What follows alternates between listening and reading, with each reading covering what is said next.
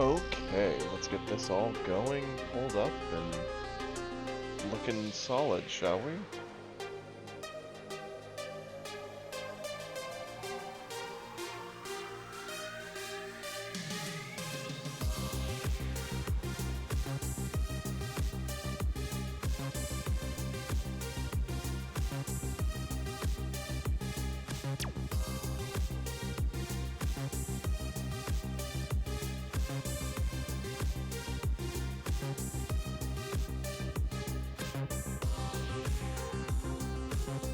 Hey, there we go.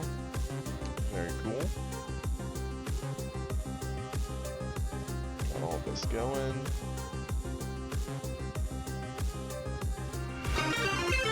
And nice, we have that goal now going for it.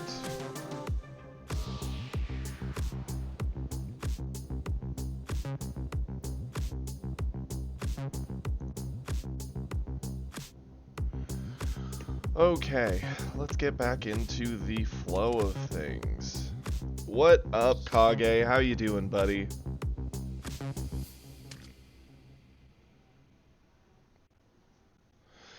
Oh, man. Sorry I wasn't here yesterday. Freaking, had an awful migraine that came on Sunday, and it kinda went away Monday, but not really. Like, it just wasn't as bad. So yesterday I was like, yeah, with the light in my face and all that for streaming, it's probably better I take the day. Especially since we tend to do shorter Mondays anyway. Last thing I need is to aggravate it and then suddenly feel worse for a whole week.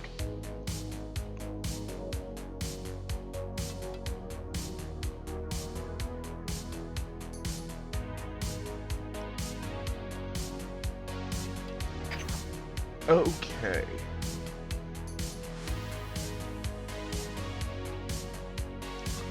I think we're gonna lead with Trunks today. At least that's my thoughts.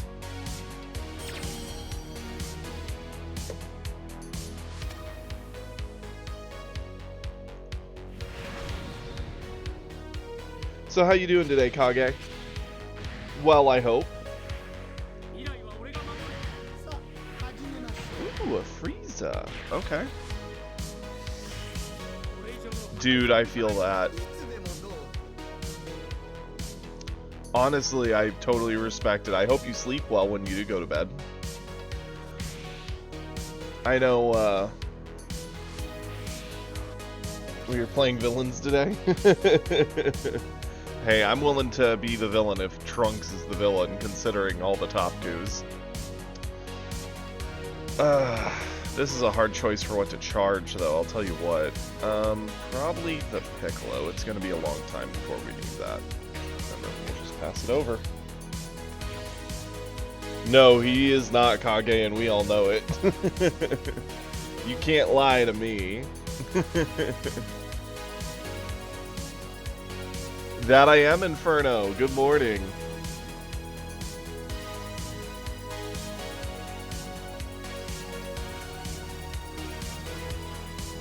The greatest hero of all time. Yeah, my sleep schedule's been messed up too. Like Friday night, because I didn't stream Saturday because I couldn't. I was like, you know, this is the first night I can be up a little late. I'm excited for it. So I allowed myself to stay up a little later. And then Saturday we had a very, very busy day. Very chill morning, but like afternoon to evening was super busy and kept me up late again.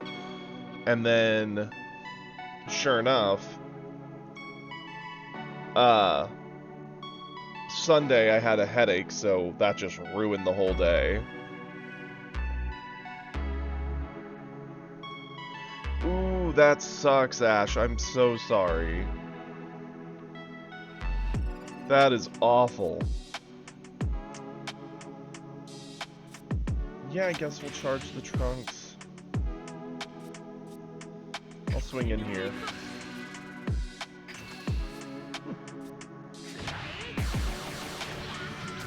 I'm not thrilled by this, but it seems like the best option.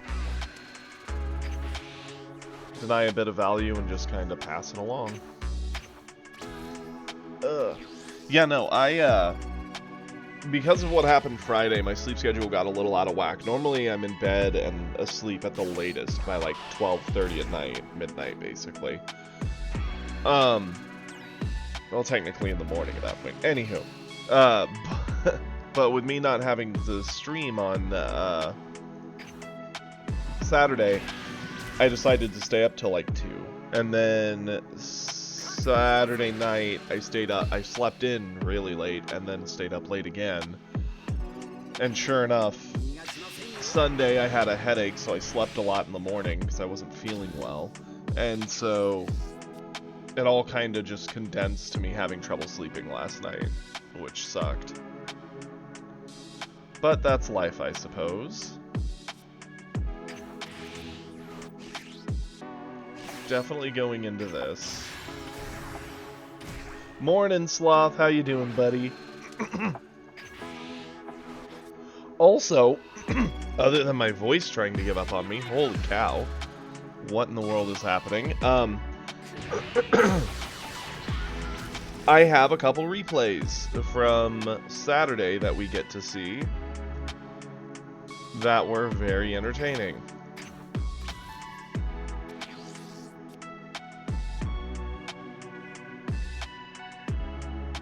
I think they were either late Friday night or Saturday morning. I forget which, but I had just like 30 minutes to an hour, and I hopped on the computer and played just a couple ranked games, figuring we would do live reviews of them afterwards.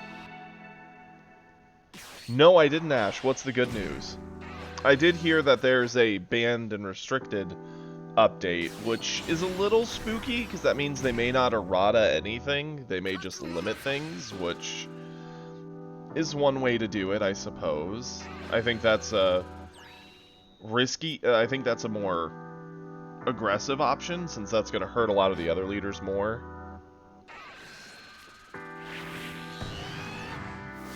See, limits make sense to me. I've always been a fan of like, oh, this is a super powerful card, 1 per deck, but in this game, with where the meta is at, I think it's a little spooky. It could lead to a lot more damage being done than what they expect, I think. It does make them very high rolly. That is a fact.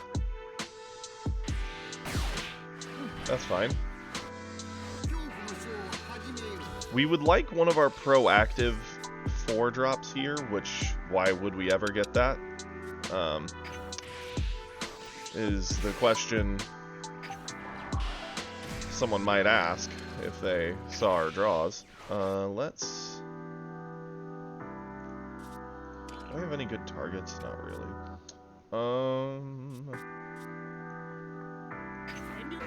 Yeah, we'll attack here.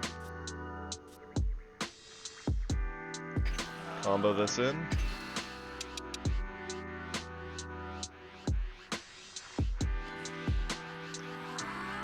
More than likely, Sloth, it's just going to be a limited effect where they limit like Kefla to 2 per deck or something.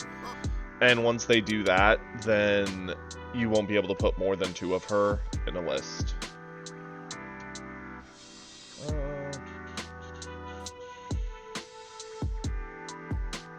This feels bad, right? We don't have a target for Peel-Off. We're sitting on 3 energy. Yeah, we're the long play deck, so we don't mind playing it a little slower, but it would have been nice to establish a body to the board. What up, Philo? How you doing? What up, Shvacky? I mean, I only own 3 Kefla also, so I'm not going to be devastated.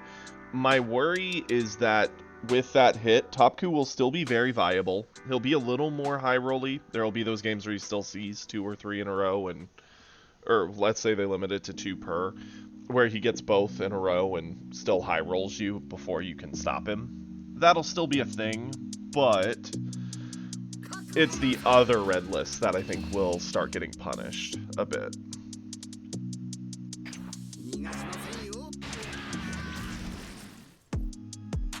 Okay.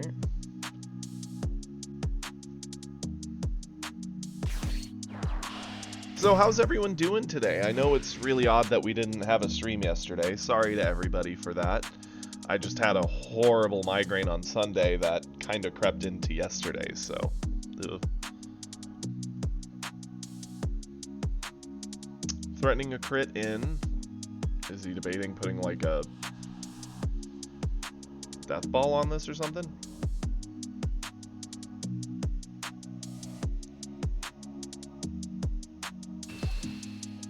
That's fair. So, we're just getting the info of what they're going to do. That doesn't mean it's being implemented right away. A lot of ban lists, they sometimes make active day of, sometimes they give it like a week so people can adjust. What's all in our discard? Yeah, we'll combo you to avoid this. I can respect running the crit body, even though it is a little weak. 20k is not really big enough, in my opinion.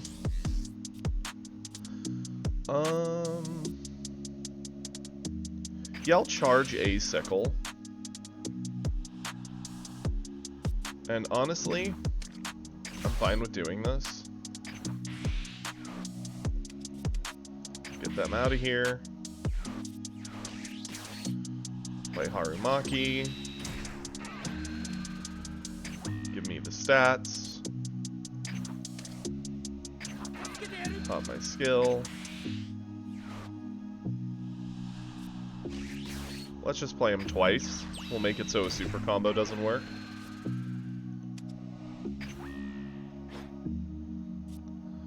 And let's go in.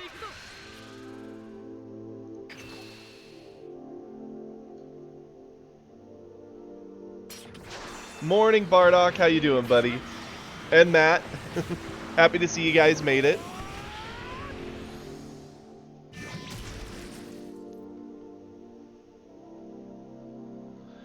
Honestly, I could see them doing a light nerf of blue and a more heavy-handed nerf of red, specifically Topku. The spooky thing is, green is not bad, right? Green is very playable. It's just that it's a little slow. So any nerfs that strike red or blue will make green all the more viable, which may put us in a green meta again. Don't get me wrong, it would definitely make yellow also better, but...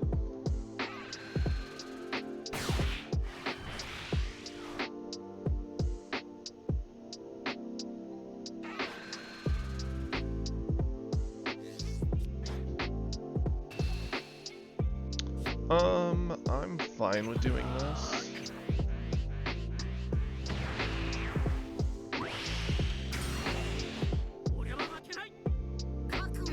Sloth, don't even start. No shot. Red's definitely on that list, and I don't think yellow needs a nerf.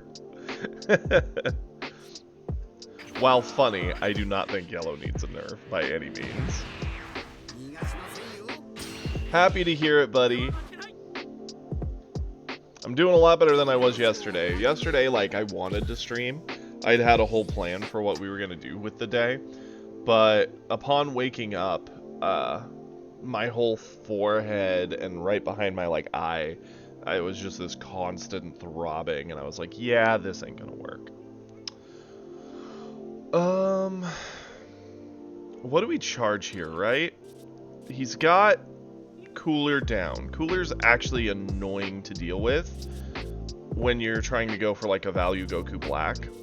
I could charge away one of the two because it's going to be at least another turn before we start getting any value out of having two of them. And I run 3 in the list, so we do have the option of hitting another. So I do think we charge off a Goku Black. Because of Cooler, I do think this is a decent time to Zeno. Just get him out of here. No control, no value.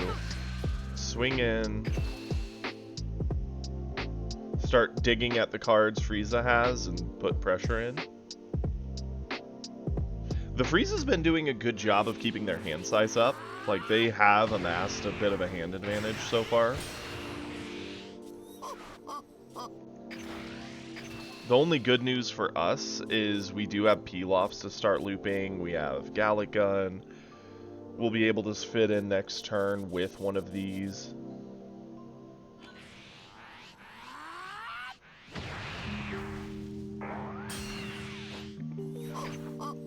We haven't seen a Kid Trunks yet, which is absolutely wild. We're halfway through the list and haven't seen a one of a four of.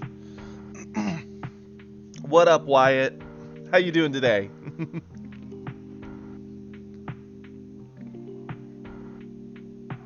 I mean, to be fair, Boxface, like, Pilaf probably will need nerfs eventually.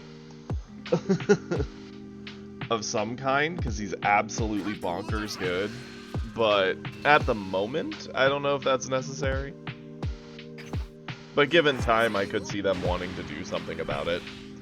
The ability to play a 1-drop, to get a 1-drop, and repeat that process 7 times until you have crazy, crazy value is kind of insane.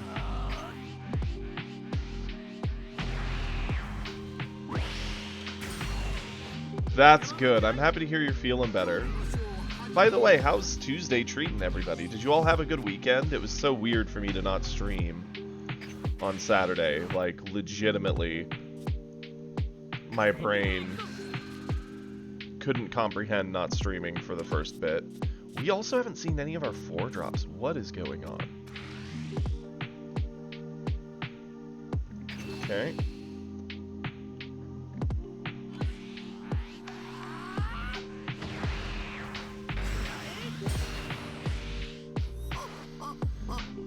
The way I see it, we have 2 different options, right? We could go Kid Trunks, get a card draw, see where we're at.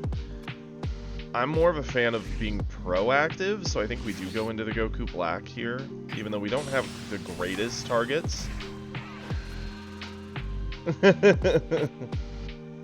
Yeah, exactly. Like, if they nerf him, he becomes a dead card very, very quickly. But I could see later on something breaking it. So I could see a world where they maybe make it like a once per turn effect or something. I've seen weirder things in games, needless to say. Sure.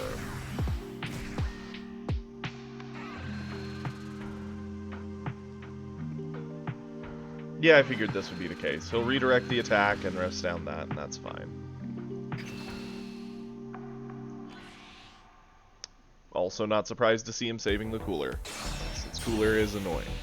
Okay, so we really need a sickle, honestly?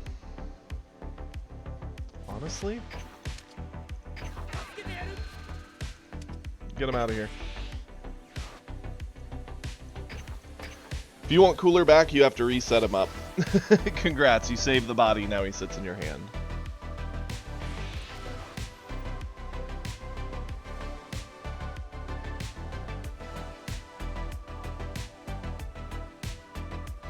That's fair, Ash. Honestly, I could see those being some pretty decent changes that I think would rebalance the game a fair amount. Yeah, we'll just combo this in, call it a day.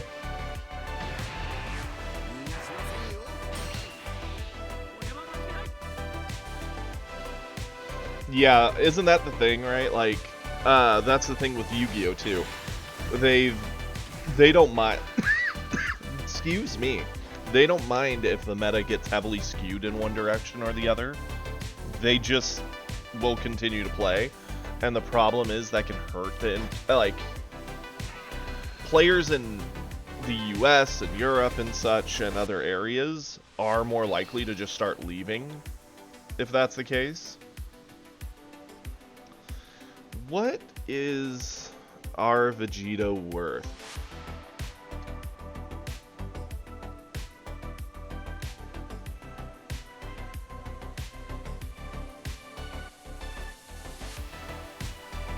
Yeah, I think he's worth this.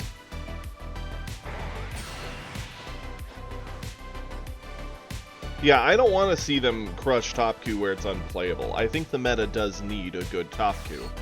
But there is over-tuning, and that is something that I think it could easily fall victim of.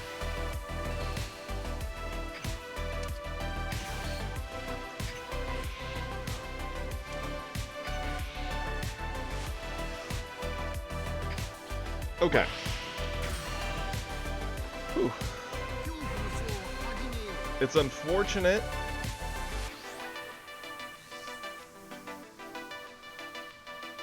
We're gonna charge you. Peel off is gonna get us a peel off. Who's going to get us... Oh, yeah, energy.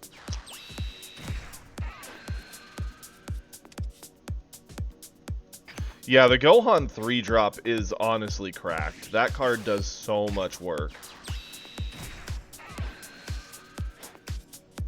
Yo, that sickle off the top, though? That was the top deck, because now I can just say goodbye to those. Use our ability. Return one of our peel-offs to safety. Swing at Frieza to get more card draw.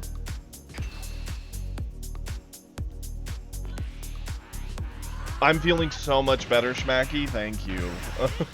It was sad. So Sunday we have our card tournament for our other game, and I wanted to go to it and have fun with everybody. I woke up to a slight headache, but took some meds, started feeling better, but I think it was around, I want to say like 11:30, and it just hit me like a truck. I just felt this immense pressure and pain in my head, and the light, I became super light sensitive and like couldn't even really watch TV or listen to anything. So I was like, yeah, this is bad. And it was pretty much that for most of Sunday from that point. It was just a really bad migraine that came out of nowhere.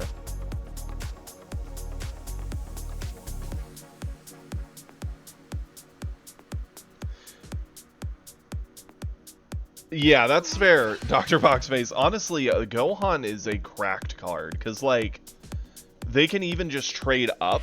The minus 15 on the fact he's a 25 when you're awakened, he trades up and into so many things that you wouldn't want him to be able to trade into. It is nutty.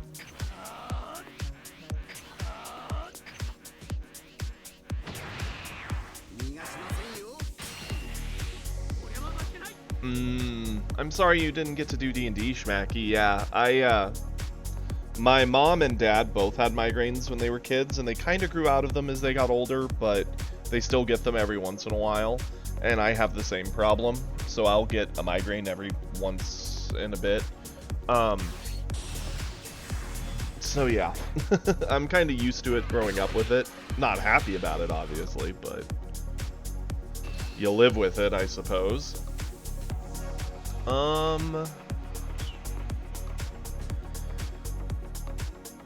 Yeah, I think we do save this. His ability to let me just bounce the cooler out of here is too good.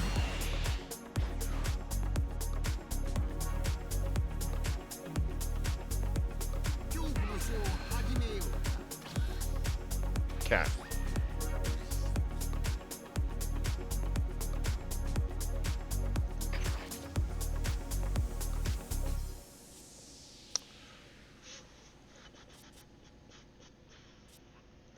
Yeah, let's do this.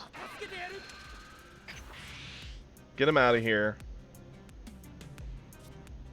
Swing here. Get our Zamasu down.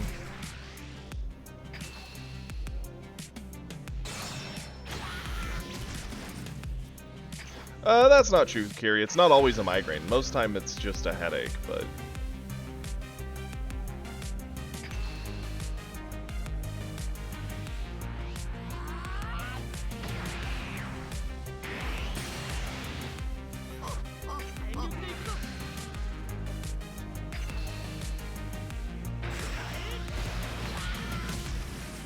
Okay, we're gonna loop Pilaf to grab Pilaf. We're gonna go Pilaf into Kid Trunks.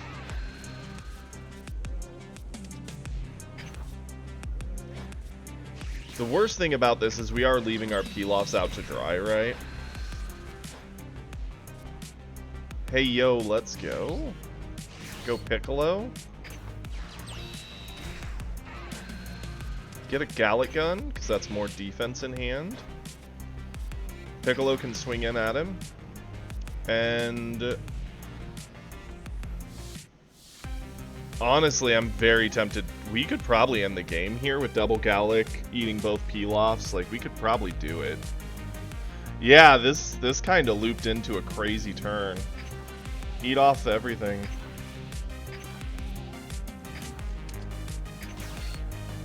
I don't mind using both Gallics offensively here, because we're going to drain a million things out of Frieza's hand.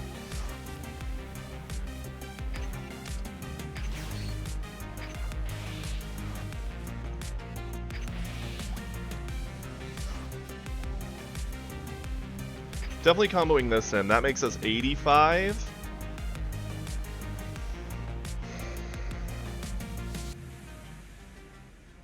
Let's just go 90. We'll sit on our other two cards. The Pilaf and the super combo give us too much value next turn, and 90 is already huge. And Frieza gets up. Well, that was a simple way to end the game. Wasn't planning on ending it that turn, but I'll accept it. Sick. Okay, so since I did actually do a few games, I think it was Friday night, is when I did them. What up, James? I figure we will do those replays for all of you to see the games that got me back to flat, because for anyone who was here Friday, we did end up losing our last game or two and falling back to gold. And I don't want you guys to miss out on the journey, so we're actually going to do a replay or two. As you can see, I did 3 games, and I won all 3. Just back to back to back. So, we're going to start with this one. It's weird to watch my own replays, so that's a whole thing. But, let's see it. Oh, I remember this one.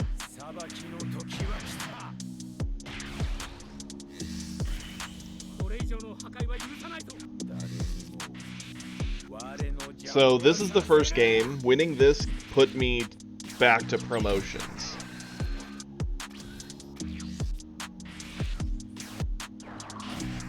Of course, we don't want him to get any value from a Kid Trunks in the discard if possible. So bottom decked it.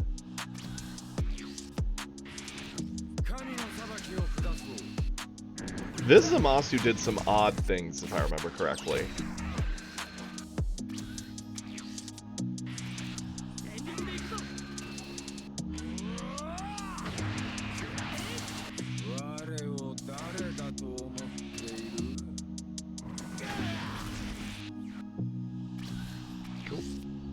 Didn't really have a play much for that turn. Didn't mind punching him with the little thing. Getting his health lower quicker seems better.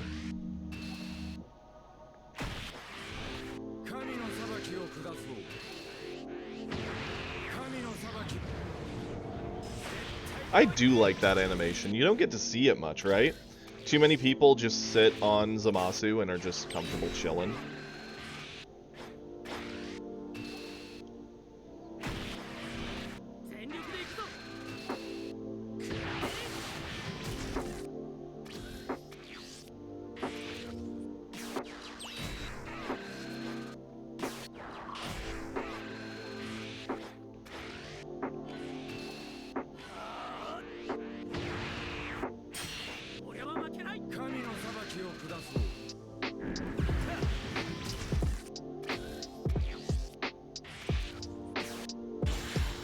So here specifically, I was thinking with Absolute Lightning, I'm a fan of holding on to it, just because I'm like, well, that'll counter if he just goes for the single drop of a Goku Black.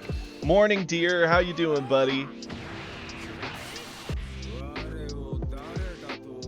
At least that was the theory in my head for holding on to Lightning over Sickle.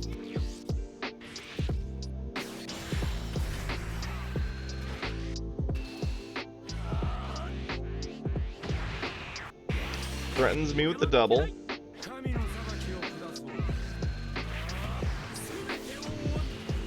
I was surprised this guy let me drop him to 3 so quickly. That seems like a mistake since Zamasu really thrives on getting card draw for as long as possible.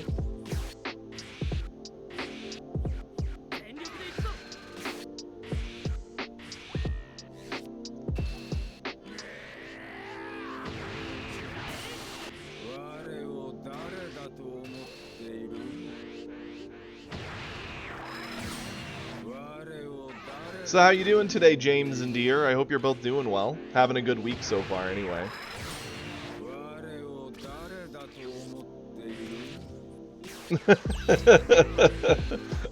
Trust me, I struggle just as much as you guys. We went on a nasty little losing streak on stream on Friday. It happens. We're all human, none of us are perfect. Yeah, this is where things start getting very, very bad for him, because he has to basically Zeno the board every turn now. And eventually he's going to run out of Zenos.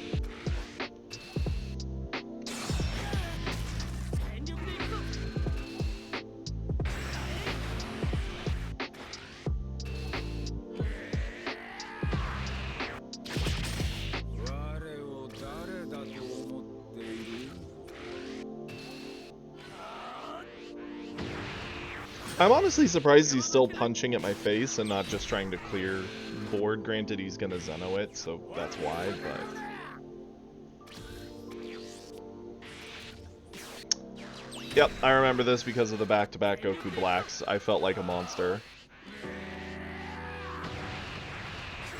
Hey, there you go, James. That's really all you can ask for.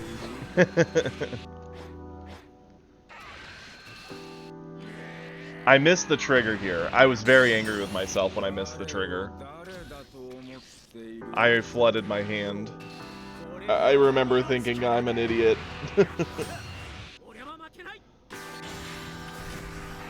I make up for it next turn, though. This was the odd thing, right? He Gallic Guns the double striker while I'm at 4. Even if it hits, like, at best you're putting me to 2, and you still have to find a way to finish from there. I just wasn't a big fan of it.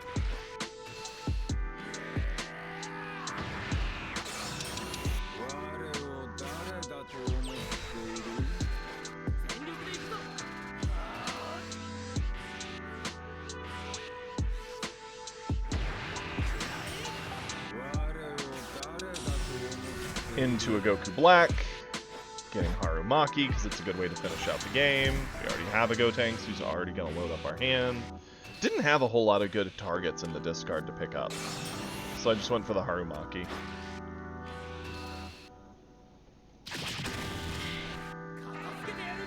Clear off the double, pick up the peel-off, call it a day. And he gave up. I mean, what's he gonna do? Drop the double striker and try to double strike me again? The game is over. He has no answer to the multi-Goku Blacks. It was a pretty smooth game.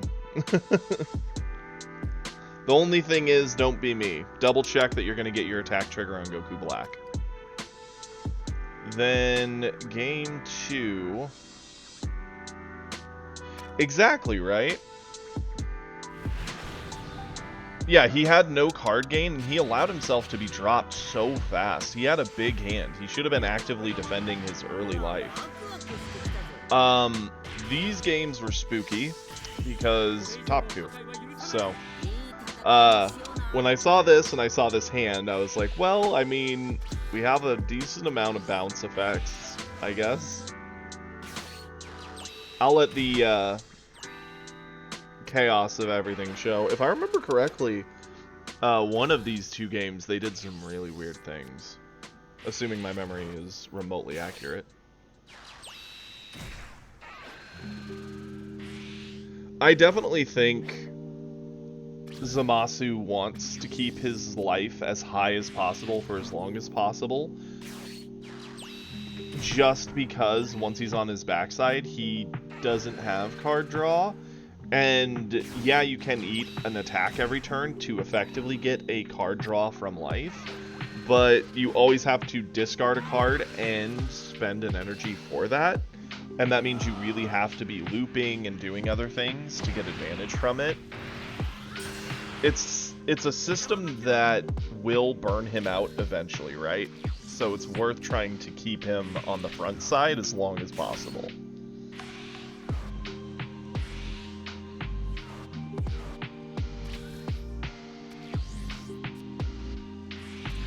Yeah, that sickle to get rid of the double Roshi I really debated. The thing doesn't show, obviously, but I sat on my timer for a minute there. Like, is it worth it? Do I just let him awaken? What do I want to do? Yeah, he does. Dude saw all the Roshi. And I had no turn 3. I felt really bad in this game. I remember this. I was like, this feels bad because I should be more proactive, but I can't be.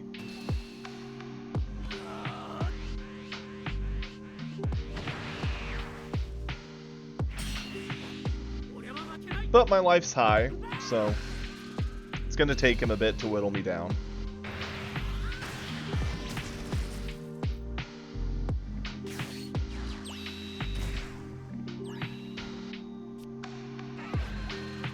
That's very sweet of you, Wyatt. Of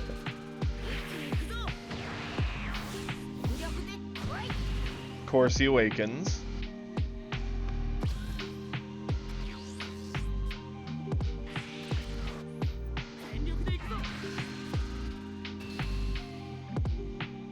I was surprised. I figured he would have defended what is coming up. You guys will see.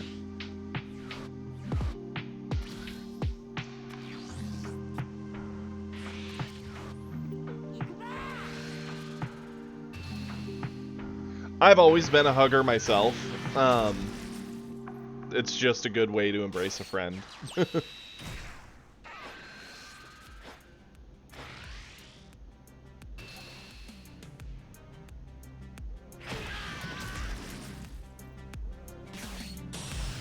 Yeah, this was the turn. So, one, I was surprised he didn't have a better play than just dropping the 3 and the 2. He didn't even take advantage of his lead ability, which seemed very odd to me. But I was down with it, since obviously I kind of had a nothing burger of a turn myself.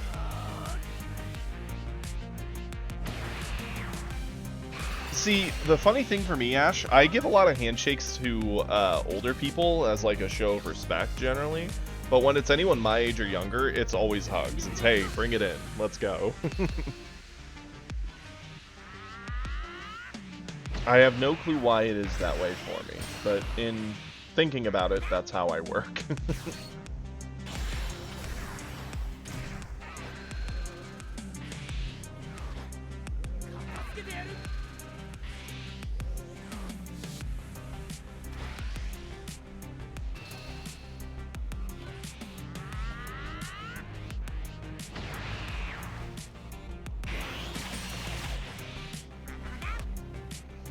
Keeping the board empty, keeping pressure on his life.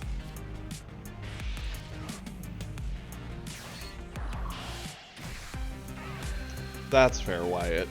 That is totally fair.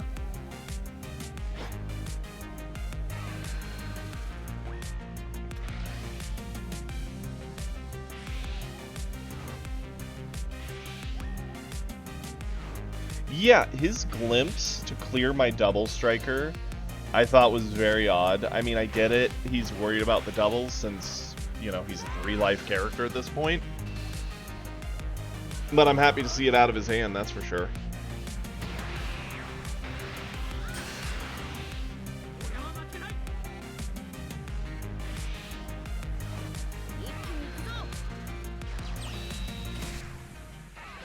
Also, no Kefla.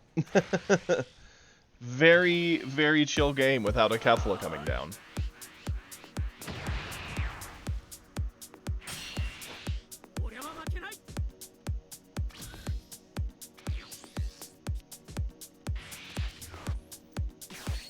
Well, yes, but none of the 4-drop Kefla. The Kefla that you should be afraid of. I honestly think one of the best plays that is absolute insanity for how valuable it is Kefla into Gohan. Kefla as a 4-drop into 3-drop Gohan gives you card draw, it gives you life pickup, it gives you minus stats. It is so good on every level.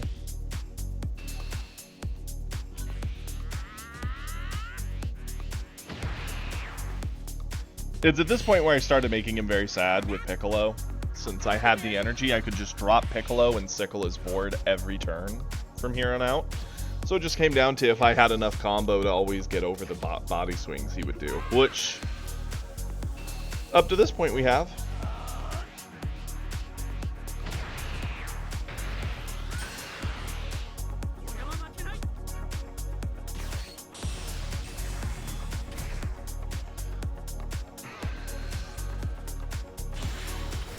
Yep.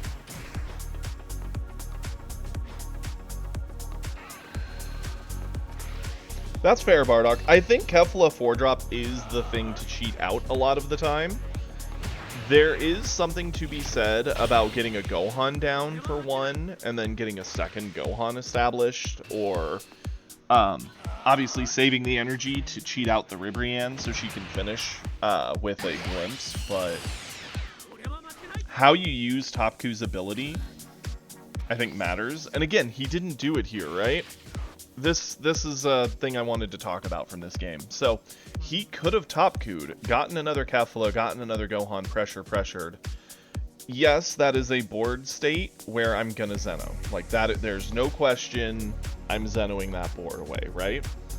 But it would have, one, likely burned another card out of my hand, and two, it would have put me to 3, since I'm likely not wanting to give up my Piccolo that he knows is in hand, and I would need the Zeno, so I would just be out of resources at this point and sitting at 3 life.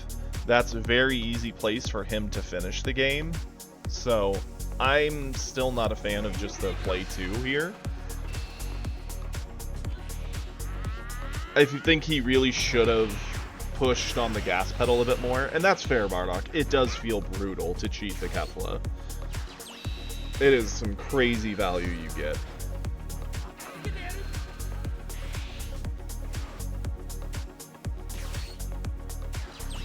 Because I Zeno this board away anyway.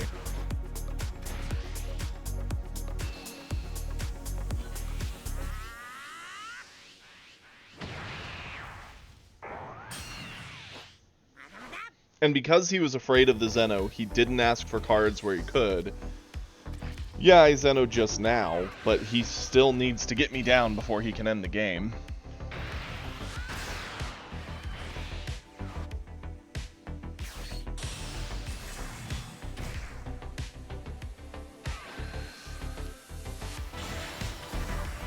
Ah, that's fair, Wyatt. I'm sorry to hear that. I've never been a big fan of naps just because I feel like it's eating up my day and it makes it hard for me to sleep at night. Generally speaking, to take a nap, I have to really not be feeling well.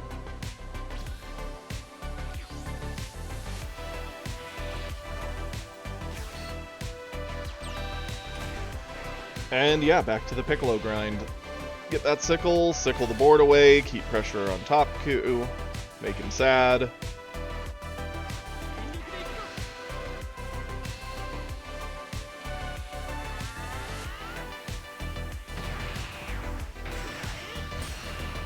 I still think this Topku played it too patiently. It is. Yeah, removing 17 mattered there. Mattered a lot.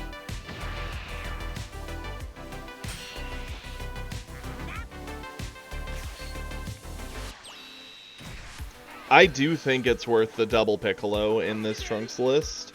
The ability to just bounce him repeatedly and get, you know, sickles back, get Gallic guns. The value in a late game state cannot be like compared. There's almost nothing that's as good as it other than Goku Black into Gotenks.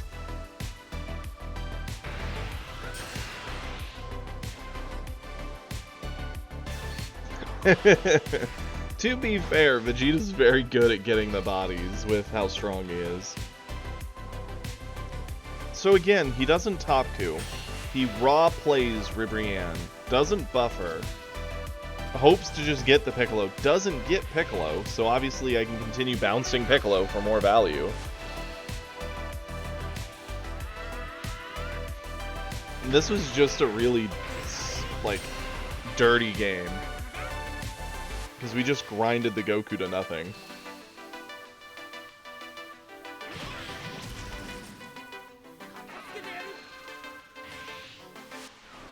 Yeah, we already did. And now this turn we'll pick him back up again and get a peel off, get some extra value there, go into the Goku Black. At least I'm pretty sure I go into Goku Black here. I don't know why I wouldn't.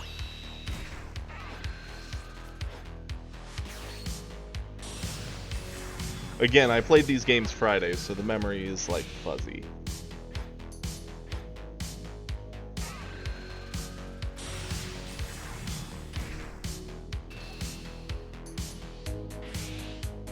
And at this point, I have to imagine the game is over, right? He's got Ribrianne on board, but obviously it's not a major threat. I'm sitting at 4 life. I will attack into it to clear it, and even if I don't clear it, it's only a 20k body. He has to buff it for it to do anything. And he'd have to hit me with 2 of them to end the game.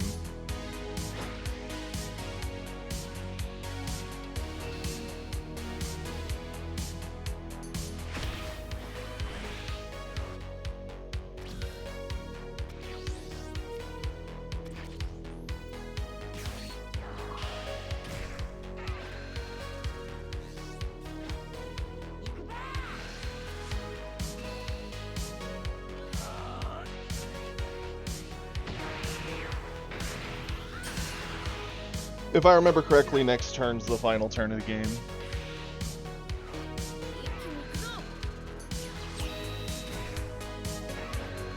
Cheats out the Kefla.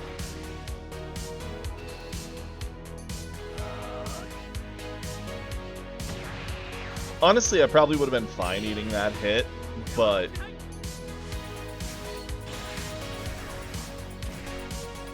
forcing him to figure it out seems worth it to me. And this is a good example of what we were talking about a moment ago, right?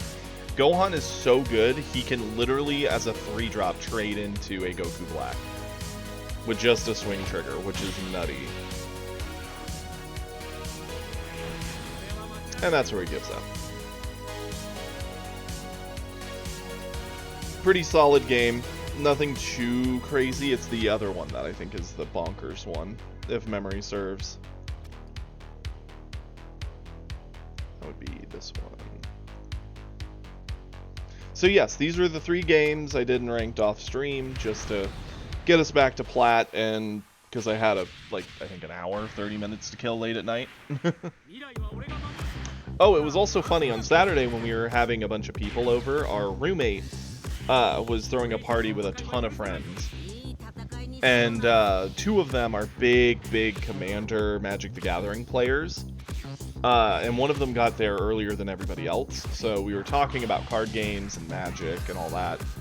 And I decided to have him check out the game here. I did a free play match with my Android list, and we hit a Topku first game, who high rolled like crazy. It was bonkers. I got absolutely rolled by him. It was not even close. And we didn't really see the greatest cards in our defense. We kind of bricked a little bit, but he high rolled. It was absolutely heartbreaking. And then I had him try the game afterwards while I was like cooking and doing stuff. It was entertaining to watch him play. I wanted to keep giving him tips and talking through stuff, but when you're cooking potato soup and some other stuff, you can't multitask that well. Not from across the apartment, anyway.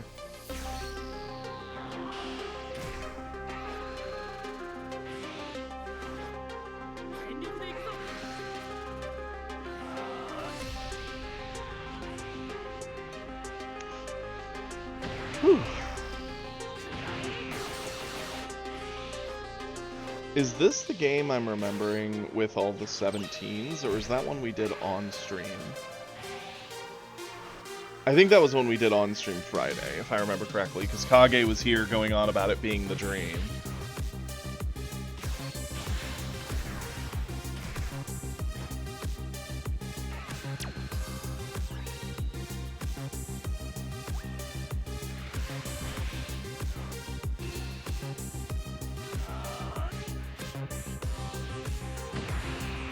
It's crazy how much Self-Awakening Red gets, right? You could ultimately have Roshi on 1, hit onto Gohan on 3, all of them giving you a life pickup every round.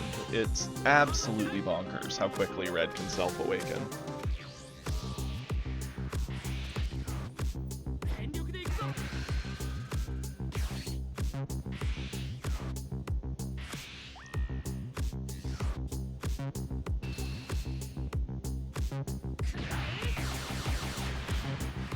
I was surprised he let the Gohan die there. Even now, sitting here, I'm surprised he did that. It really would not have been that hard for him to save it.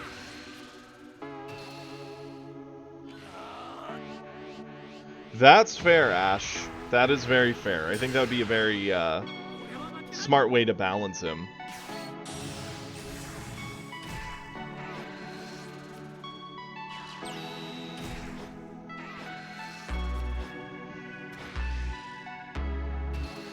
Also just hard playing Kefla to get a card drawn instead of going for like Roshi life pickup with hit is interesting. He's really not like super awakening himself.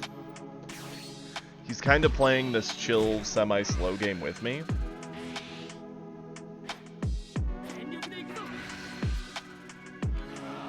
Roshi having to tap to activate, I think, would put him more in line with like what Yellow does with Ginyu and Bulma, where it's a very powerful effect, right? Commit to draw a card, and you can re-ready them using the various effects of Yellow at times to do that more and more.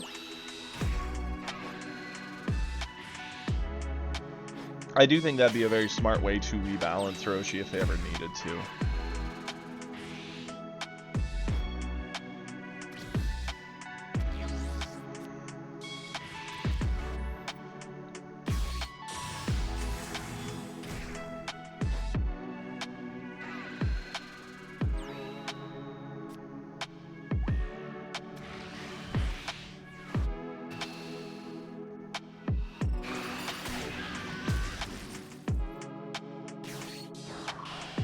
And the Kato Pezla. I remember being very sad that he got both peel-offs here.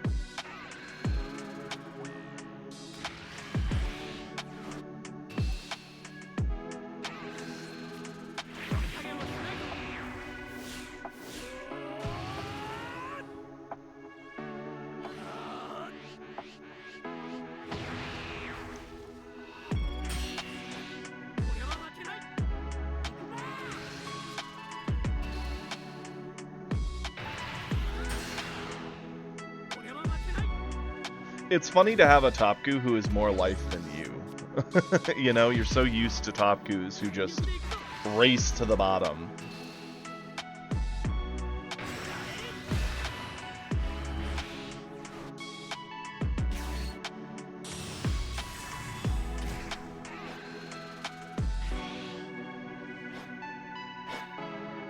Yep, messed it up here. Needed to burn a card to get my attack trigger. Gosh, I was so bad at hitting those triggers on Friday. Watching it back makes me mad at myself all over again.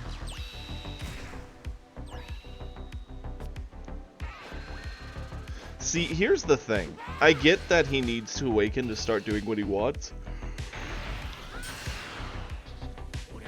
Stupid yawning. But it's a little spooky to start doing that now with a Goku Black down, right? And then he just gave up. I remember this. I was very confused as to why he just suddenly gave up. My best thought is just that he doesn't feel he has good answers for Goku Black already being on the board, but he has Glimpse. He can glimpse something. He still has his lead ability. He still could have cheated out Kefla. I guess he doesn't really have any great targets for Kefla to drop, so that's why he did it. Yeah. We were on a very good pace. Getting the Goku Black down there when he had like nothing on board established was nice. But yeah, those are the 3 games. Nothing too crazy. I think the craziest game was one we had on stream where the dude got the like multiple 17s that was sitting there and we were still punching him with Goku Black. But yeah, the Trunks list has been cooking.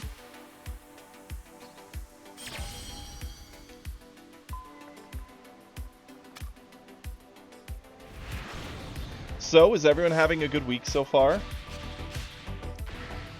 Anything exciting on everyone's end?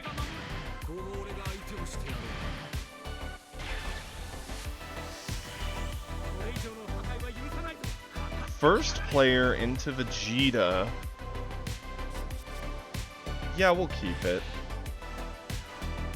I actually feel like Vegeta might be more favored in Vegeta v Trunks, just because he gets to be the aggressor a lot of the time. And you're kind of forced to answer him.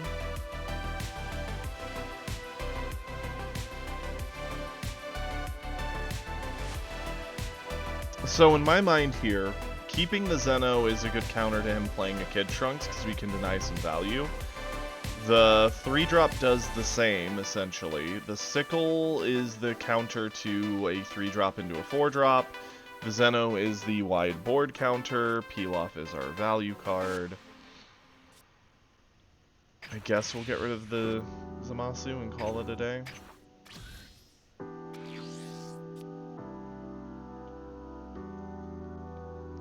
What's the Vegeta got, right? 1-drop, Kid Trunks if he sees what he hopes to see.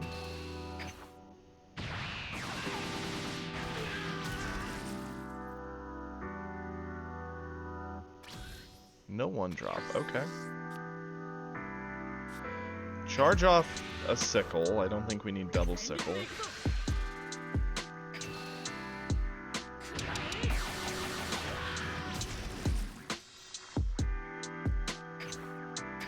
Pass it over.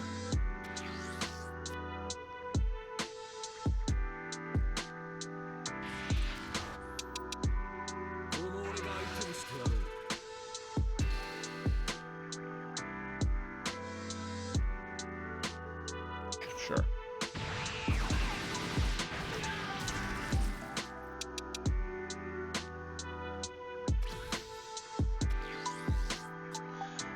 Okay, strap in, boys and girls. This is going to be a very, very slow game.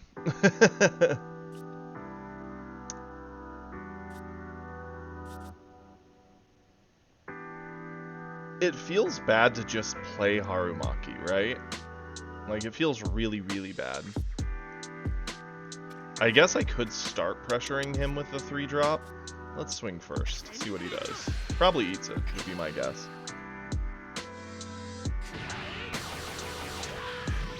Oh, the slow burn of 2 control lists. Okay. I guess we'll be the first one to put some pressure on. Why not?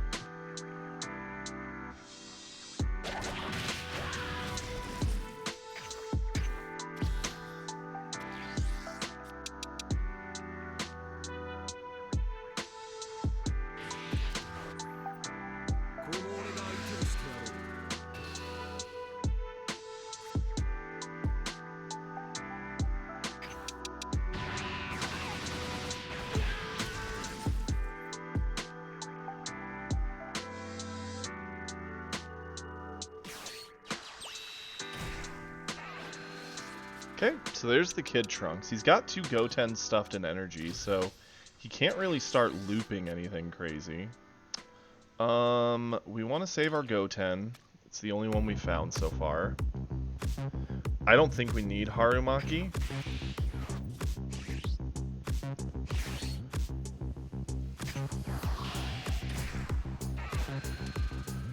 Willing to say no to that thing.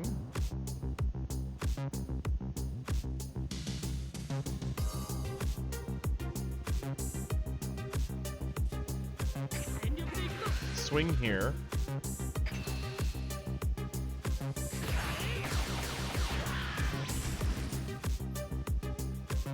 I know, right, Sloth?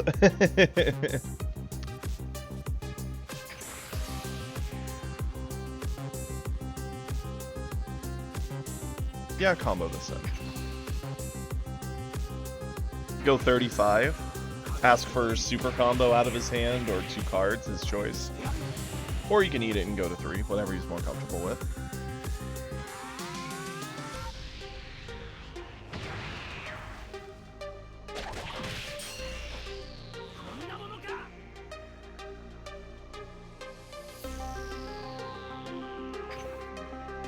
Feels like I wanted to play a 3-drop there beside Vegito. I'm not gonna just throw the Piccolo out there to get sniped. No shot. Yeah, he's 14 cards. He can't take advantage of Vegeta without doing a massive burn.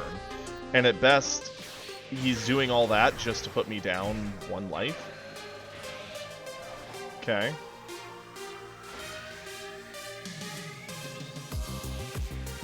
He's probably going to dump a bunch into this to get his hand size down so then he can Vegeta me.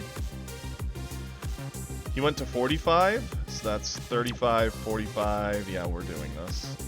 35, 45.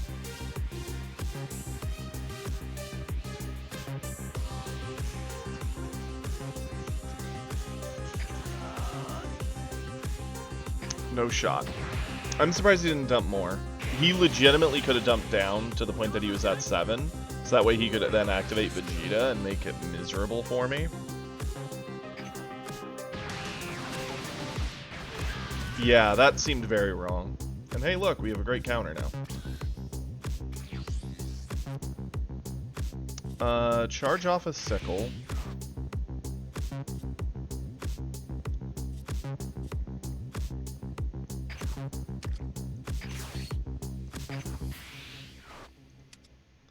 Get him out of here.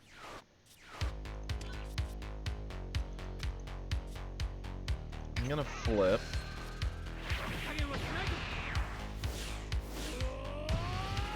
Yeah, I mean, it's overspending a bit, sure, but putting me to 3, especially when he's Vegeta on 4, seems so worth it to me. I'm gonna swing. Ugh. We're just not seeing any, like, little value. Our best little value option is to play Pilaf just to get the Goten back, which I'm gonna do, for sure. But I'm not happy about it.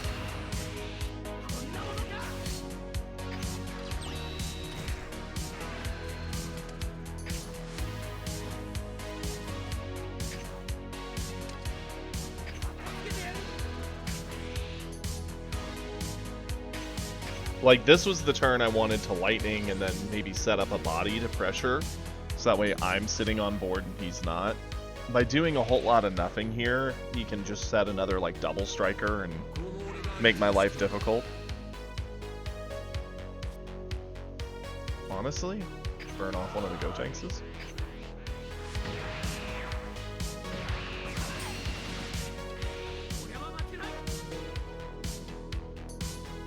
Plus, it's not like I had a huge hand advantage over him at that point. It would have just equalized hand sizes, which seems worth it to put me to 3. Again, going to 45, that's fine. We'll go 40, 50.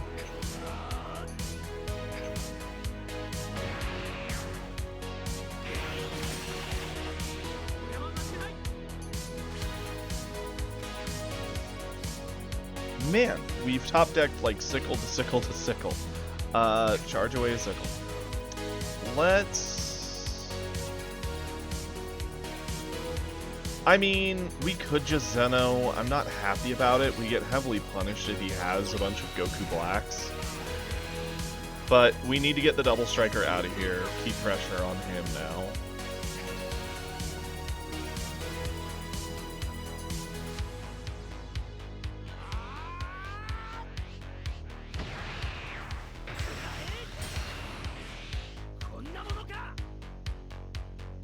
Normally I would swing with Zeno, right? If we swing with Zeno, we gotta ask him for a card out of his hand. And blue doesn't have a lot of great ways to interact with 6 and higher. But if he does have another double striker or anything of good value, I kind of want the 10k combo. Plus, if I swing, we're just burning more of his hand, making it easier for him to use Vegeta. And I don't have enough of a board state in my mind or value set up yet to make it worth it. So I'm gonna back off. We'll call that good. We've already burned through 2 super combos, so we need to be cautious at how much combo we have in hand.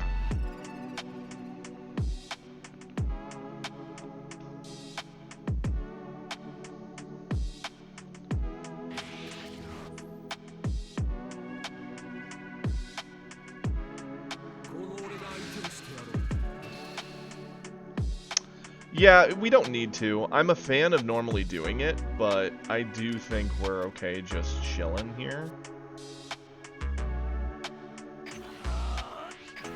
Combo off of Gotenks. It's a nice, easy answer.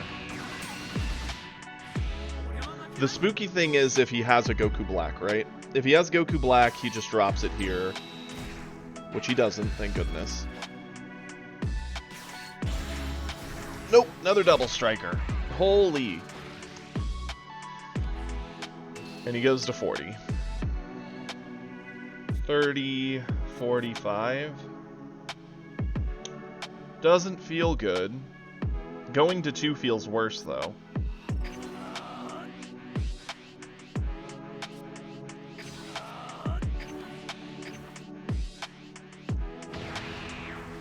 Well, that's 3 of the 4 double strikers.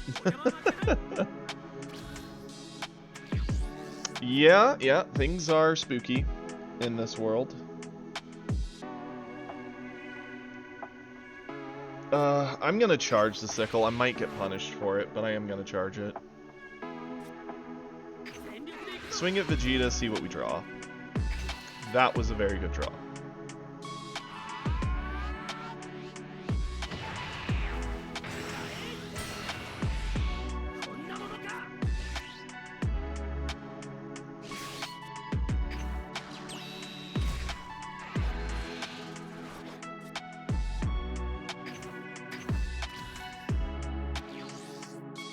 We have a whole lot of non-combo, which is very spooky. We had to get rid of the double striker, because if we just dropped Goku Black, it was too likely that he was going to kill us. Yep, now we can start going to 35. This we eat. Ain't no way we lose our only combo to avoid this.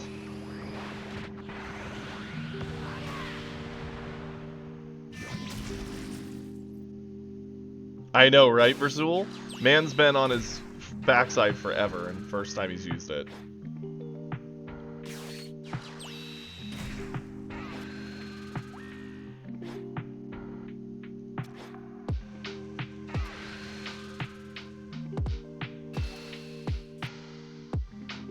$30, $45.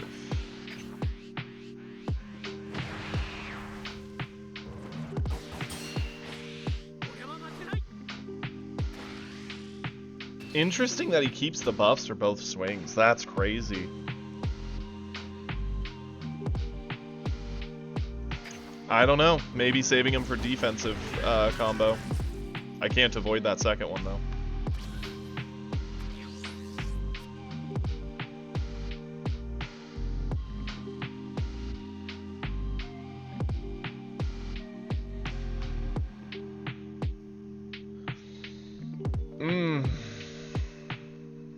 No, he doesn't, Versul. He does not need to bounce to restand. It's just a bonus effect that, hey, he can get a bounce, but he just auto-restands. The worst thing about it is that buff that he gave from the 2 Bulmas applies for the full turn. I hadn't even considered how nasty that is on that guy. That's actually kind of neat. Do I gain a lot from going to 8? Not really.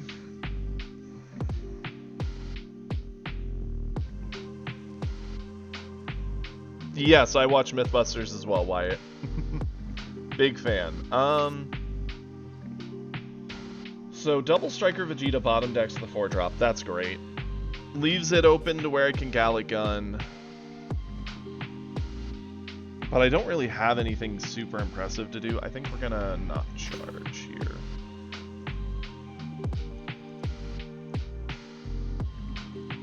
Game, please.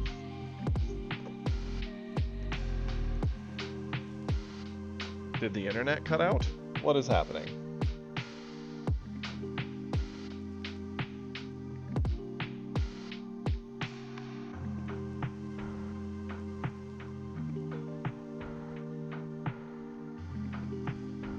Awesome. Lovely.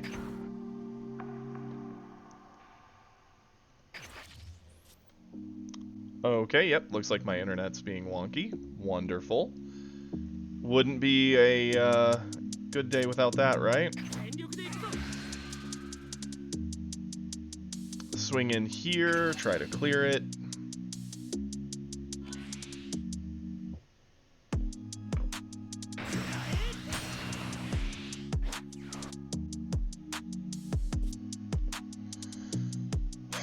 Okay.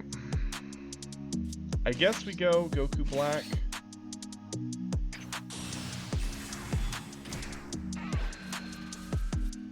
Grab me a Gotenks. Punch in.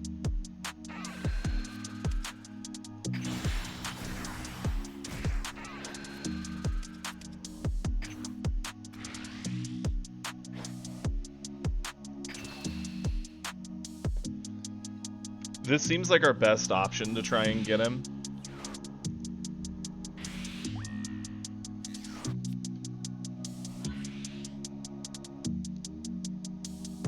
It is very relaxing to watch, Wyatt. It is a great show to have on in the background.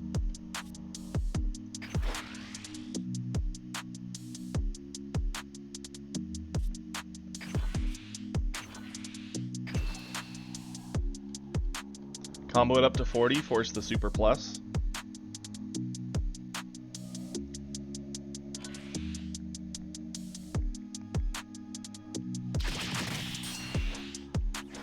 Okay. With that, we have to pass it over.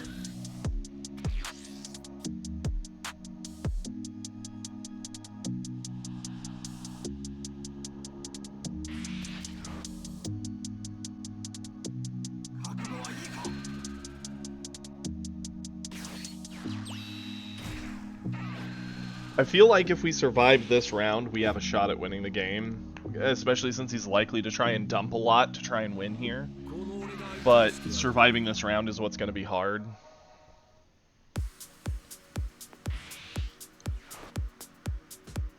Oof, a Gallic gun on that. Yeah, we have to eat this, unfortunately. I think it's game. I think he's got us. That 40k on 2 different swings from the 4-drop was impressive, and having 3 turns of back-to-back double strikers because of coin was obviously really, really hard to get around.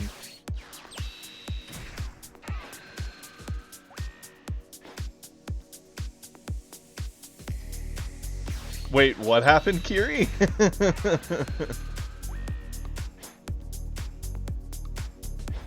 The man had all the Bulma in hand.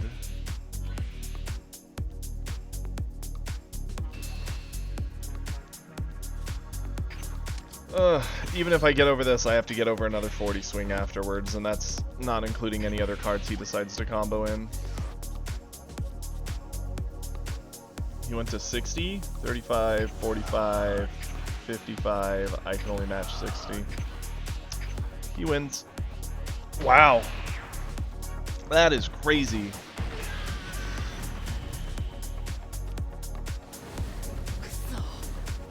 Bulma applying the buff to that double swing is actually really, really annoying. That's the first time I've seen a Vegeta doing that. Heartbreaking, but it happens.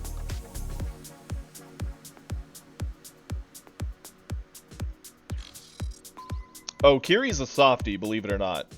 Kiri is all heart. Sort of like the Tin Man, right? Only Tin Man wanted a heart, right? No, the Lion wanted courage. Scarecrow wanted a brain.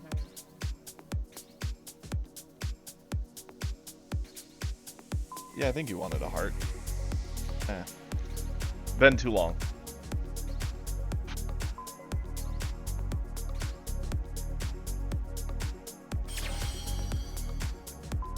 Well, he gets one at the end.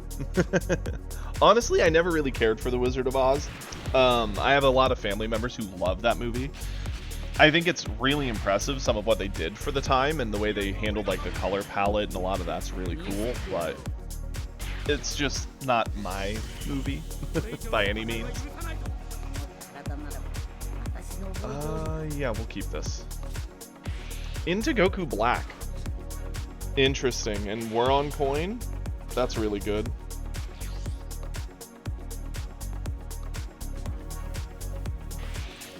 Oh, the one with James Franco? I've not watched it. I've heard interesting things about it. He's turboing his awakening. Okay, sure. This is actually a very, very good hand in a lot of ways.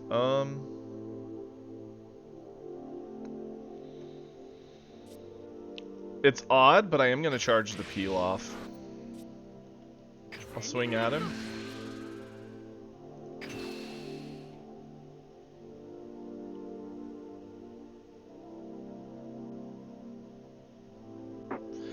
Since we have double Zamasu, I am going to play one to bottom deck the Mai.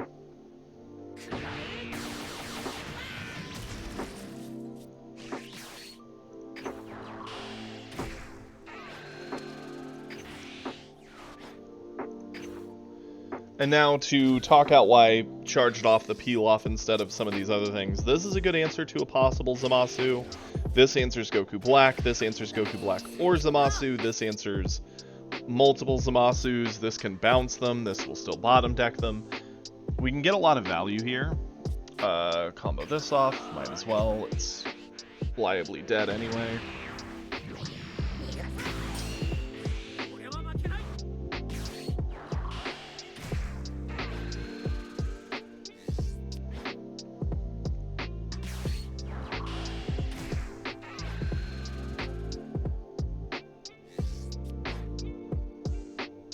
Yep.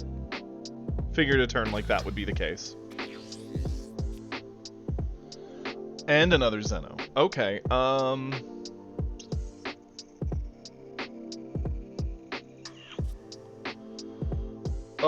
wow.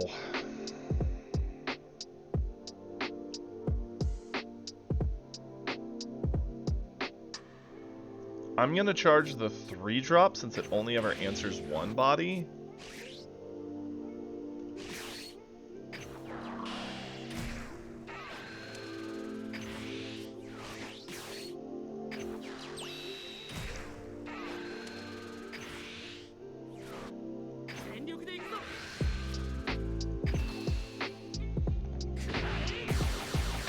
I'm just playing this with hard control in mind. He doesn't get a Goku Black till turn 6, or turn 5, so long as I do a good job of maintaining the bodies off the board.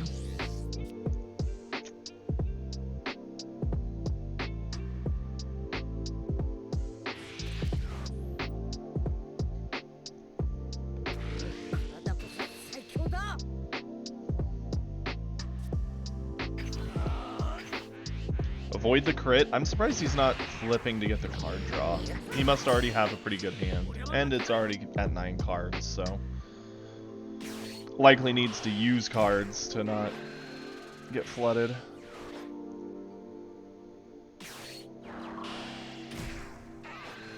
So long as he doesn't have a third Zamasu, we're fine.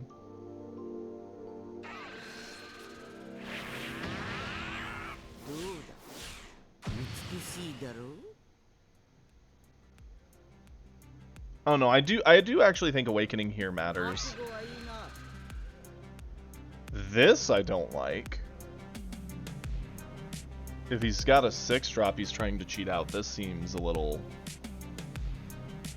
counterproductive, but he could just be trying to cheat out the 3-drop?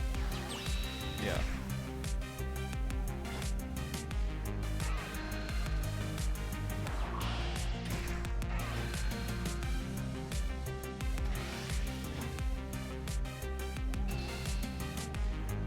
Yep, this will eat.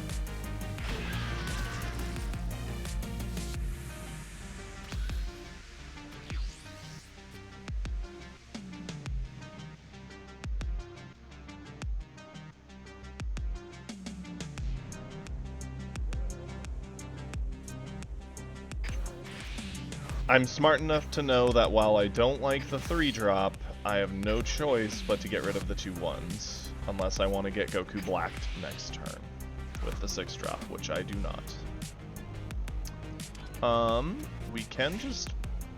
I don't want to burn the coin for just a peel-off loop. That feels bad.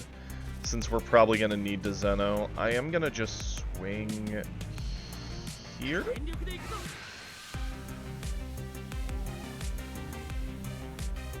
Call it a day.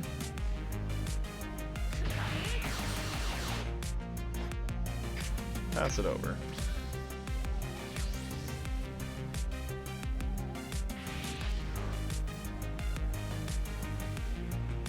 Yeah, I know, right, Versul? He's playing this in a very interesting way. I'm glad we were able to clear the 2 on board, but yep, he has another one, so he gets it anyway. Well, we had to try. Yeah, we're eating this.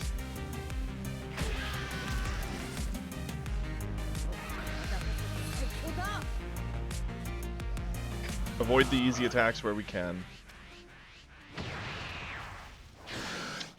Our hope was that this whiffed. If this whiffed, we would not have to deal with the 6-drop here. But the fact that it landed gets him that 6-drop.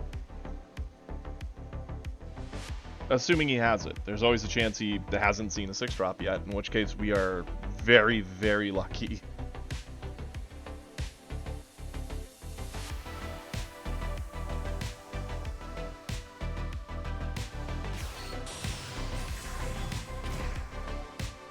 Thank you, Versul. I did not catch that. Instead, he goes for just the 4? What? Okay, yeah, we'll eat it.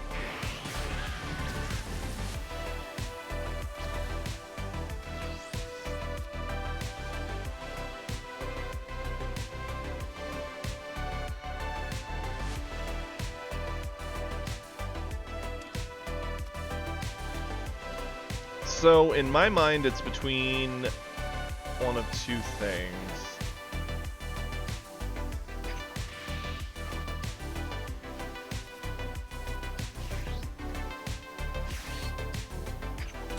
We'll just play this.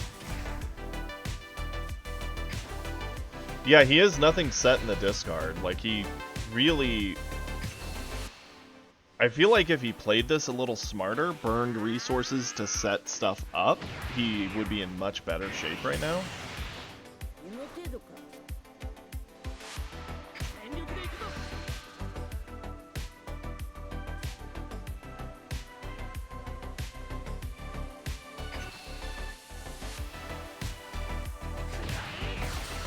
Yeah? Well, maybe. He still doesn't have a whole lot set up for the 6-drop, which is probably why he's not doing it. He's just playing this, like, slow mid-game.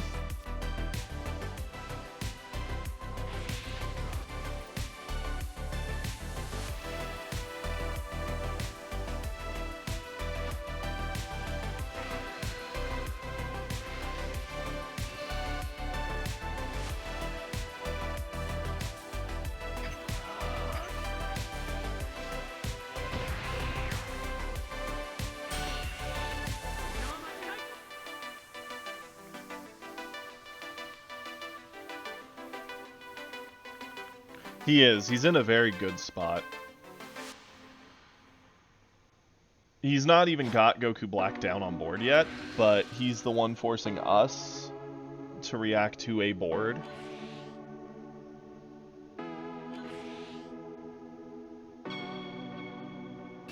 How interesting. Okay, sure.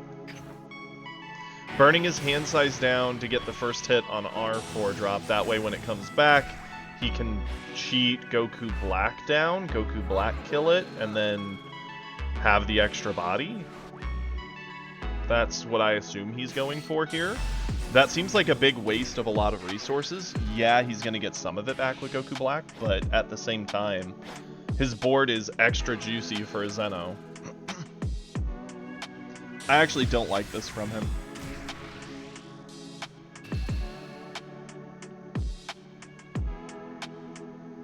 Yeah, he can have it. We'll get ours back from the grave.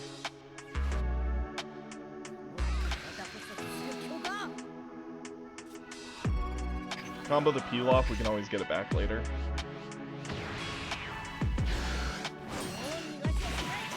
This will eat to awaken.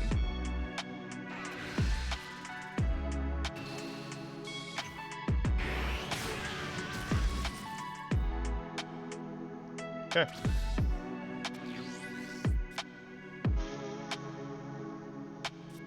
I'm not happy about it, but I think it has to be the Kid Trunks. We have to keep Zenos to fight off other things. Yeah.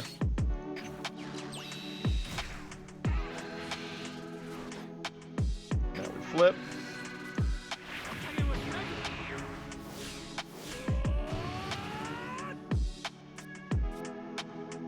Now we swing in.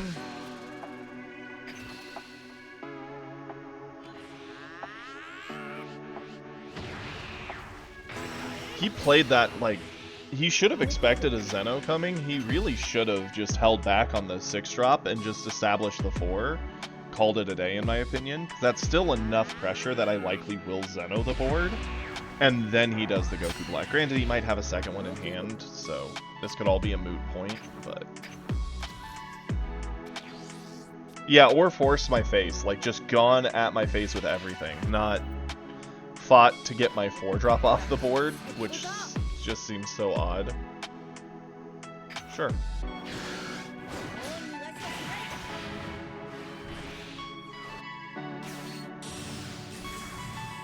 Yep, yeah, it did. It made it all the better for me. Especially because I can get mine back from the grave with my own Goku Black.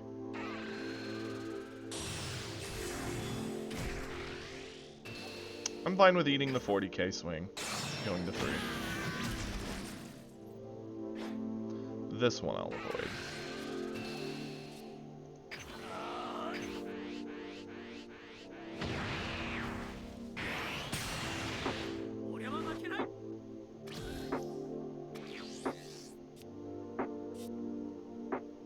Charge off the sickle. This is again just a pretty solid board to say goodbye to all of it.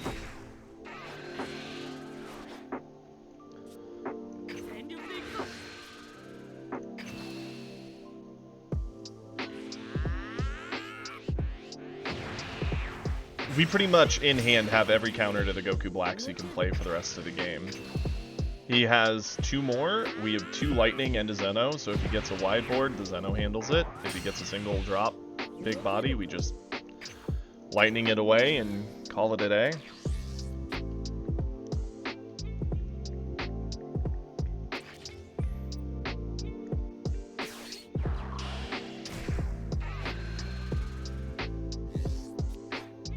That's true. It certainly can.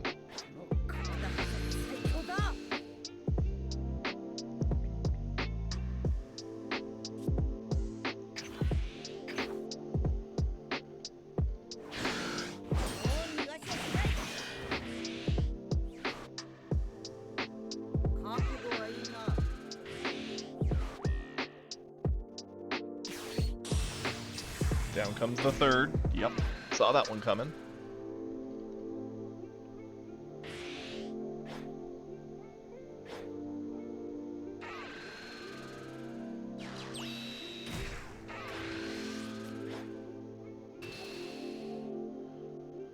Again, we'll eat this.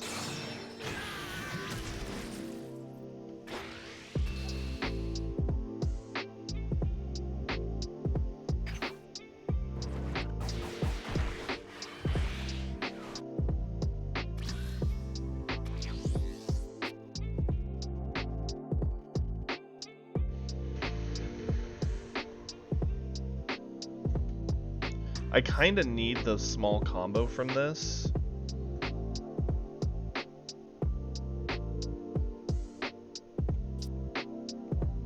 Yeah, we'll do a Lightning.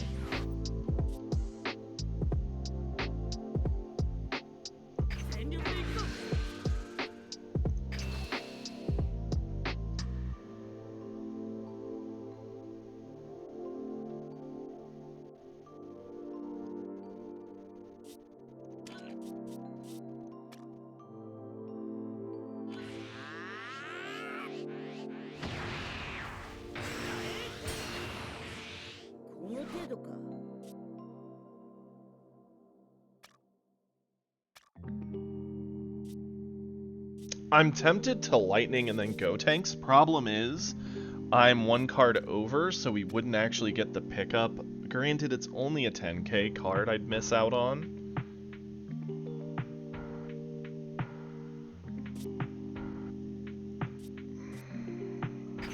Yeah, let's lightning here. We'll save that last Zeno.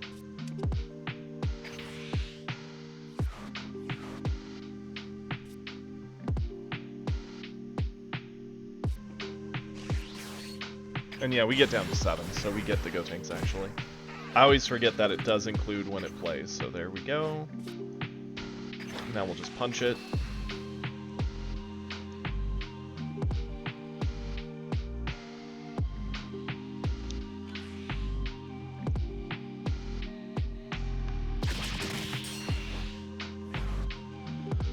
Okay, we'll pass it over.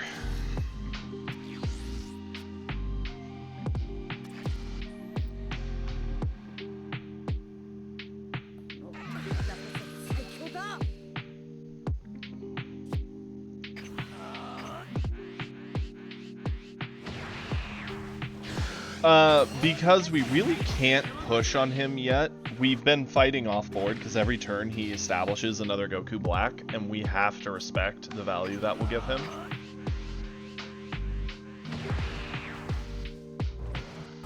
You got it, Kiri. I'll take a look here in a moment.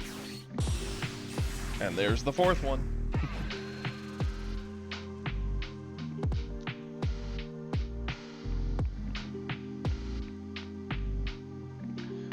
I wonder if he's going to feel tempted with his Goku Black to swing at the Gotenks. This works for me.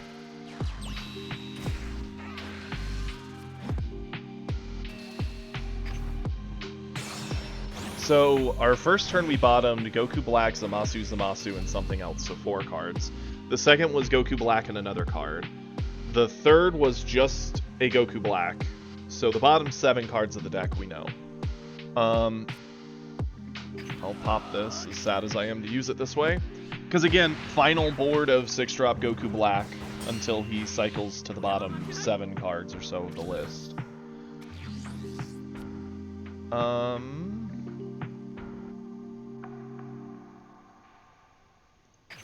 Phase end. Get it all out of here. Keep pressure on him now.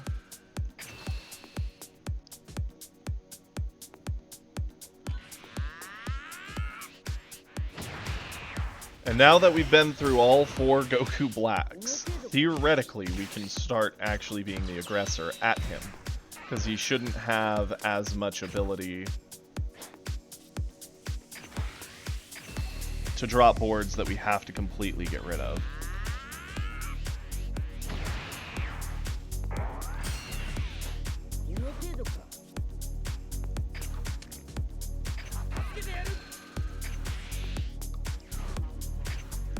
I mean, he has other Goku Blacks, like the 3s and 4s and such. He can drop those, and I'm fine with it. We can fight the board at that point. They're just not the 6 drops that are absolutely rolling him in value.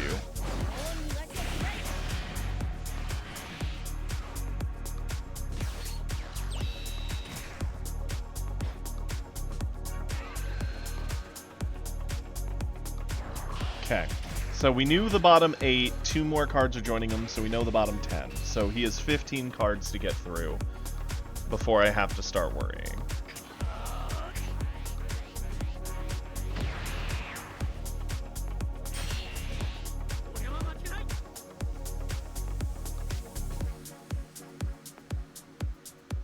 About having another answer for Goku Black, which honestly, once we get Piccolo, it won't be hard to get an answer. Okay, bottom 14. Yeah.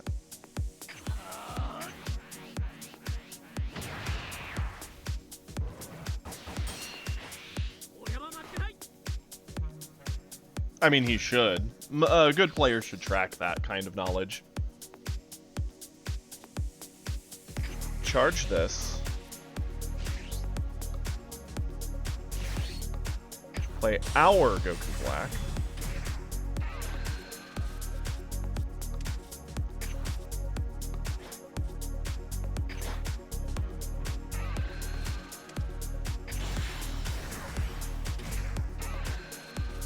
Still no Kid Trunks. Crazy that we've only seen one this game so far.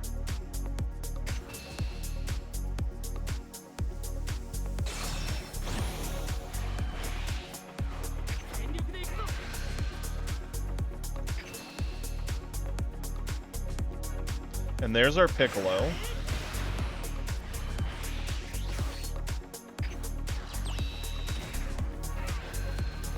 Pilaf to get Pilaf. And then Pilaf to get Harumaki.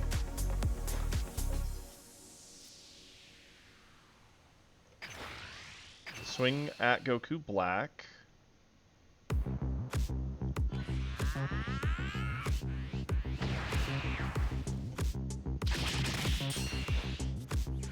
Pop skill. Get one of these safely back to our hand and call it a day. So now 13 cards he has to get through before he can see another Goku Black at the earliest.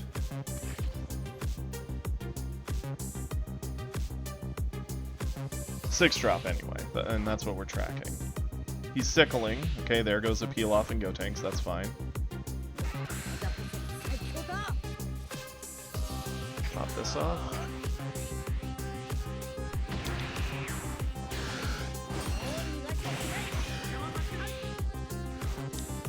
It really is, Wyatt.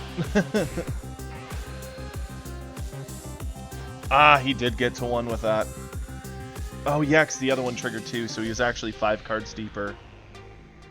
Well, he has a 6 drop, he can't play it this turn. Gawasu's gonna help him find another, so yep, he's back around to them. Meaning we have to have answers, which we do. We have Piccolo. Piccolo's gonna get us an absolute lightning.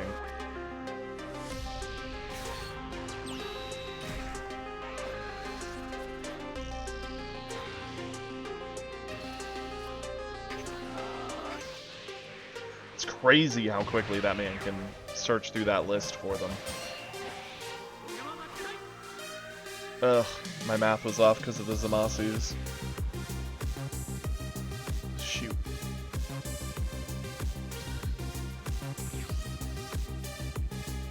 I mean, that's probably our play, right?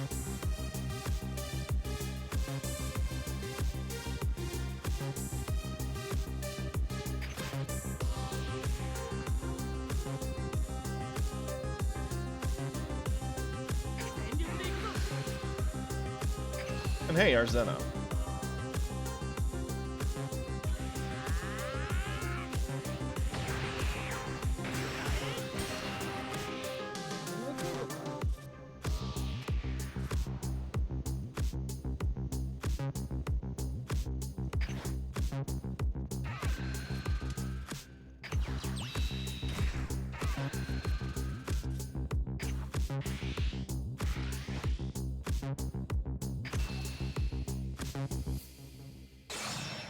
I know, right, Kage? It is kind of wild.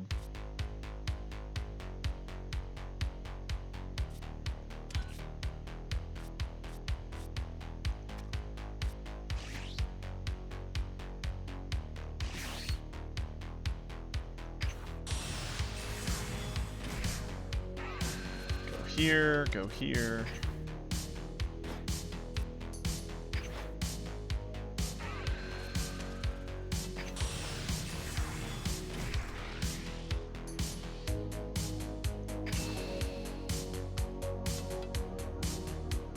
The good news is we're able to actually establish a board that if he ignores it, he loses the game.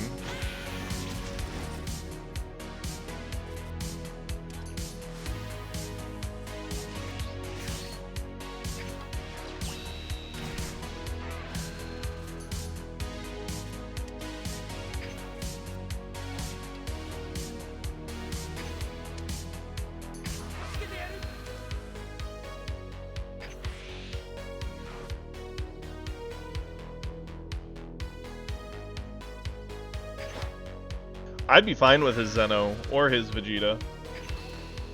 Because that means he's not establishing another Goku Black.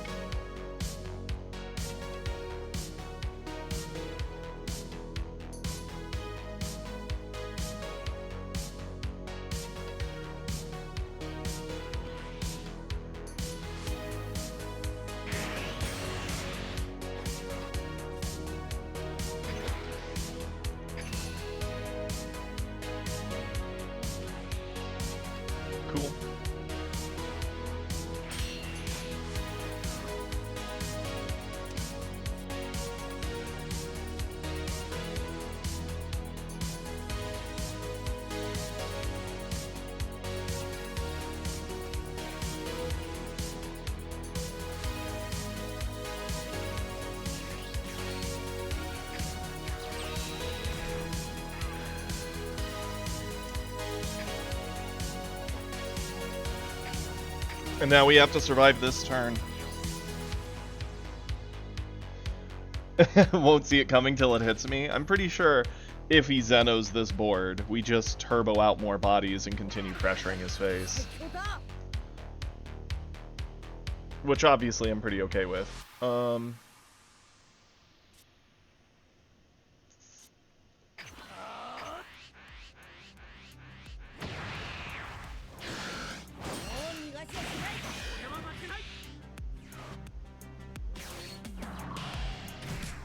Digging for more of his Goku Black, which means he also has a lot of non-combo in hand.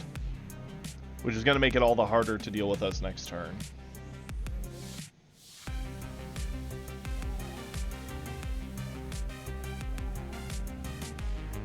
Also, where are Gallic Guns?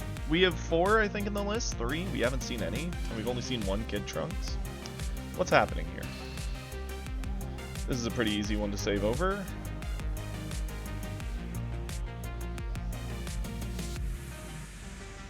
I mean, combo amount might matter here. Nah, yeah, we'll do this.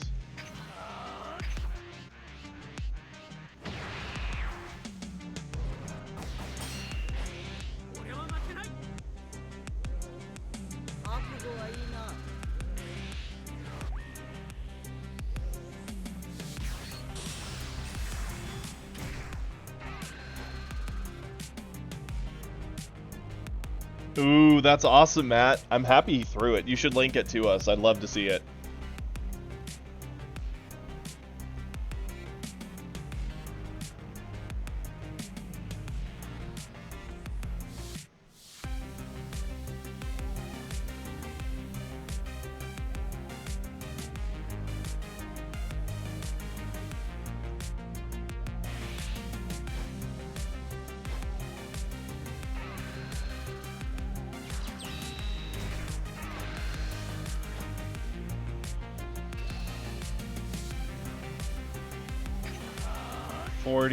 And 50.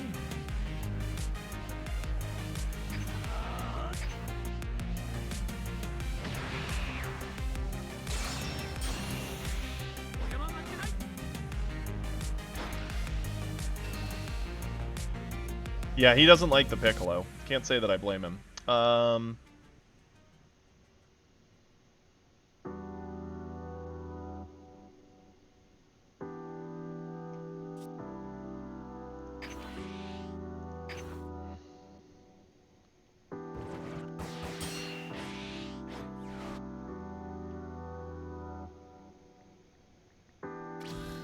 Okay.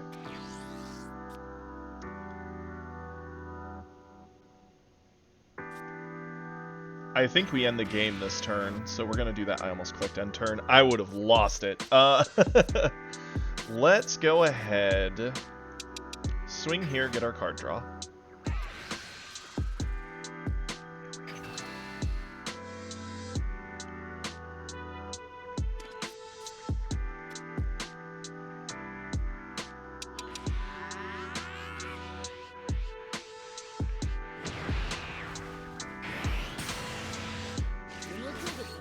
Play this, get another card draw.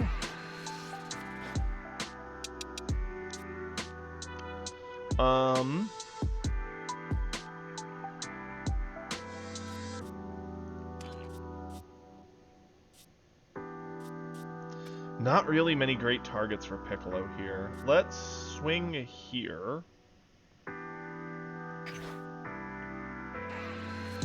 Get down the Go tanks. Technically, I missed value. Should have ate the Kid Trunks. So that's on me.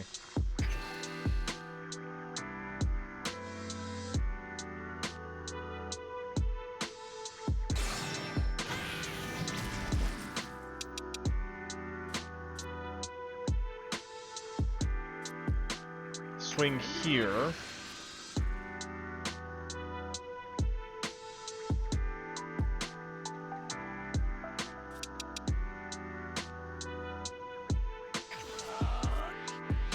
Five.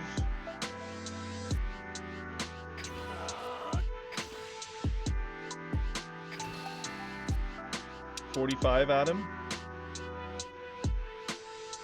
Hey, Uda. Yeah, they've been going pretty well. We've had a lot of good ones. We've only lost one today, and that was to a Vegeta, who had a very different list than what I'm used to seeing. And it was very aggressive. It worked really, really well.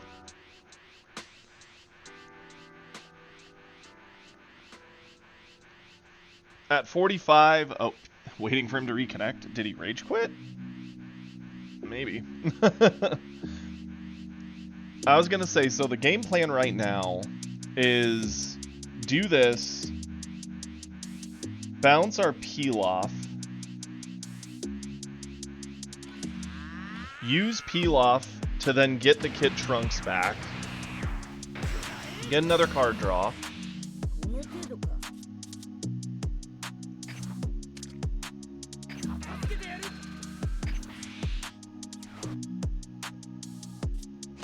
Pilaf,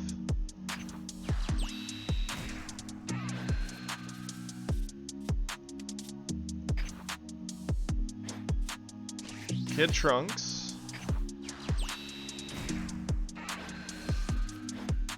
Yo-Hey, that's pretty cool. Swing here. Drop the 4-drop. Like, he's so dead this turn. He just can't deal with the number of swings we're getting.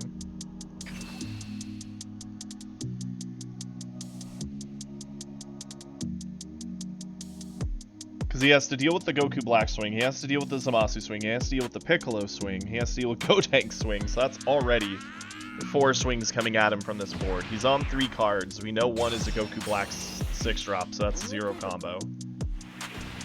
And yeah, he surrendered. Like, as soon as a Goku Black sticks for 1 turn, you're in trouble. The fact that we had double Goku Black stick for a turn means it's over. Ooh. That game was spooky, right? 4 back-to-back turns of 6-drop coming down, but we had answers every time. That was a really cool one, Uda. If you missed any of it, you should definitely take a look at it later. Okay. What I'm thinking... Let's go ahead. We are cooking with the blue list.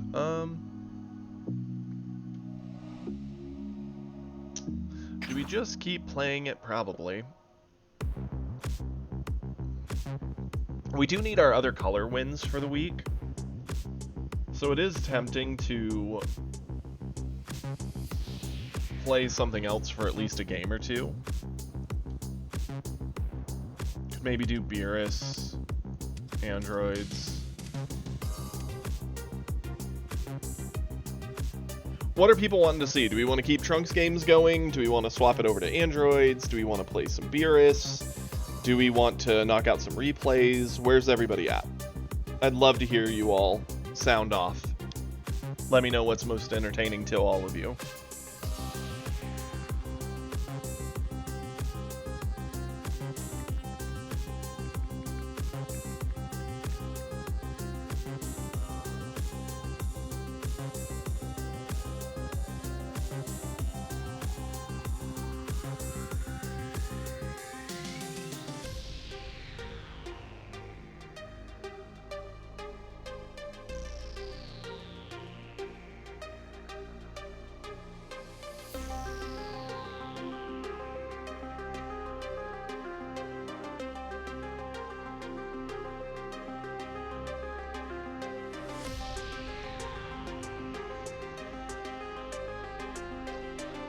Seems like everybody's pretty quiet today, okay. Well, since I don't see any opinions jumping to the forefront,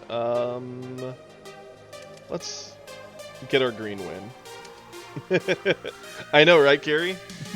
Well, to be fair, it's a Tuesday. Everyone's probably pretty busy and just vibing along the way.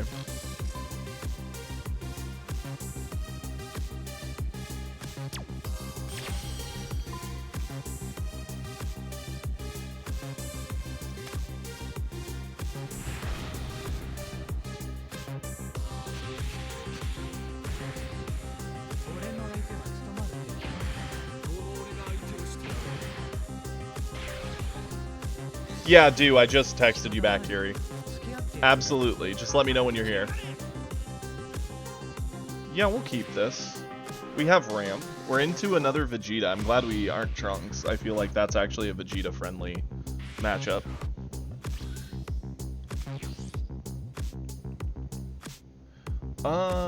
Let's charge off our Cell Jr. And we play our cantrip. Just get our card draw, because we're happy with that. Okay, well, we've got Ramp, for sure. It'd be nice to see some other things.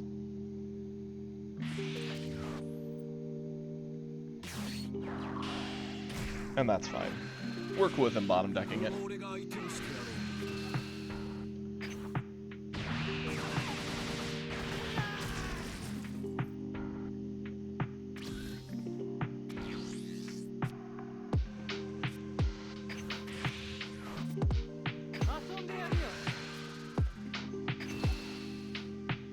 Sting's not having like a turn 2 play here, but it is what it is.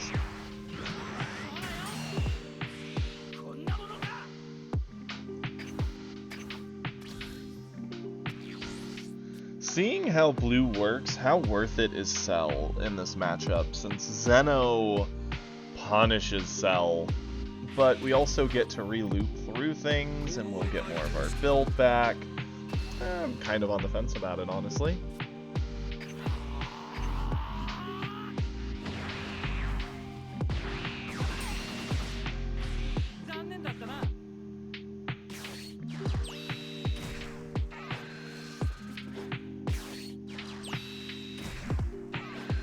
Man's got all the cantrip fodder. That's fine. Ew. These have been our top decks for the past couple turns. Okay.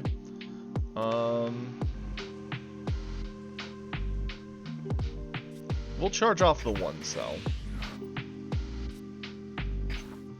Pop this.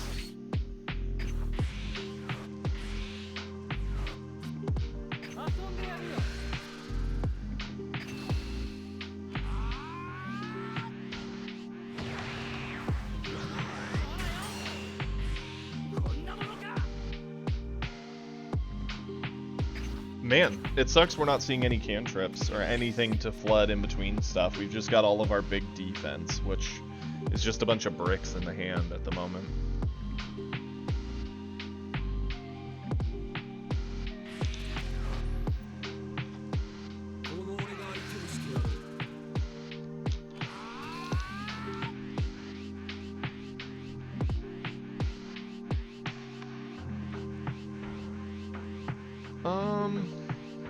Sure.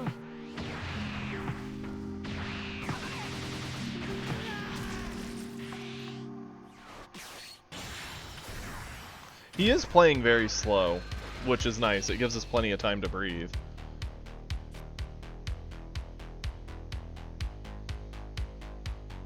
Yeah, I'll avoid this. They're bricks in hand. Hello? Man, I don't know if it's my internet today or what's going on, but considering I see the stream is also refreshing, I get the feeling it's my internet today, which is annoying since we actually have a very good internet.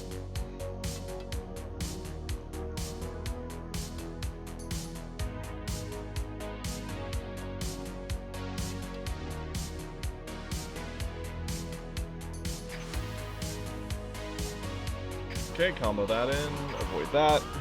Why does this keep happening today? I don't know, but I hate it.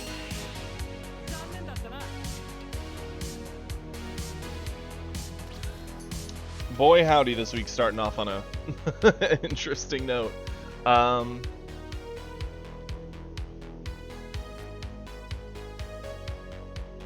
Charge off the 7 drop.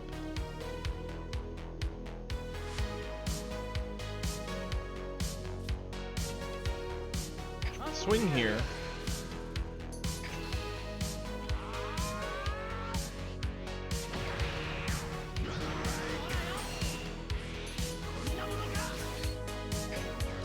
Go into the 1.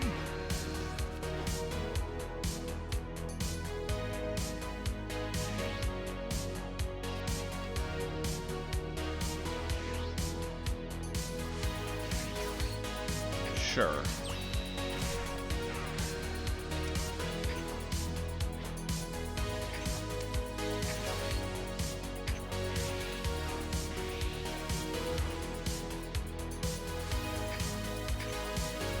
Haven't really had the best turns there, but it is what it is. At least we got some extra value.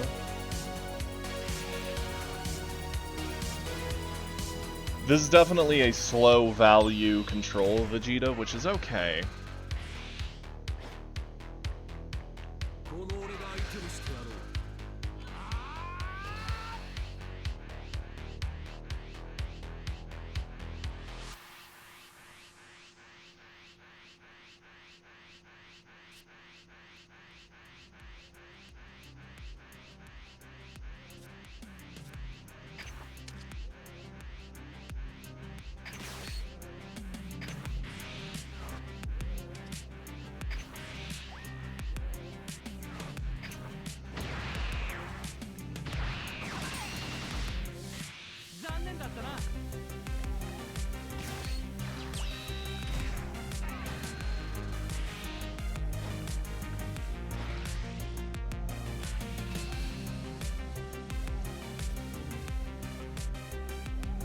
Sure.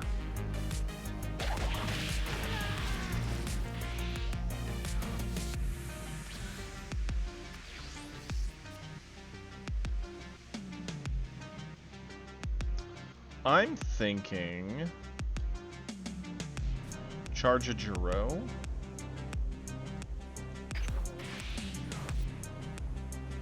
Gonna swing here.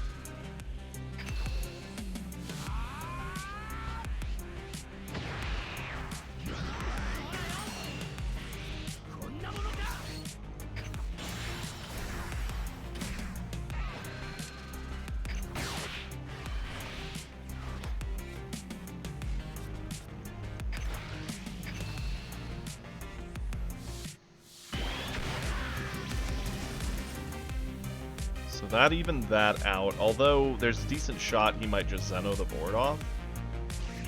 I'm fine with that. Let's search.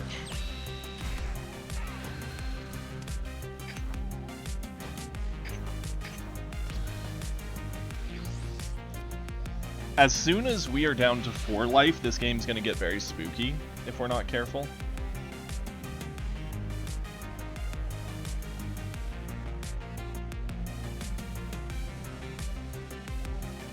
And if he goes for the aggro play of like a Goku Black, we can sell next turn.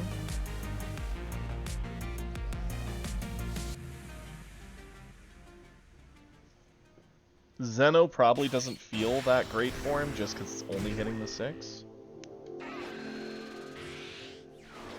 Interesting.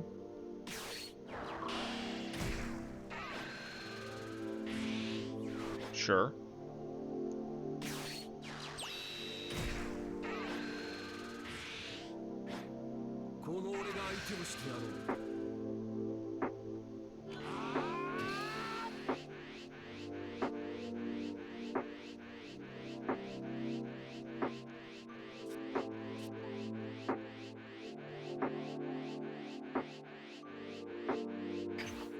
Yeah, we'll eat it.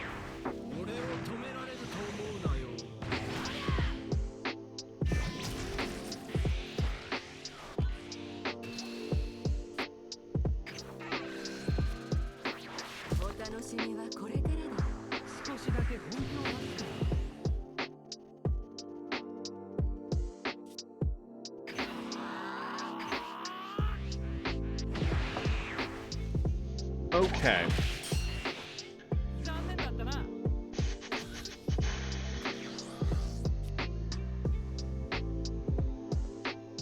I think we charge this off.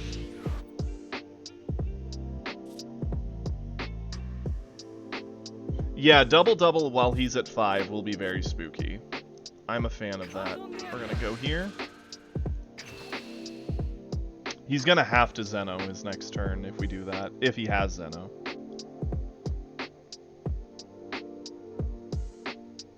He might be debating if he wants to super combo over this, which I'd be okay with.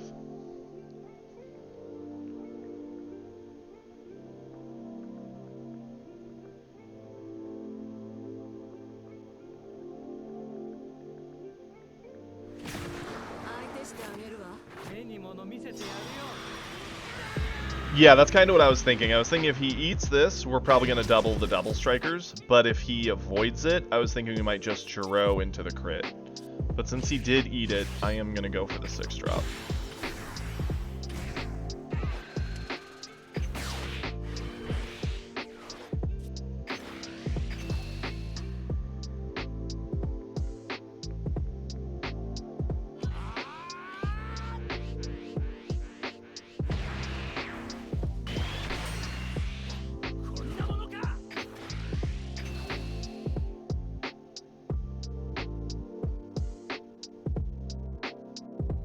Absolutely, Wyatt. We'll do your review after. It's going to cost him a lot to avoid both.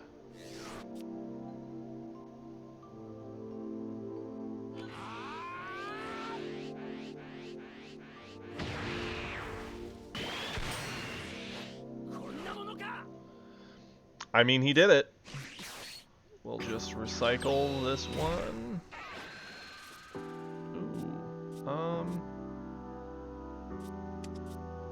Normally I would take the 1-drop. This is a juicy board for him to Zeno, so I'm almost positive he's going to Zeno it away, and that's okay.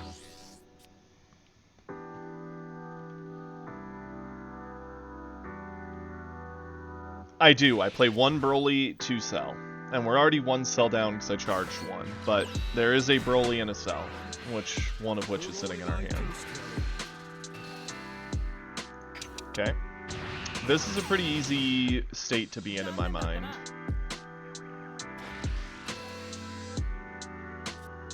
Combo this off.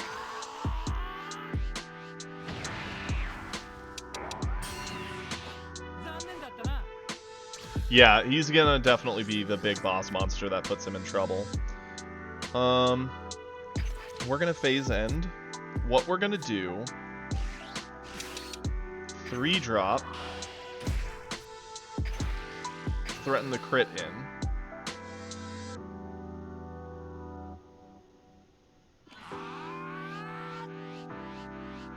Got another super out of him. Awesome. Go in with us.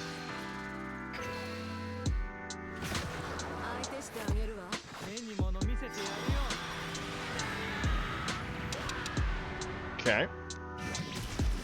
3-drop. Clear the Zeno.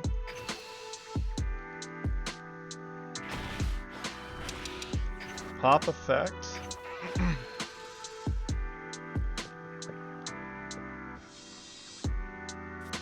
Say goodbye to this. Restand our lead. Our lead will punch in again.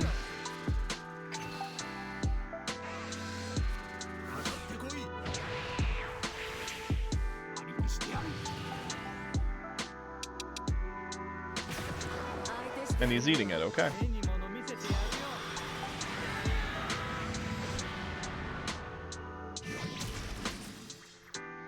And now we pass it over.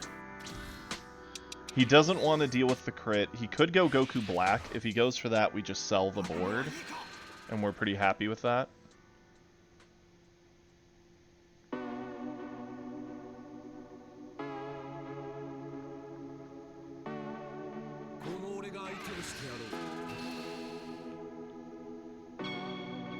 Do I just give up the crit body without knowing what he's doing? We could obviously Meteor it to save it. Meteor's a very valuable card offensively and defensively. We do get the Meteor back, although we already have one in the discard, so we could technically get 2 Meteors in hand.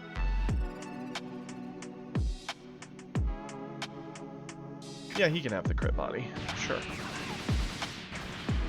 It effectively redirected an attack, so that's a win. Yep, he went for the Goku Black. Not surprised.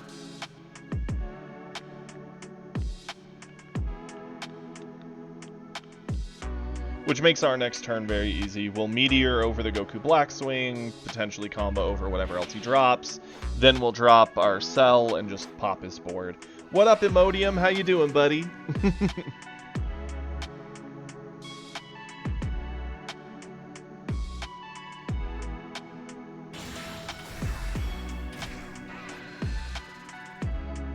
He goes for the value play, of course.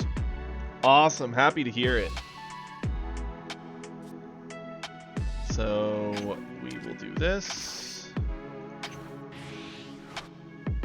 Cell's going to go very hard.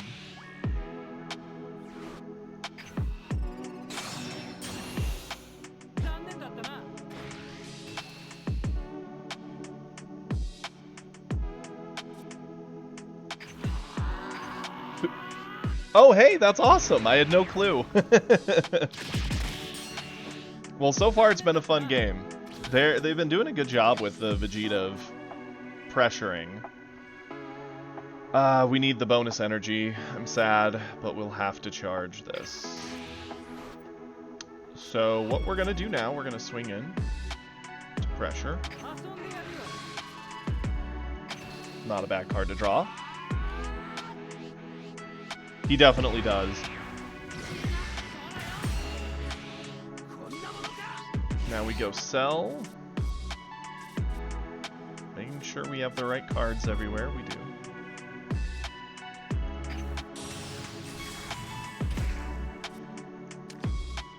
Trigger the effect. We're going to say goodbye to you. And you and you. Pop, pop.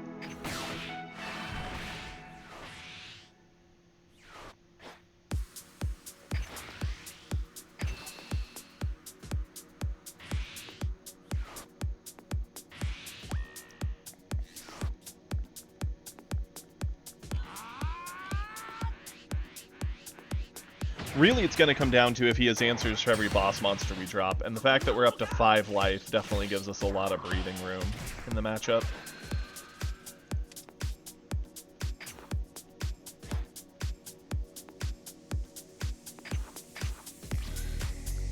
Awesome. That was a good turn.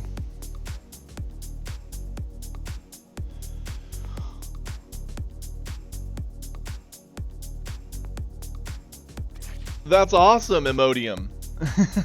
Well, I like his list. He definitely has been doing a good job of making the attacks matter early. It just, I survived well enough to the point that I now have plenty of breathing room.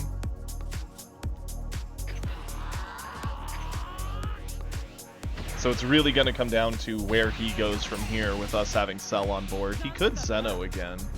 Reset the board state. He goes for another Goku Black. Okay, sure.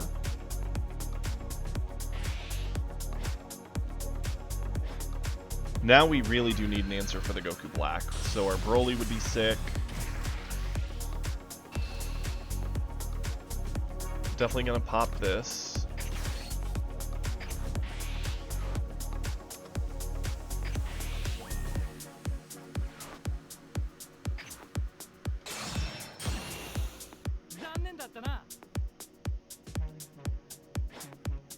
This I'll eat. Because we're at 5. We have plenty of life to play with.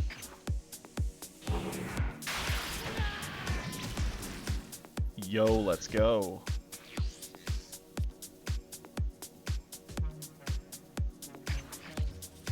Before we do anything, we are going to swing here, get a card draw.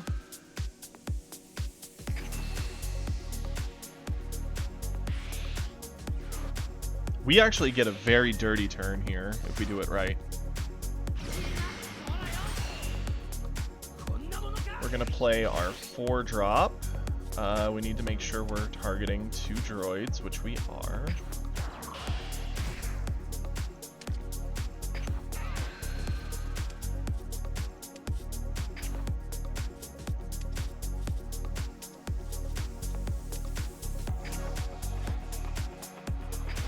Punch.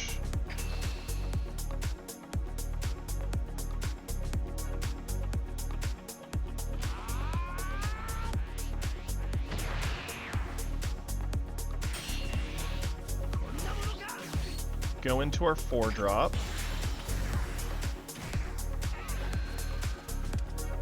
Stuff that in. Punch at him.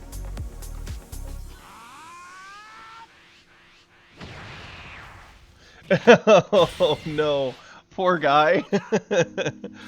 Is he just not a fan of my droids list? Is he scared of it? What's going on? Awesome, D or Kiri. I'll be right there. I'm gonna swing in on his Goku. We will just pop this to clear it, because good luck him saving it now.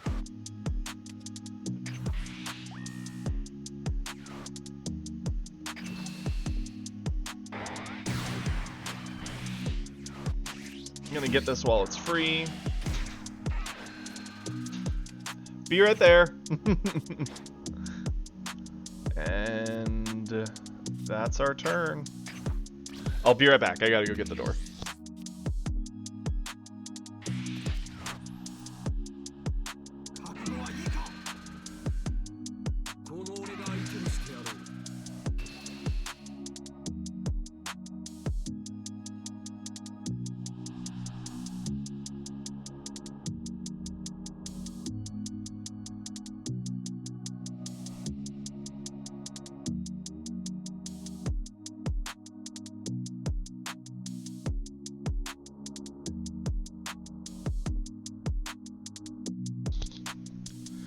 And I'm back.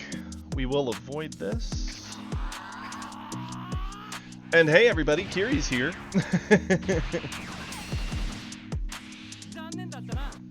Kiri, do you want to say hi?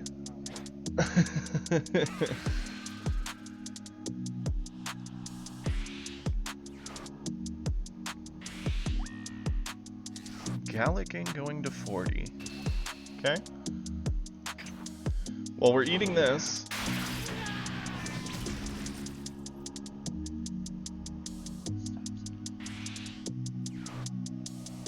Sickle. Okay, getting rid of those bodies. I don't blame that. I like that play. This gives him more combo. How am I supposed to read chat, you monster?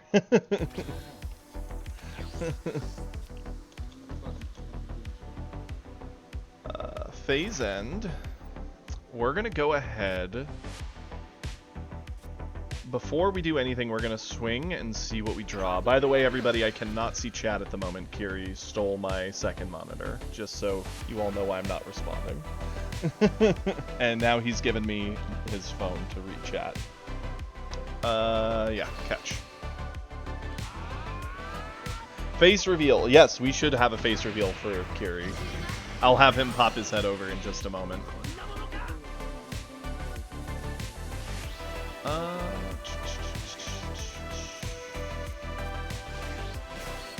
Let's go here. We need to hit 2 droids with this effect. Pop it. Goodbye, goodbye. Droid, droid, droid. Stuff him in. Swing in.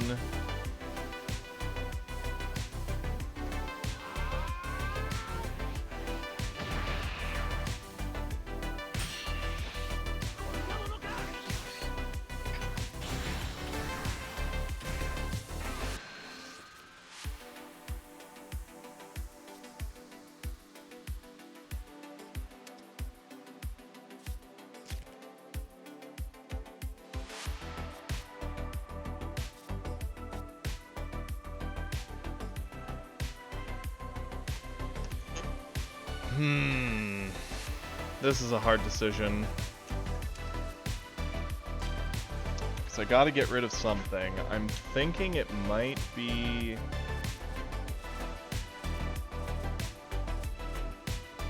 Gonna need this.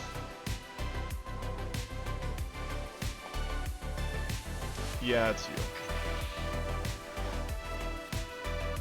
Pressure?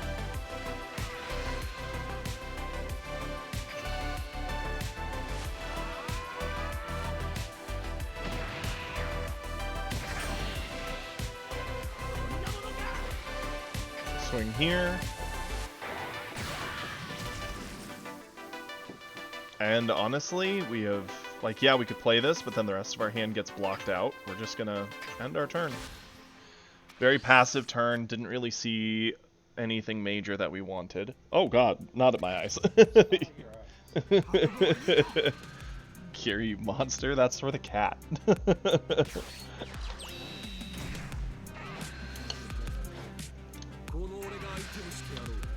I have seen What Happens in iRobot, Bardock. I love that movie. Let's do this to get over this, because it's spooky.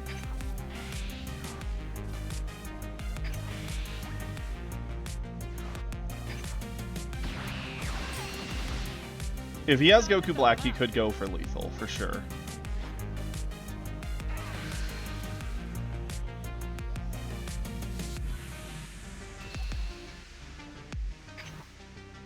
I get the feeling he has the double striker, and that's what he's wanting to full dump into. That's what the feeling in my bones is screaming.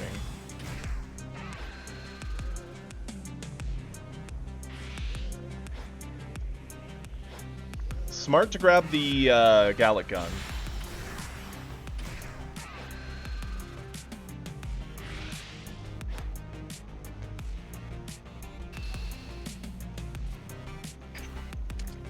Gonna avoid this.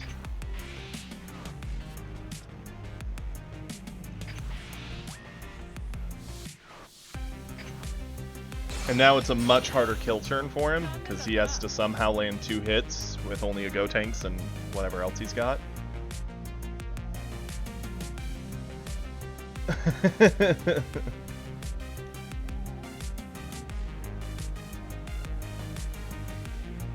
He definitely has the card advantage at the moment, but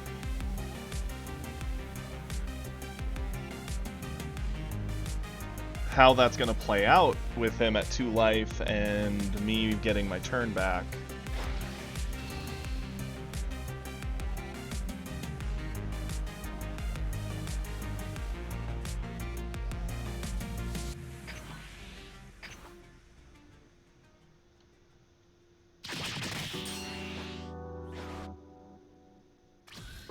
Okay. I am gonna charge this. Now, before we do anything too crazy, let's check and get a card draw.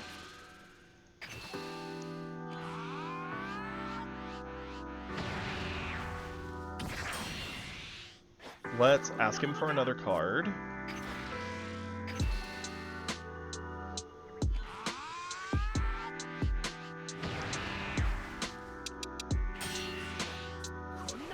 Let's ask him for one really good card or multiple little cards.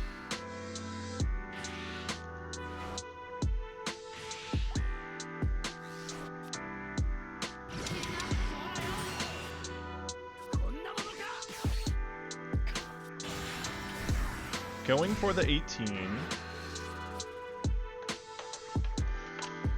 Ooh, that's probably the play. This is the discard.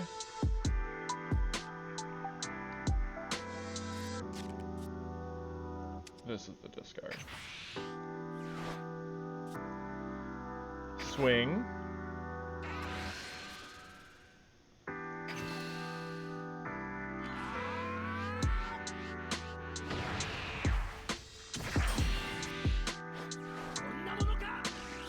Cheat.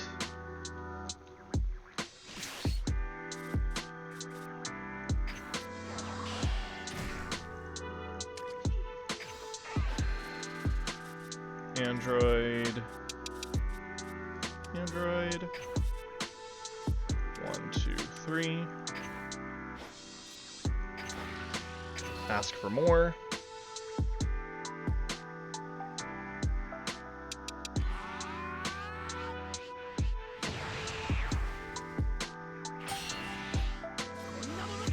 Get a card draw.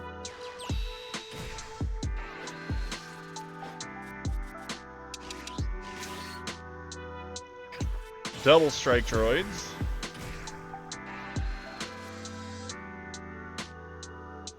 Double strike droids in, going 45, 50.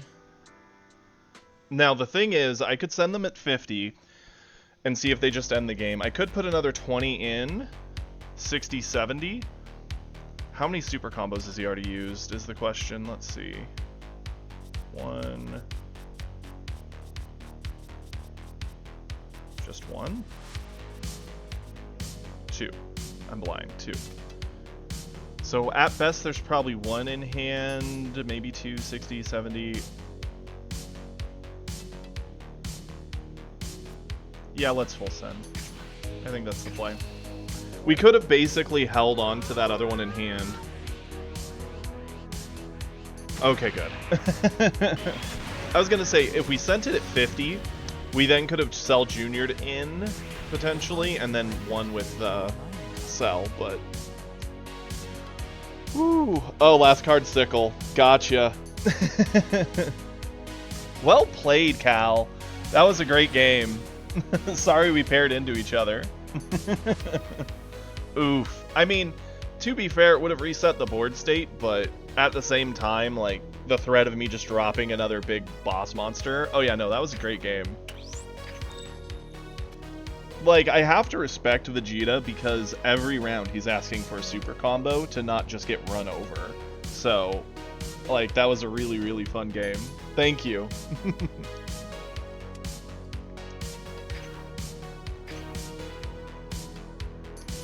Okay. What was that? Okay.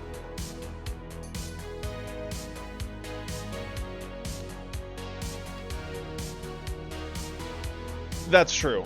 I mean, honestly, it was a great game. There were multiple points, like, in the early game, you were doing a pretty good job of cooking me, but obviously once I got to my end game, that's when I start making a comeback. I like your list, though. Very cool.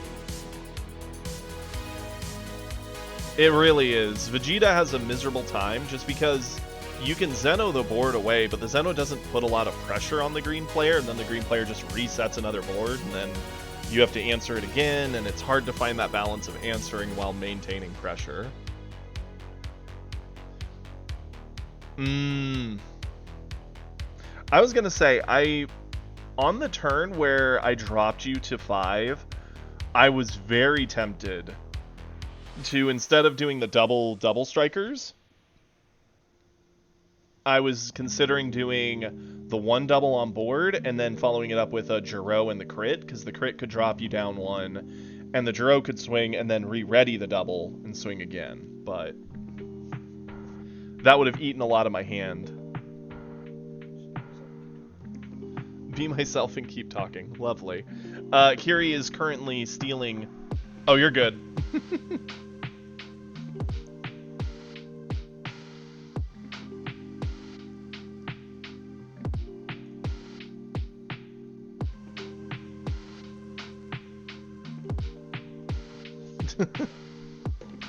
Okay, I owe a replay to Wyatt, so we're gonna get to that. Let me pull up the Discord.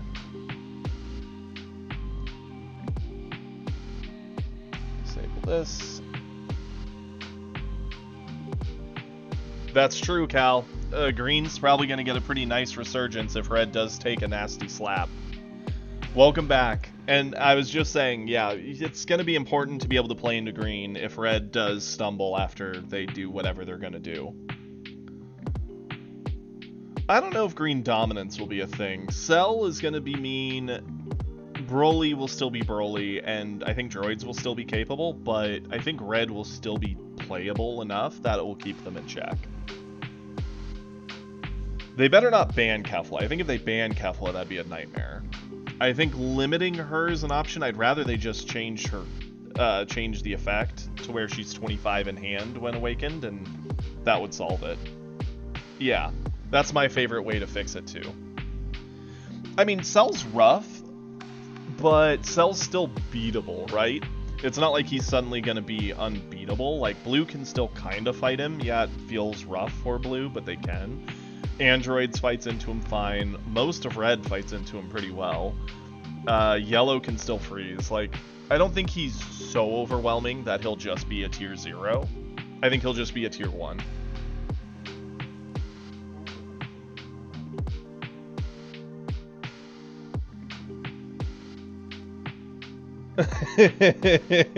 Yeah, Yeah, Cal, that double android. I was either going to double android you there or do the Jiro swing and then re-ready the double striker and go again. Because I also still had that crit 17, which is really annoying. So, yeah.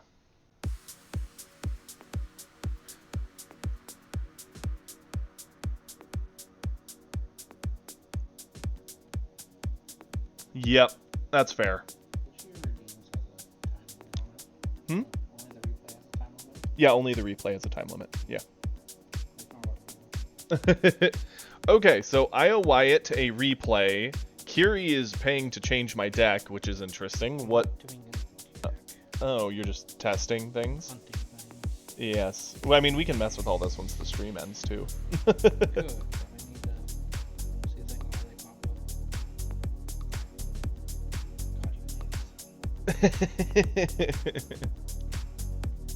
Kiri's looking at my stream layout because he sees a different one as a mod compared to what I see, so that's what he's doing. Absolutely, Thunderstrike. I will warn you, I don't know if my deck list is the best deck list in the world. I don't play a ton of Cell, but I can at least tell you do want 4 Cell, and I only have 2, because that's all I pulled. That's my list right there. I'm using the Earth's Champ as like some additional combo power to help avoid red. And then I figure you use the Gohan to potentially get him for free. He picks you up a bit of early game combo to avoid threats. It's worked. I like it.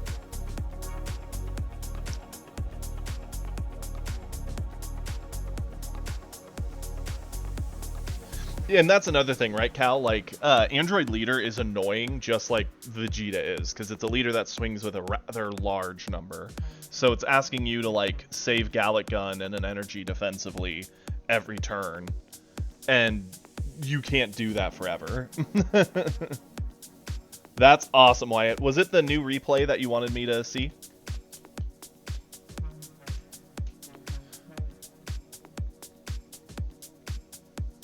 And that's the thing, right? Basically, Vegeta and androids have a similar gimmick where they put you on a clock. Their leaders alone will win them the game, given just a bit of time. And you have to respect it. By the way, to anyone who's noticing, after the stream ended on Friday, I went through and I made a single list for every leader. Like, I can't guarantee that these are all the best. Some of them are missing things, like Vegeta here. But I did make one of every lead, so if anyone ever wants to see my thoughts on a list from what I own, I've got them all. And then when next set hits, I'll probably break them all and rebuild them all again. That's how my brain works. Let's get to Wyatt's replay. And people want a Kiri face reveal. Yes, I have, Fort. Thank you so much. We've, surprisingly, between donations from wonderful viewers and just through sheer determination of we're going to play enough that we're going to get things, we have the complete set 1 with 4 ofs, except for UI Goku, which, who cares, you're only ever going to really run 2. And set 2 we're in a good position with so far. I kind of want to craft some of the SRs from it, but at the same time, I know I'm going to be cracking more set 2 as time goes on, so I'm hesitant to do that. And here we go with Wyatt's replay.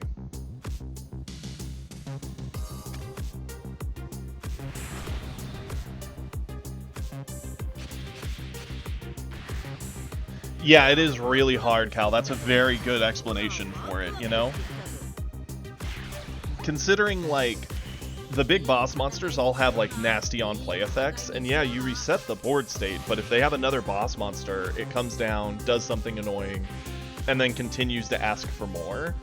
Whereas for blue to reset, they use Zeno or, like, Sickles and Lightnings, none of which create a threat for the opponent the next turn. It's just a small little annoyance. Whereas green will just play something that blows up a ton of stuff and is a big body that will pressure. So I do feel for that reason it is definitely a green favored matchup. But blue can still survive in it better than quite a few. In the late game anyway. That's fair for it. I've not played Top Coup. I don't want to play Top Coup. The fact that it's a tier 0 list makes me just completely uninterested in it.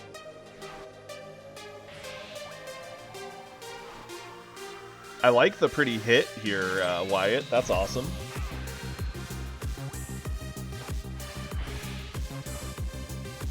A Top Coup with crit 2-drop Vegeta. That's not something I would have expected to see, for sure.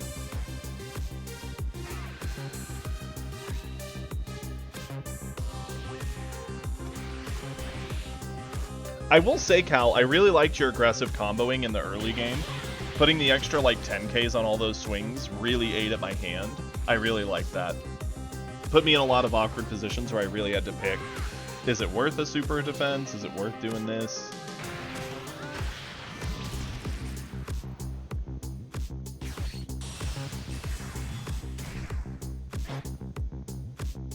Here, I can turn this so you can see it better, bud. Fair.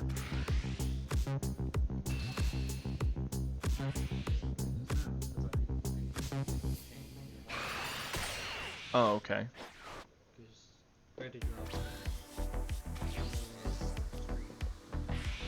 That's fair.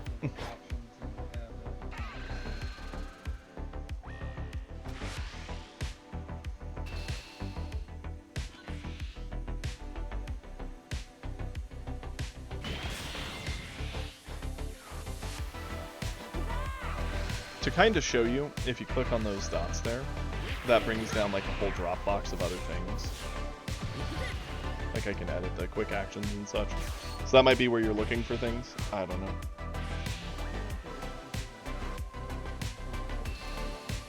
See, I've never found that. It might be click these, and you might be able to find that. No, like this spot.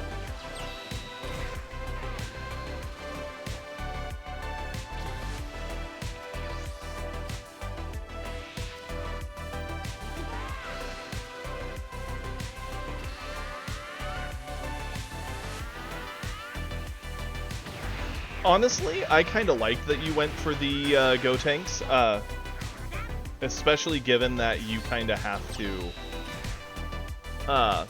deal with the fact that I'm going to be swinging at you with big things, and the extra combo in hand, that's guaranteed, versus the unknown of what Zamasu would have given you. I think you made the right choice there, Cal. I think if I was in your position, I would prefer Gotenks over Zamasu every time. Just because Gotenks, you know what you're getting. Zamasu, it's a big unknown. You could draw into like a sickle and have less combo.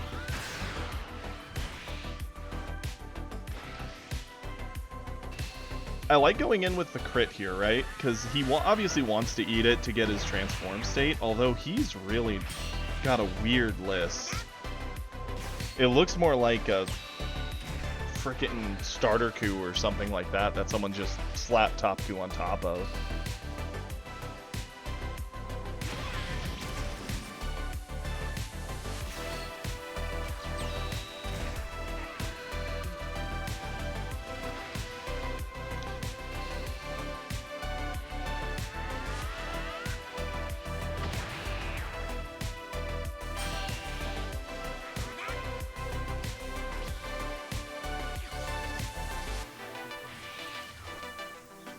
It certainly is, right, Cal? The funny thing, in the early game, I was getting a little saddened. I had 3 of my super combos by like turn 2 or 3. My hand was just bricked up with a million defensive pieces, and I was just losing my mind about it. Internally, mostly. I was like, these will matter later, but for now, it means I have a very slow open. I had that and triple D strength. Like, I was all ramp. Yeah, the Cell Juniors mattered there. Getting those extra meteors back. Yep. Complete. So we're doing it as we speak. Got you. Gotcha. Okay, that's fine. Go for it, brother. Kiri's doing behind-the-scenes work, by the way. Absolutely, Imodium. My friend code is in the Discord, in the friend code area. It's pinned to the top. Feel free to send me a friend request. Oh, got you. Interesting. Yeah, yours and my setups are very, very different. Oh, I hate this. Okay. Okay, and I can reject and refund. Got you. Gotcha. Holy cow. Kiri will link the Discord for you, Imodium. Sorry. He was currently showing me something that I'd never seen before on the stream, and that was a sick game, Wyatt. You definitely had a Topku who was running a questionable list at best, but you did a good job of threatening him with a lot of crits. So if he eats him, he doesn't get the card, and then you can keep your pressure high, which I like. Are you feeling pretty good with your U7 list at this point, Wyatt?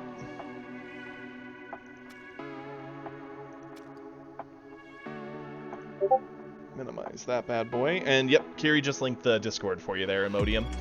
In the Discord, just so you're aware, there's also a whole channel for replays and all that. So if you ever have a replay of a cool game you want us to share and look at together for fun, or if you want tips on it, just post it in there. And if you want advice, just let me know, and I'll make sure you're around when we watch it. Well, for it being your first game in 2 weeks, you looked pretty solid there, Wyatt. Absolutely, Imodium. Welcome to the club.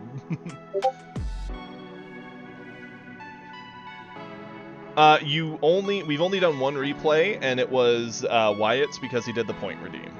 So don't worry, we're going to get into some more replays here in just a second.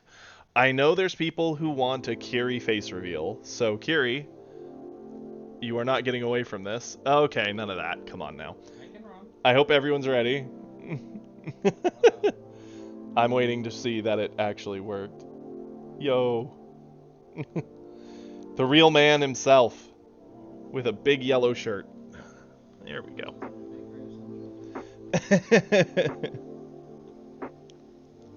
Awesome. I'll take that, Imodium. And now everybody can say they've seen Kiri at least once.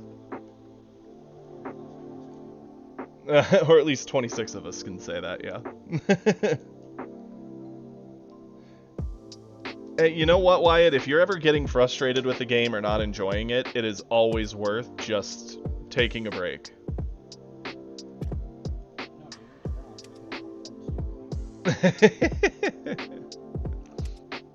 There we go. Approve request. Now, I'll warn you, Imodium, I'm really bad with names, so whenever a name isn't the same in everything, you might need to remind me which one you are, but...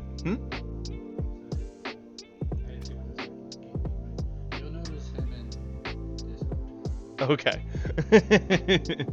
That's fair.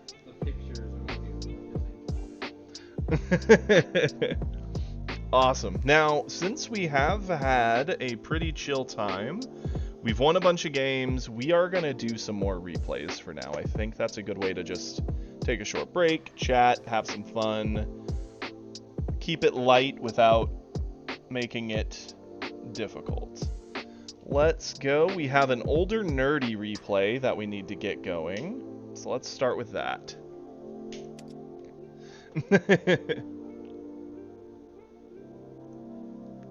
See, it's funny. I have a screen name that I used from like middle school all the way up until I started streaming.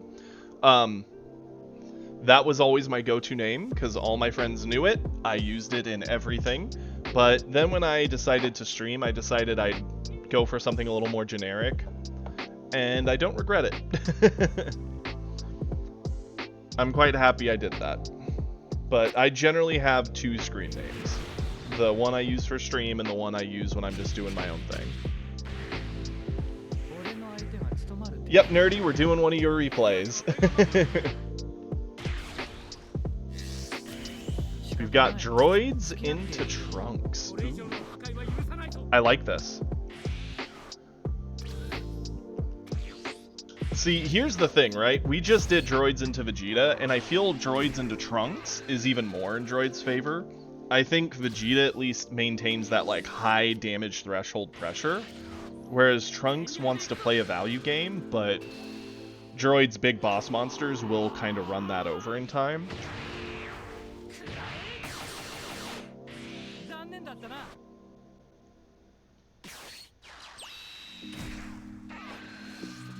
Can't say that I recognize Zen and Zard, but Kiri might. Kiri sometimes knows odd things.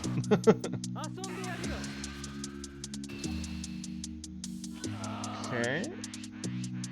Both players keeping their early life high. I don't dislike that.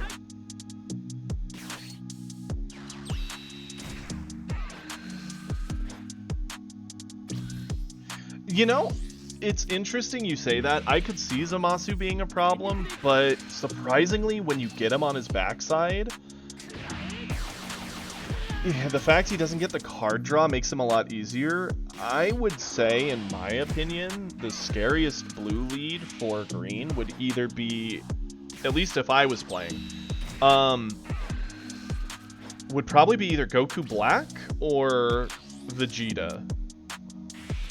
Like, Goku Black getting that early 6-drop down can create so many problems for green if they don't have, like, a really good set of ramp to get to their late monsters quickly. So I think aggro, he can just, like, face roll them with Goku Blacks. And I think Vegeta himself, just because of how big he gets, can do a lot of work into green also. But I think Goku Black's probably the best.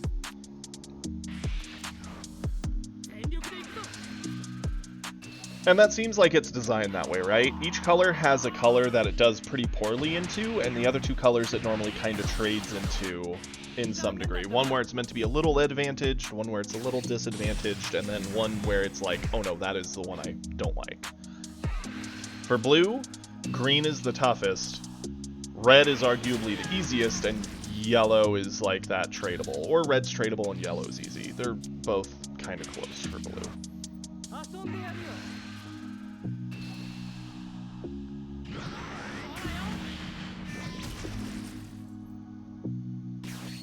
Yeah, Goku Black actually I think would be quite the option if you're worried green's going to be the big meta. Because I think Goku Black just face rolling people with 6-drops will do work every time.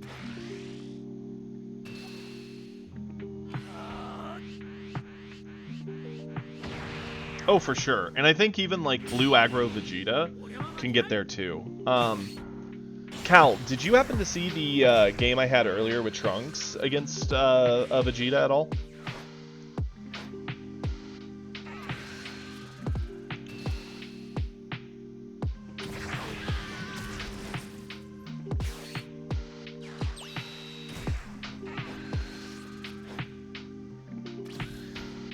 Speaking of which, nerdy, so far this game is going very well. I like a lot of what you're doing. I know I'm not saying much, but that's because you're actually making a lot of very smart decisions. The sickle's a big sad, but like, we're still building up to our end game, it's fine.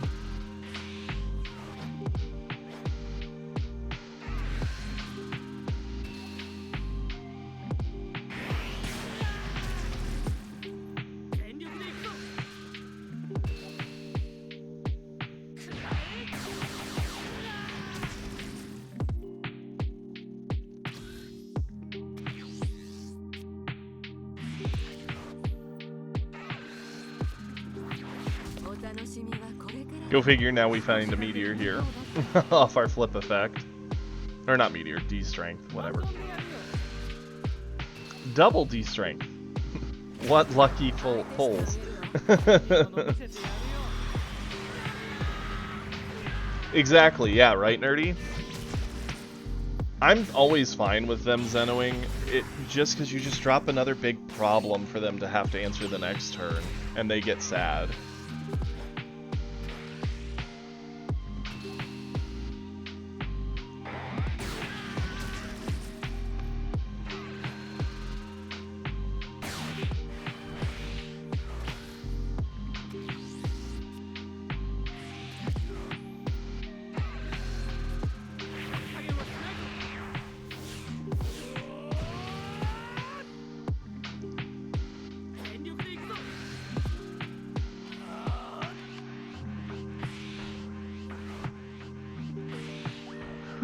he doesn't like the future Gohan, which is funny given that it's Trunks.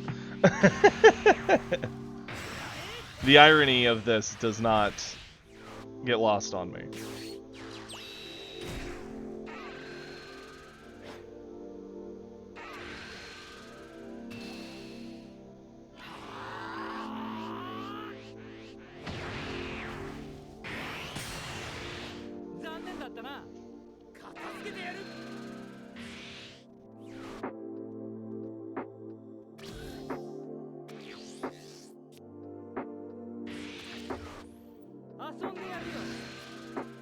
Hey, Spectre. Yeah, absolutely. We've lost one game today, and now we're doing some replays for fun. Just taking it easy, chatting, and enjoying some interesting games. Yep, I would definitely Broly here. And now what are they going to do, right? They're going to want to Zeno. If they Zeno, we slap down droids next turn, keep pressure high. Like, this doesn't feel good for Trunks.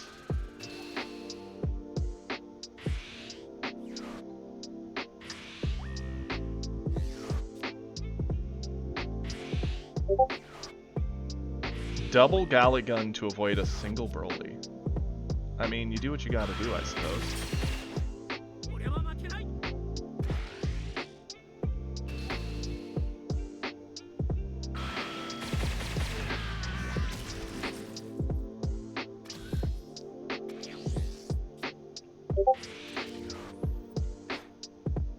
And this is also why I'm a fan of Absolute Lightning. In this case, if I was Trunks, if I had Lightning, Lightning is a great answer to Broly, where I don't have to Zeno, I get to keep my 4-drop, maybe add another body. This is the whole reason I run Lightning.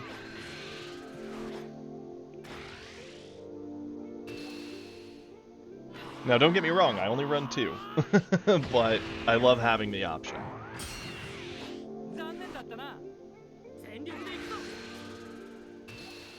The Wyatt one was a redeem. We are just doing some replays right now, so we're going to do a handful of replays, and then we'll get back to live play. But I figured we'd probably do one from everybody on the way through.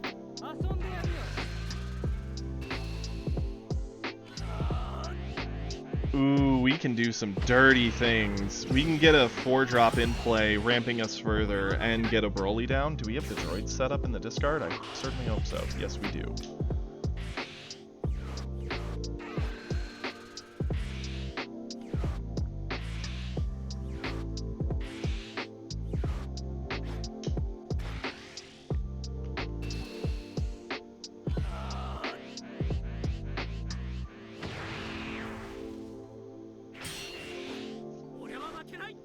And this is where, like, the difference between Trunks and Vegeta really shows, right?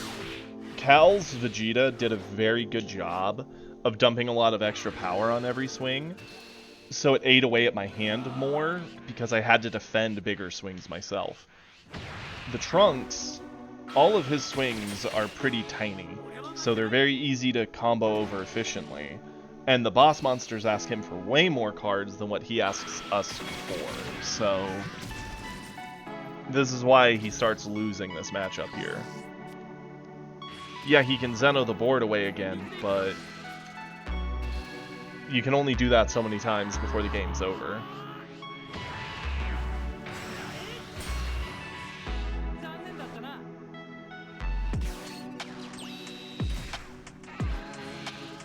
Yep. Yeah, pretty much, right? We've got him at the magic number of 2, and we've got double Meteor. And we've got a Junior, technically. Wait, hold up. So, 6, 7, 8, 9, 10. Do we have another Meteor in here? We don't. Okay. I was gonna say, we could triple Meteor the double striker. Like, that's sick.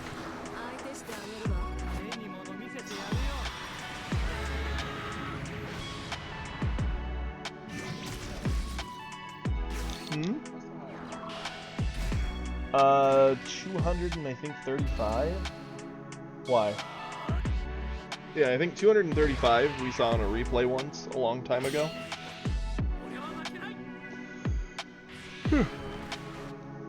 I think the highest I've ever made my own swing is like 180, 190, I think.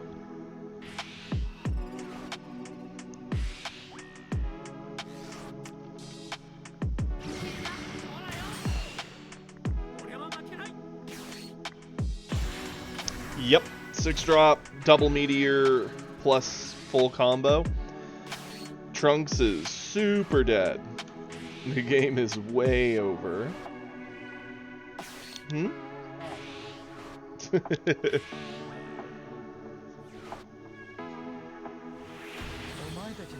Yeah, and he surrenders. Well done, Nerdy. I like it. Very controlled game. Cal, are you still in chat? There was something we saw earlier that I just wanted to see if you'd seen before. Since you were playing Vegeta, I figured I'd mention it. Okay, we fought a Vegeta earlier who, let me pull this up and then we'll do these replays again. Collection. Got surprisingly good use out of the 4-drop Vegeta and not the one you're thinking of. Got surprisingly good use out of this one.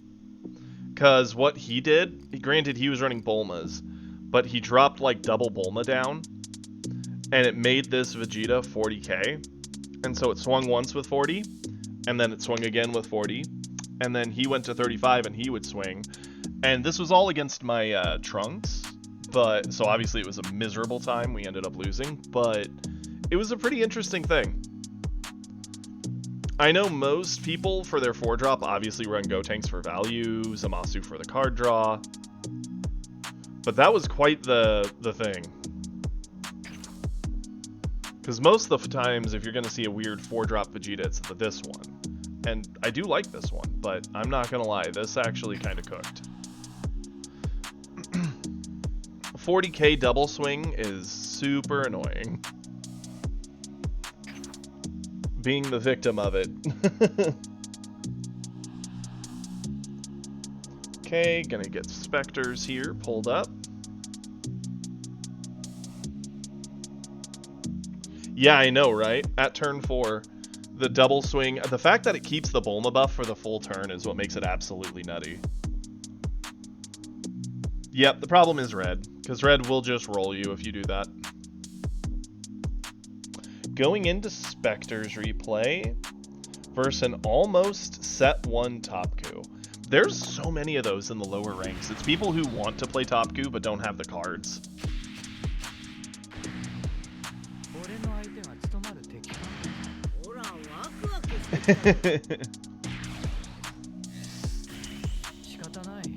Yeah, 6 mana, 50k double strike over 2 swings. It is actually nutty. Not saying you need to do it, but just showing you an option I didn't ever consider myself.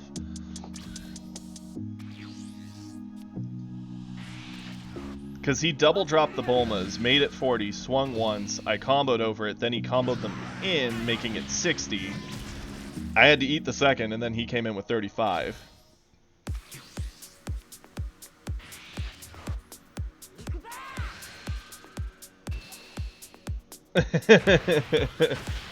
yeah, Ribrianne is the...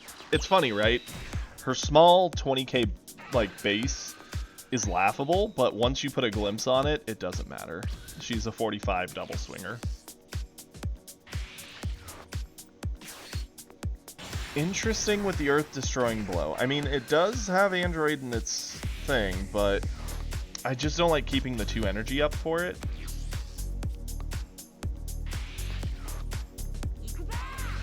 That's a personal preference. Honestly, I think it's a fine card. It gives a lot of stats.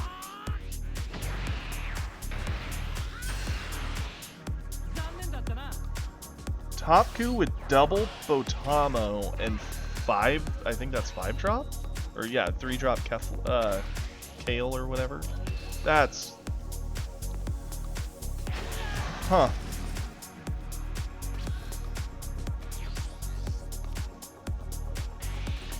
Yeah, this is odd, because so far nothing he's played really is what you'd expect to see in this kind of a list.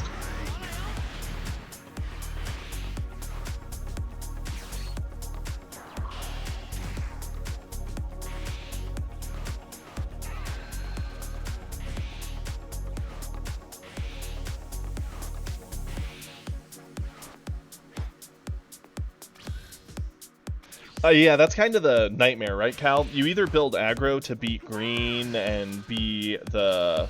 also generally win into other blues, or you build control to beat the red and the yellow and just have the worst matchup into... It's... No matter which way you go, you're creating weakness in the list, and trying to do both, you generally then make yourself bad at both. So then you just lose that way. It's one of them where you really need to just pick a road and stick to it, because if you try to do both, you generally will not be control-y enough, or not be aggro enough, and then you'll lose in matchups you should win, had you just been more to one side or the other.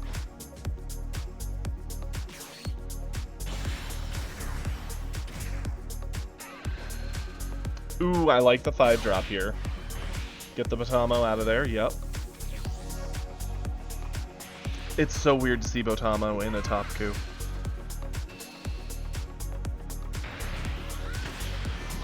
Like, there's a lot of low rarity. Oh wait, why aren't we watching his hand? What is wrong with me?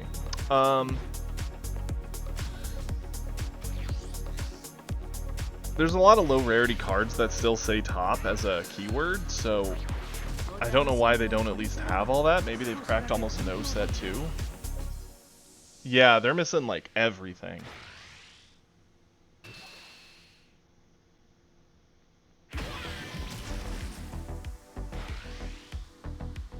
Legitimately, they could slap any other Goku lead on this list and it would just be a better deck. Well, maybe not U7. U7 also wouldn't like this because he's got too many non-U7 cards. That's true, Fort. That is accurate.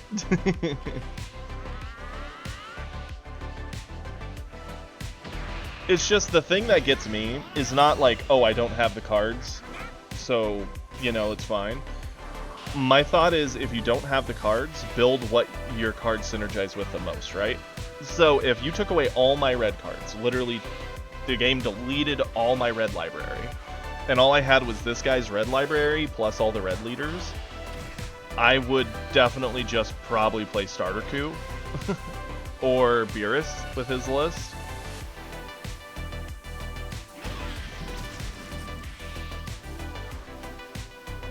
That's true.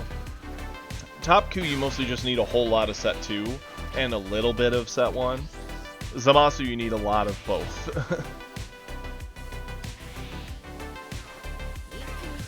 And that's pretty much the thing, right, Spectre? Oh, it's broken, so that's what I should be.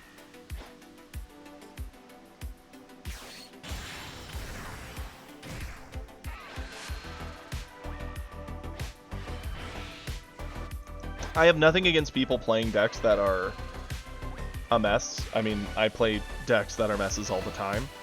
But it's sad to see a list like this one, where it's half the list wants to be one thing and the other half should be something else. So the deck has a lot of like fundamental flaws.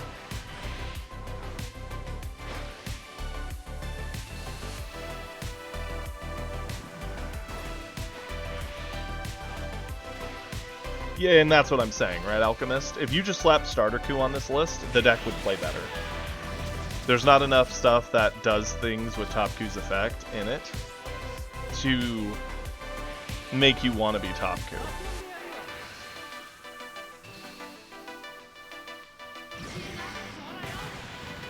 And it's clear that they have a good amount of set 1. So it's not like they were hurting for set 1. They just kind of slapped a Top Coup on top of a Starter Coup-esque list, and... Uh-oh. Yeah, they're about to get rolled here. Especially given that they have multiple zeros.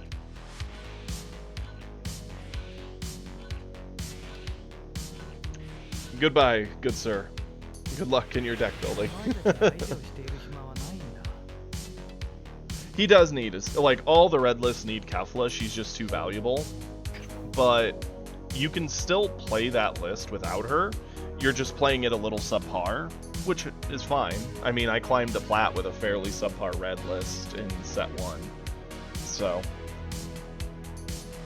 that's awesome, Spectre. It's always fun doing a big ooga booga, unga bunga swing and watching the opponent just get rolled.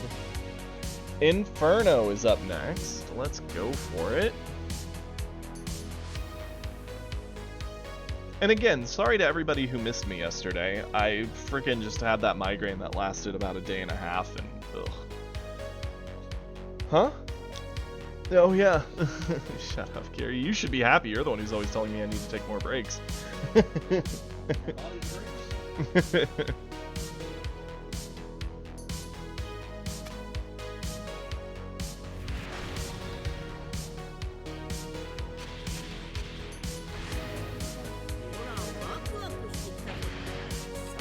Oh, okay, good. I look forward to seeing it. It's a rare day. Kiri's sharing a replay with us, so we're going to have a Kiri replay coming up later, too. Ooh, okay, so this is an Inferno game. U7 into Zamasu. We are going to 2x it, because that's the rule for Zamasu games. We don't want to be here for an hour.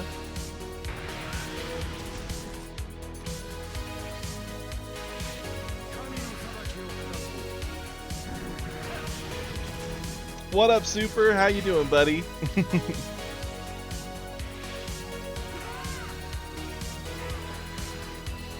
You know, I'm really not a fan of that 2-drop blocker. I get the point, right? Blue doesn't have a whole lot of 2-drops that matter, so that's kind of the one that can have a use at times. So that's the one you just slap down, especially since in the early, its blocks can save you from comboing away cards. So I get it. I'm just not a fan. Yeah, it's like half decent at stalling. It's not a flawless card, which is fine. It doesn't need to be. I just wish it did something more than what it does.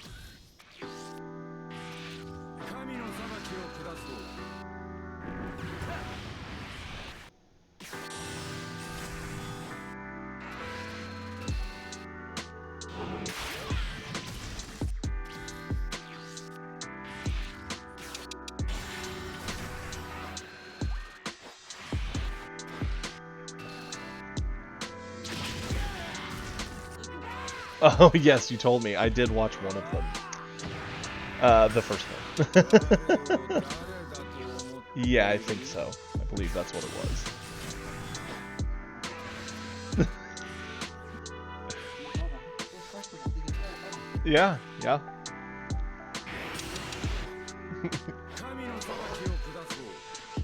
This was not very comfortable. It's almost more comfortable sitting on the floor.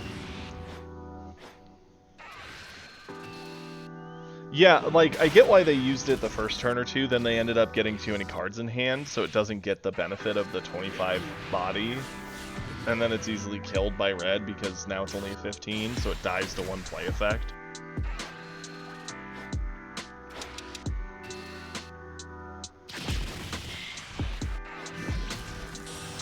I like that. He basically has a pinata to pop every round to potentially take a body away. I am surprised he ate that.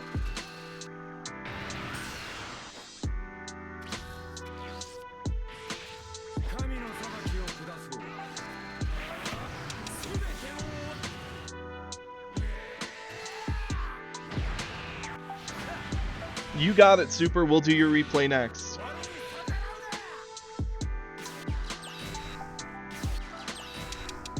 Yeah, he's doing some odd things. Turboing out this like massive board, and now he's Did he just combo in a super combo for that? Am I okay? No, good. I was about to say, as is, I don't know why he's being so aggressive with it.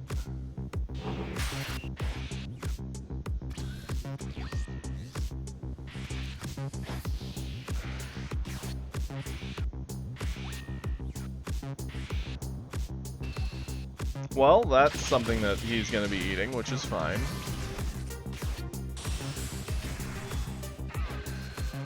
Kefla comes down with the 17. Yep.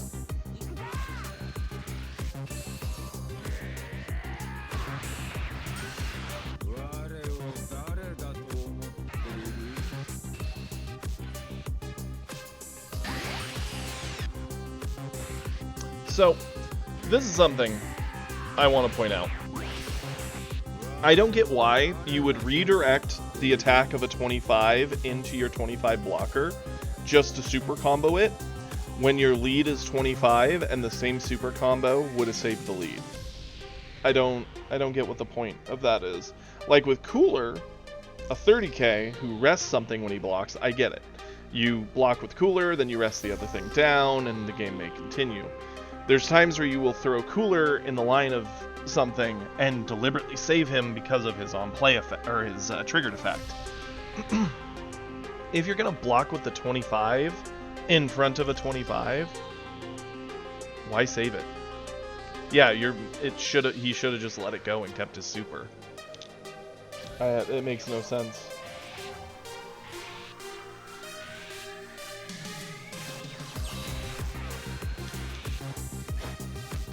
I'm just not a fan of that play.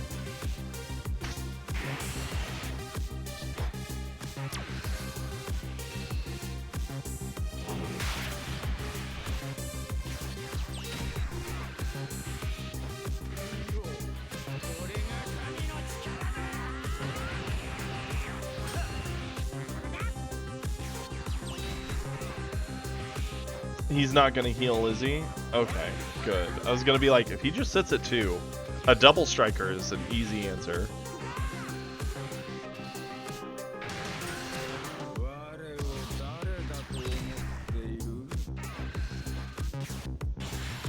Yeah, definitely I think that's a good point, Cal. The 4-drop with 1 Bulma is essentially Vegito, right? That's literally what it is. If you have Vegito, that's just the better play. The only reason the Vegeta's one was so nasty is he didn't do it on 5. He waited till we were on like 7 or 8.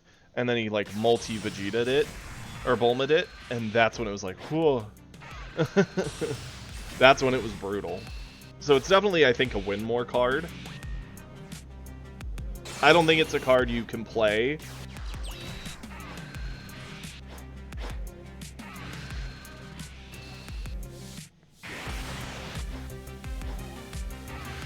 It's definitely a card that I think if you are creating the pressure and you're ahead and able to take all your energy and focus it into winning, it definitely works. But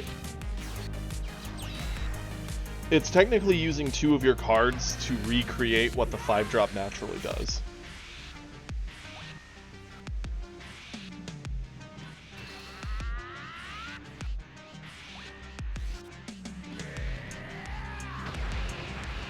Later, Cal. Thank you for stopping in. It was a lot of fun playing against you.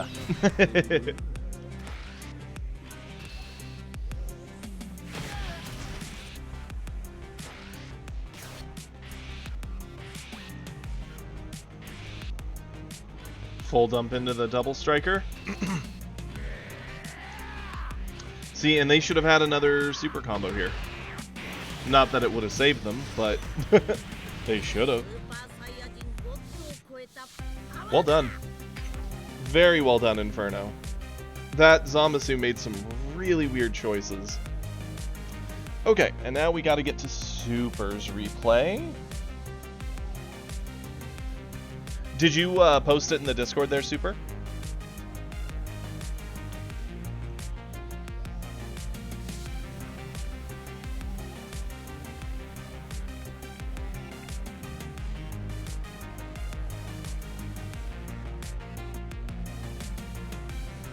Oh, okay. I got you. I didn't know if it was a new one, but you want it from your archive. Gotcha.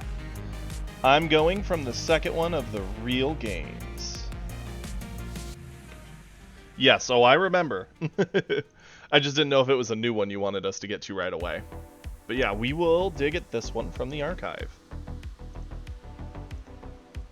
Verse Big Rig. What a name. Give this another thumbs up. It's a real game, so let's see it. Gold into a silver. Trunks into Cell. So this is an example of a game where I would give this generally to Cell as the advantage if it goes long. Which is funny, since Trunks is the one who generally wants to play the long game.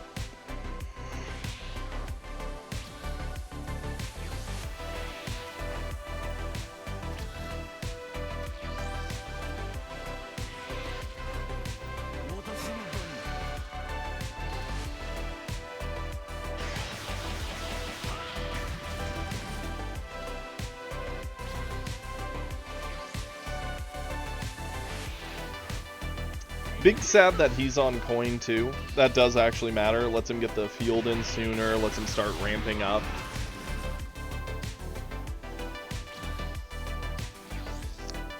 Let's see it.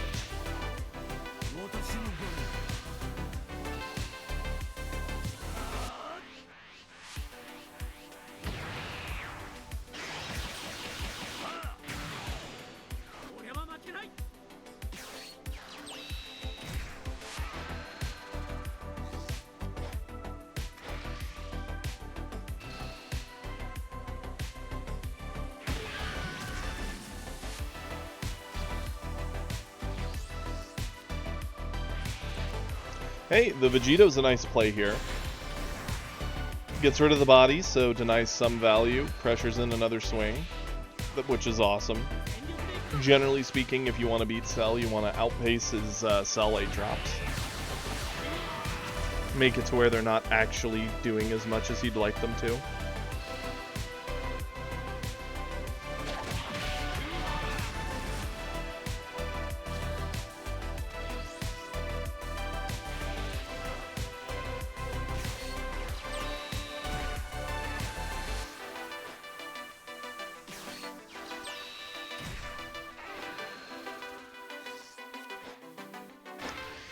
Interesting that he didn't go into a Cell's arena here. Instead, he chose to go for the bodies and then try a trade to punch in.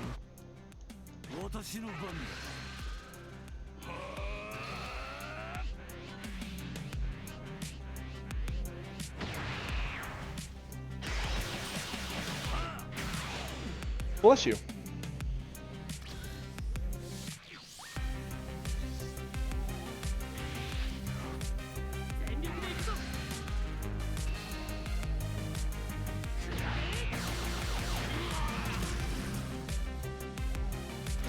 Well, he's got all of his arenas, along with a 6-drop, double 8-drops. Man has so many zeros in hand, it's nutty.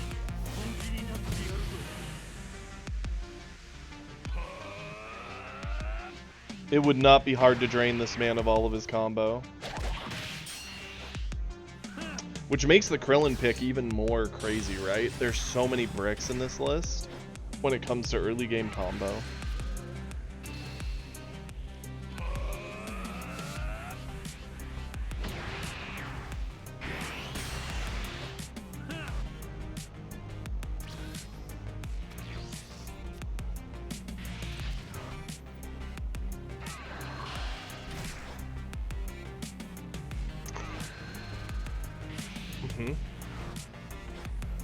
Then they use Cell.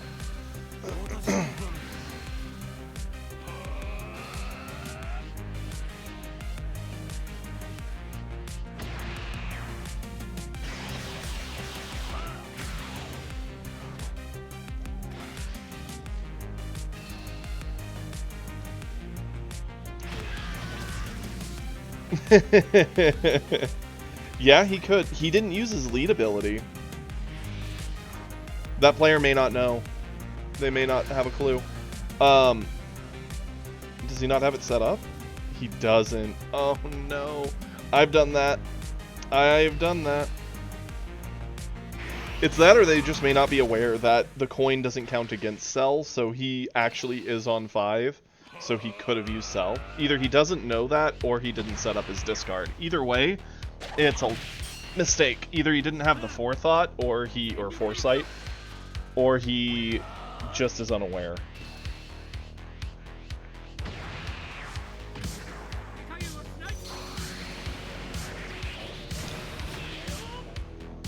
No, yeah, no, it says 5 exactly. If it was 5 or more, he'd be insane. As is it with it saying 5, it's really good. Yep. Yep, he has all those extra arenas and he charged a combo piece. That league guy, it makes no sense, right, bud?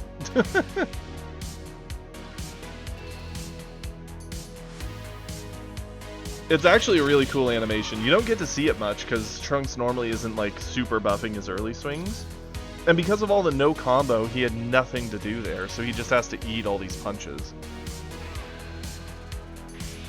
And because he didn't set up Cell, he's only now unlocking his ability to go into 8-drop next turn.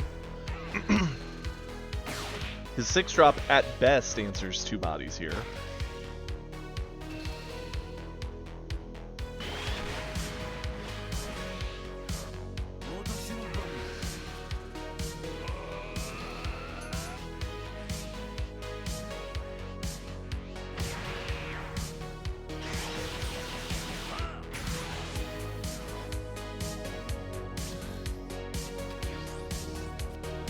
I've seen a lot of Cell's back end attack.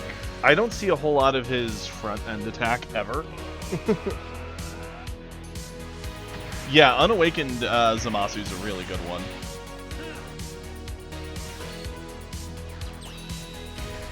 Ooh, and we get rid of the arena, which feels awesome. Hmm?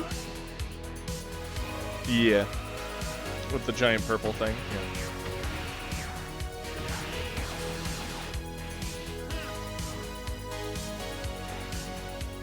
Man, if only you knew how many no combos were in his hand, you could actually full dump and win right here, which is insane.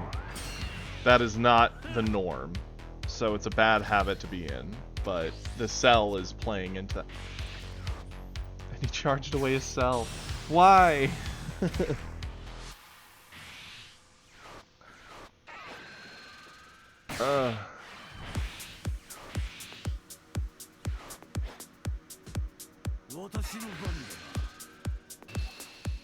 I don't love this so far.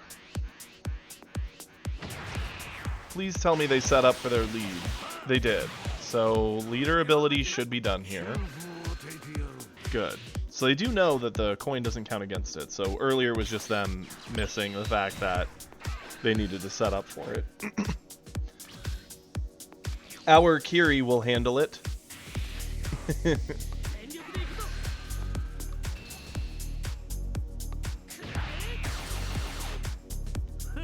Exactly. His hand is all no combo. Like, congrats, you're at 2 life, but now you're gonna die to this double striker. And get absolutely cooked.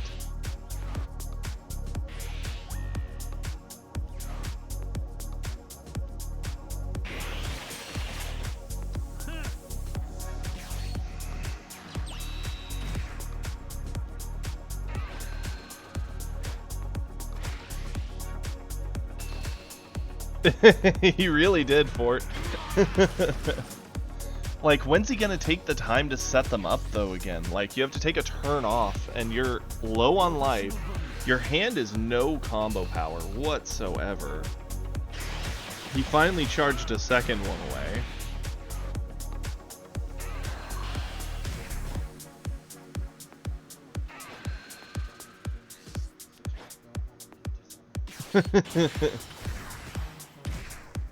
I mean, I at least like the 18, right? The cycle. Ugh. More zeros. Get them out of here. This deck is full of bricks. It is actually wild how full of bricks this list is.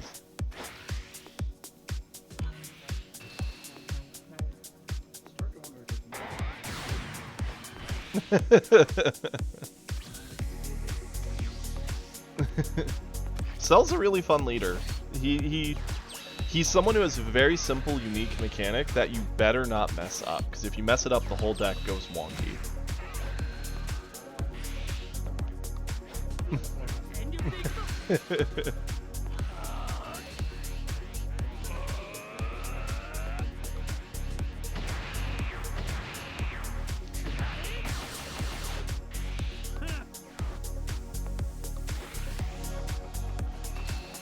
And he's getting cooked by Trunks right now.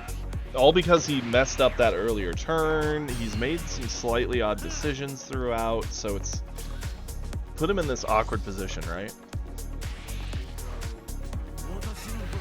He charged off another cell. I don't know why you would charge your 8-drop cell over Broly. Yeah, Broly's the better thing for winning the game quickly, but you're 1 life to 5. You need to sustain. I would charge Broly every time.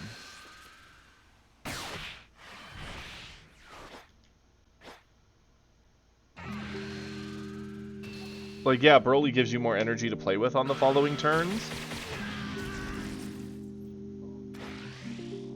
But, like, you're feeding cards into the enemy because you're now awakening him. You're at 1 life. You know your own. You can't use your meteor in hand, so that's now a brick. You have at most 35 combos, so you can get to 55. And this is Trunks, who legitimately, just off looping the Maki card we drew, is going to kill you. Let alone the fact we have a Hope Slash. Now 2 Hope Slash. Oh, this is over.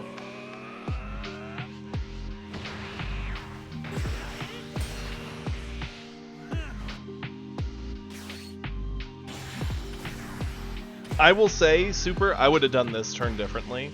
Given what my hand was, I would have definitely gone Harumaki, Harumaki, bounce, Harumaki, Harumaki, peel off, and then slash slash all on Trunks and just made him 80 billion.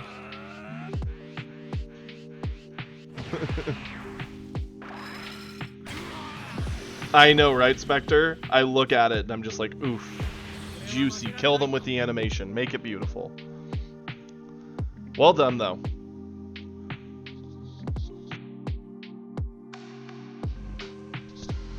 Oh, sorry. My sinuses today. Okay. To get back to where we were at...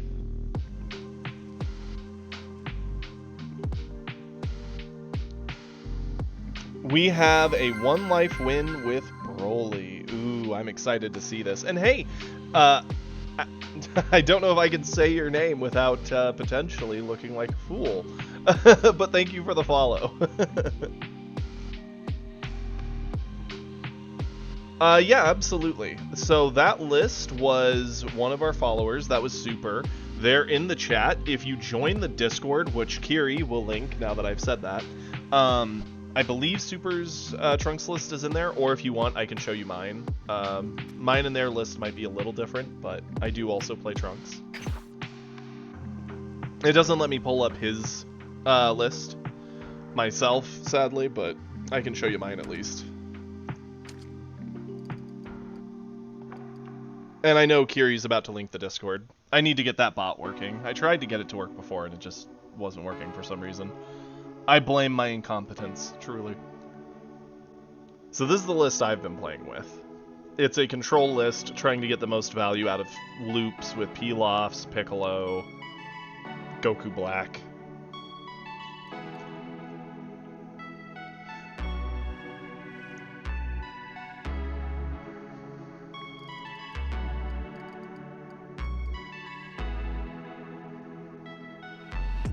Obviously, I would want more Vegito in here, but it's the only one I have. If I had more Vegito, they would likely... I'd probably do a 3 or 4 of a Vegito in here, if I could, but I don't have them, so... I make it work with 1. And I'm currently in Plat, so... it still works. Yep, same for Secret Rare. I only have the 1 of. I actually do think it's worth having the mix of them, personally. Even if I had more of the Secret Rare, most I might do like a 2-in-1 or a 2-in-2. Depending on how fat I want to make the list, but I actually like having the access to both, because there are games where the Double Striker will just end it out on like a top coup. But both of them are very strong. And Super just sent the list in Discord as well, so if you hop in the Discord, you can see their list as well. Not a problem, and thank you for the follow. Now then, to the Broly replay. And if you ever play a game and you want advice, feel free to post replays in the replay channel, and we will watch them on stream much like we are right now with everyone else. Okay.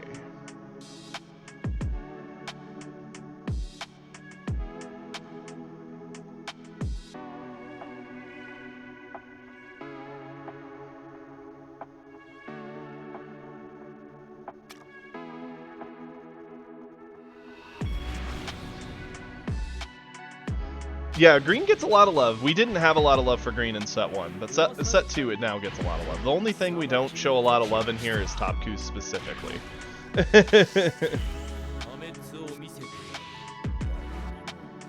And that's because I think all of us agree that it is absolutely crazy how much Topku is on the ladder.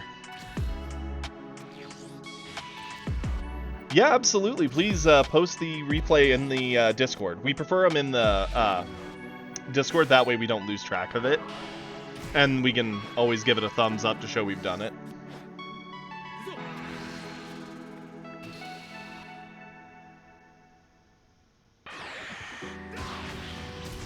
Okay, so this is looking like a fairly set 1 Broly list into a Zamasu.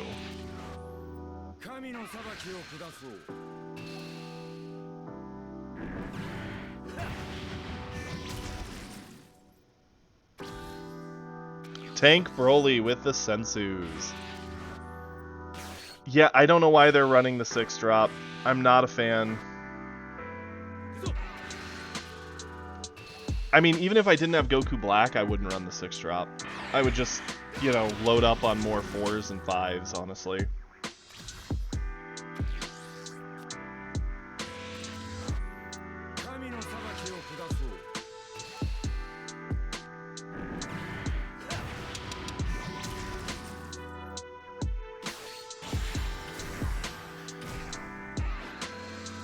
And the fact that we're both going to be 25 butts swinging at each other is going to be entertaining.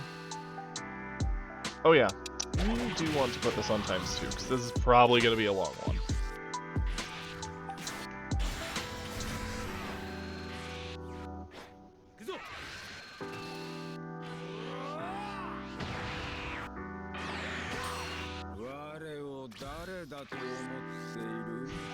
It's been a minute since I've had to hear Zamasu, you know, ramble on.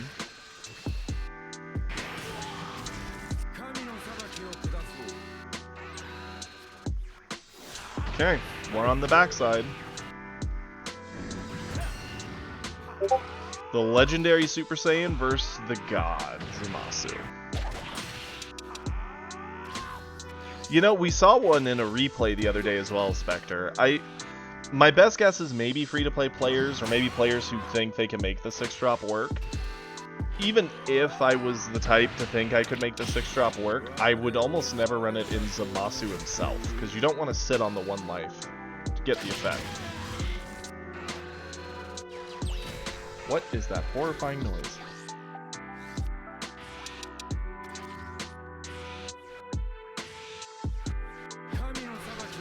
I don't know how able to be heard this horrifying noise in the background is that's coming from outside. I don't know if they're doing yard work or what, but if it's bad, let me know. I can mute myself when I'm not talking.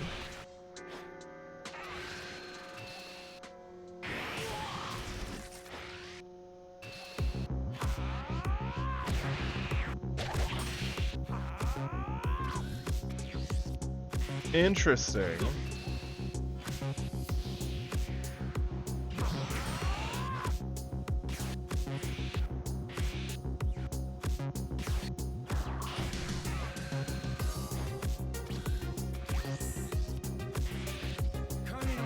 Okay, I'm glad it's a very low noise, Dr. Boxface, thank you.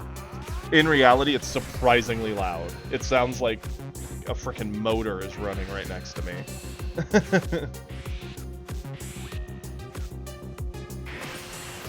I was gonna say, it's very interesting that you use the first one to get the life back, but I do like that.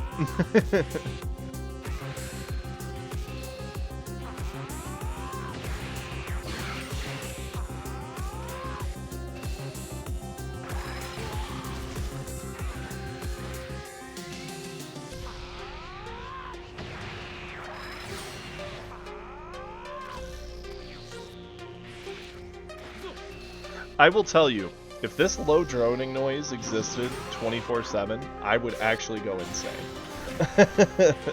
It's only been going on for 10 minutes maybe, and I'm already losing my mind over it.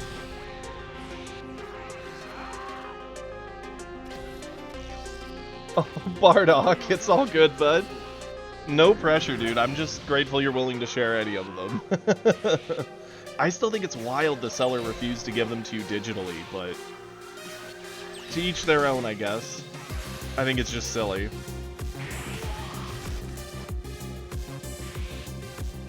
What was that, Gary? How?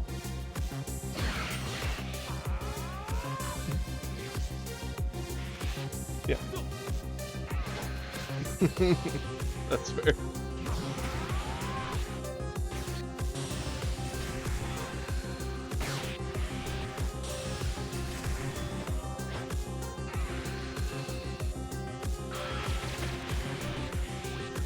On that spooky one life, but we do have a meteor and a super combo. Are we just trying to bait Zamasu into overextending? Probably. Yep, I feel you there, Bardock. But hey, at least so long as they actually get there and they work, we're happy.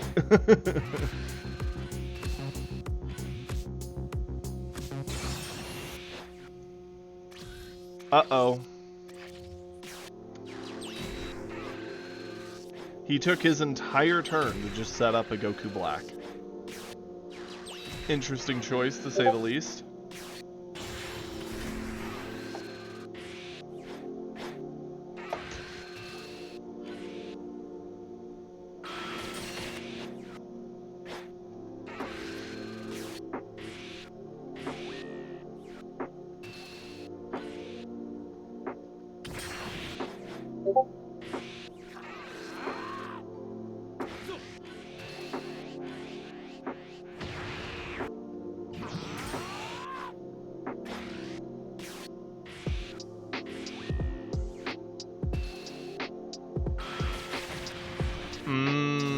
That sucks.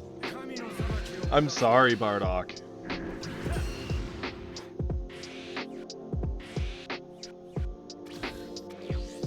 Well, the Absolute Lightning came down, answered the Broly, which is fine.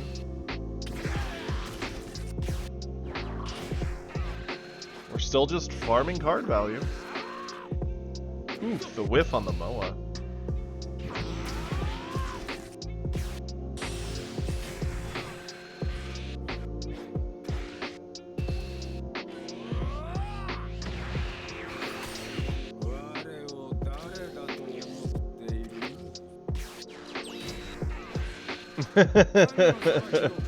Yeah, it is an interesting, like, I like Absolute Lightning for Trunks, because I can play it, use Piccolo, pick it back up, and really recycle it to really punish other blue matchups and certain green matchups, but I don't know if I'd run it in Zamasu.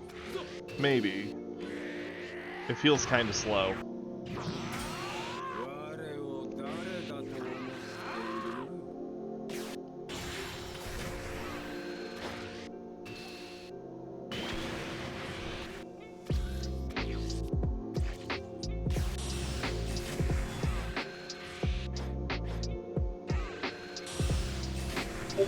I'm shocked he didn't charge, since he really doesn't need Sickle into green.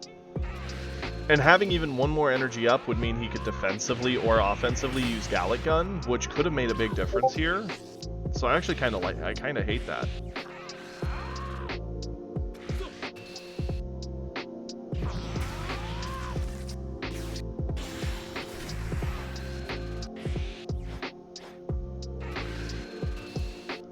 Oh my.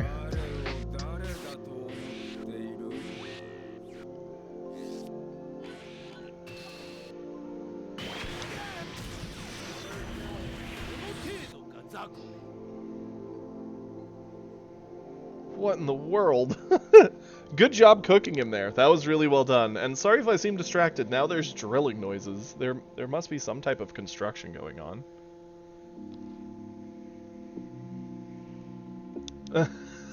I'm shocked at the level of noise that my environment has going on right now.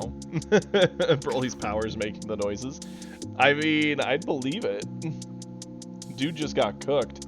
Okay, Matt is up next. That was actually really good. It's spooky sitting on one life like that because there's so many times that if the opponent just has it and goes in on it, you will lose. But you were able to hold out. I like it. I don't like the fact they didn't charge there because they should have had their Gallic as an option also. Make sure I click this.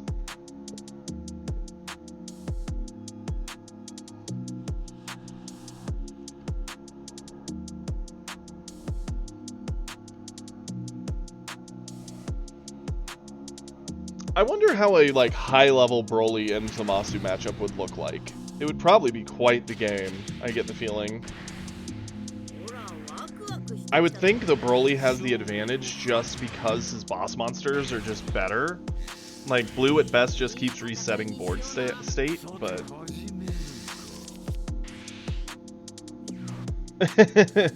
No, it's, well, one, we didn't stream Monday. It's Tuesday, but we are doing a bunch of viewer replays to start the day out. I wanted to, one, catch them up more, and two, just felt like a good time to chill and chat some.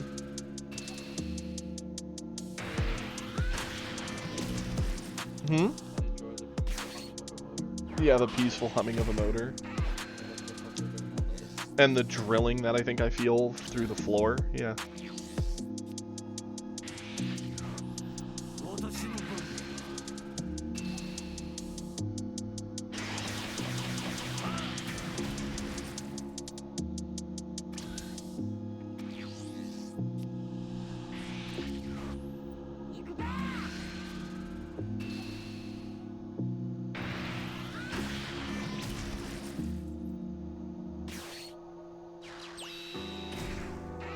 Yep, Kiri is in the background. He's here hanging out today with me.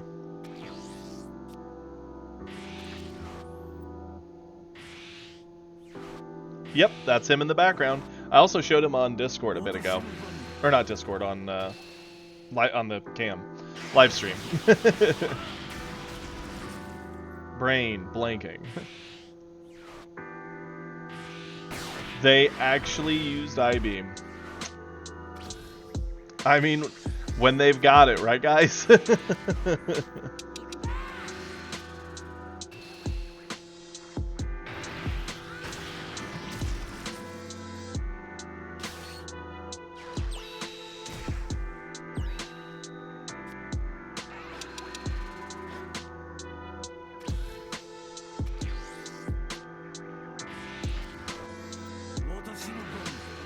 Interesting choice. I would have been more tempted just to get the Kefla down and get the Gohan out. Even if I didn't swing, just by having them sit there.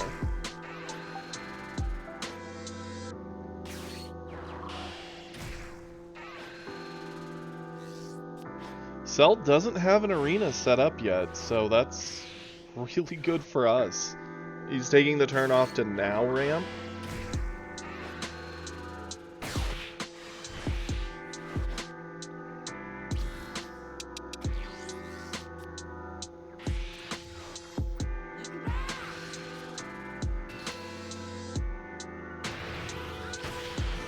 So we could Kefla for 4, turbo out the Gohan, and then use lead effect to coin out any number of things from the sand. I don't hate the Beerus play, it's taking the game a little slow though, and we do want to be afraid of him getting Cell A-drop, given time.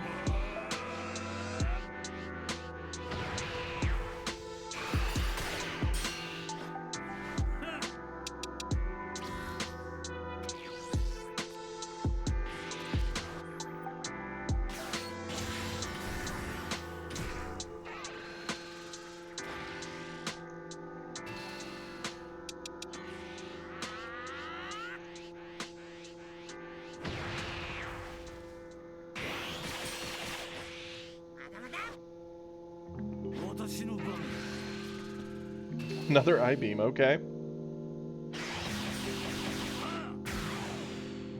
This is an odd sell list. I don't, like, I get you don't have a lot of options for the early game stuff, but just not a fan of I-Beam. Yep, now we'll get the Gohan. The Gohan will give us the trigger to get the life pickup. And drop the stats on the droids so we can start killing them. Good, flipping on the attack trigger. That way we get the extra 5k.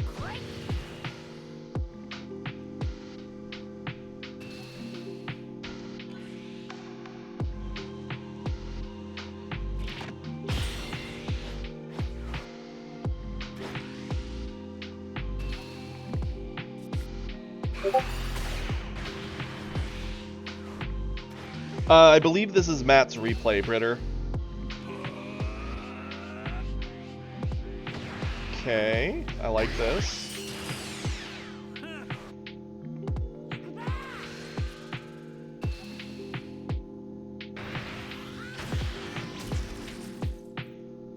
Honestly, definitely use your lead.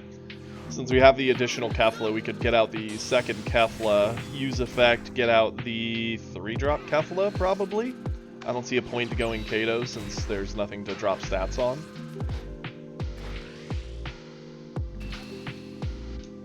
Hey, Joe Boy, you are welcome to post replays in the Discord, if that's what you're referring to. We've got plenty of them to watch, but you're always welcome to post one, and I will get to it. Currently, we're just doing one from everybody, and working our way through the list.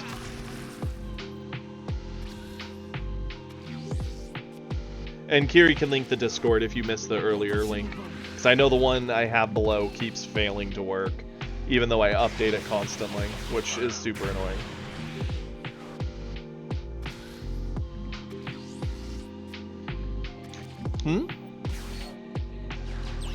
I tried the last time we updated it, and that one worked for a bit, and then it just stopped. So I need to take this one and see if this one will finally do it. It sucks for Cell that he didn't have his 8-drop. He had 8 energy and nothing to do with it. Like, he has all his big stat buffs, which do not matter given how much pressure we're putting on him here. Because, yep, we get to just glimpse and make this miserable for him.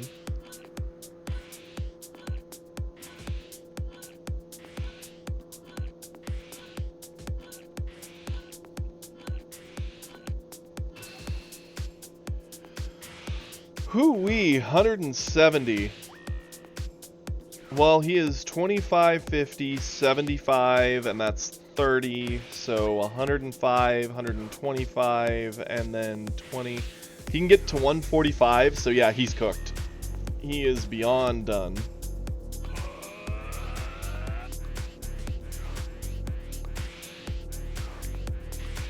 Later, Cell. And even if he did avoid it, right? Let's pretend he magically had the perfect hand to get over this.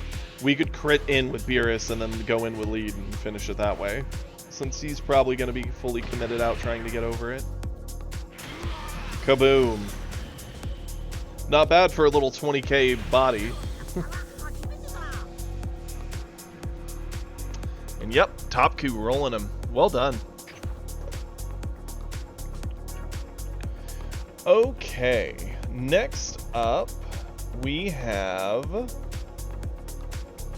Kage, who gave us a replay.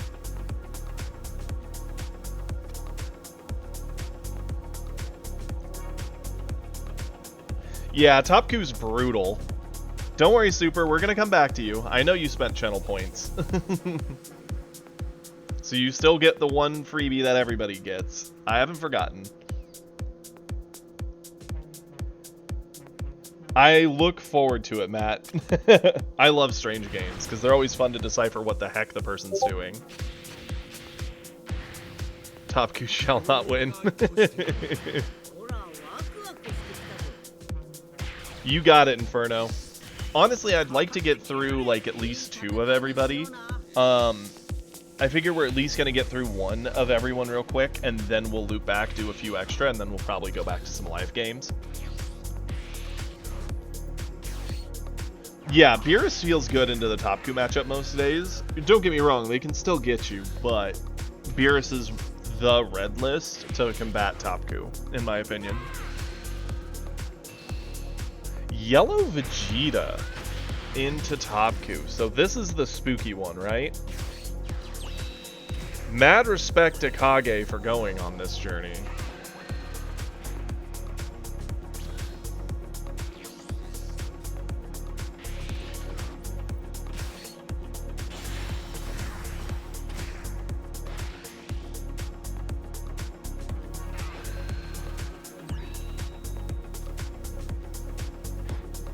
Huh.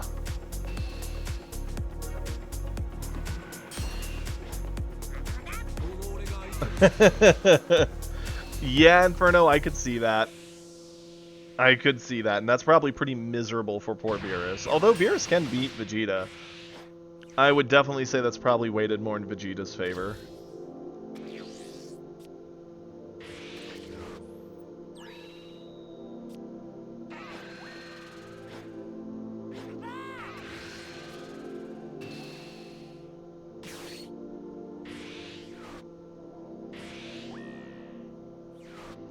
Pretty much, yeah. Like, Beerus' stat control is huge. Vegeta doesn't leave him with a ton of bodies to control stats on, and his big swings on Beerus, who also generally has less cards to play with than others because he is a crit lead, just becomes a bit more overwhelming a bit faster. Which may not sound like a lot, but it does matter in the grand scheme of things.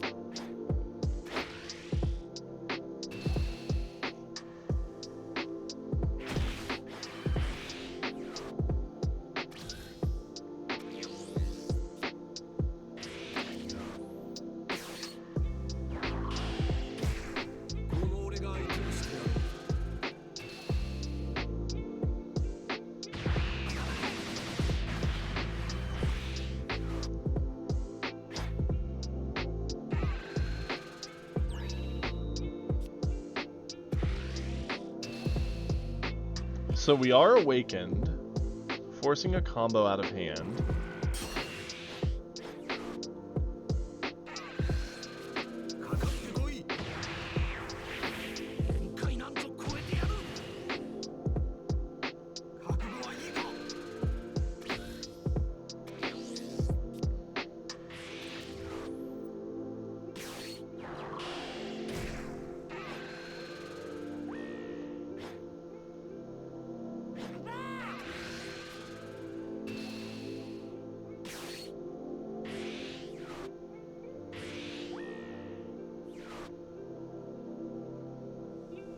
Interesting you rested down the crit. I get it, we're afraid of like losing cards to crit, but at the same time the Kato dropping stats seems really frustrating if we want to keep our body. So I'm assuming we're letting it go.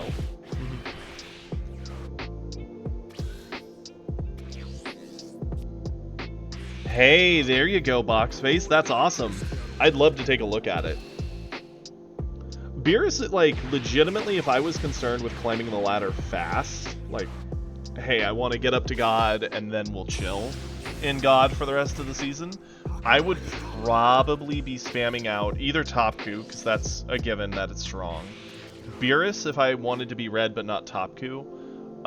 Blue, I personally would probably be spamming my Trunks, although I do think you can get there with Vegeta or Zamasu, like any blue list could get there at the moment. Green, I think you can play just about anything other than Gohan and probably have a decent ride, so long as whatever you play does okay into Topku, which is kind of the weakness of all green currently, but that's kind of the risk you take, I guess, climbing with green. And with yellow, I just wish you luck. I'm not saying yellow can't do it, but man, I would have to assume you'd be probably Frieza or Vegeta, though.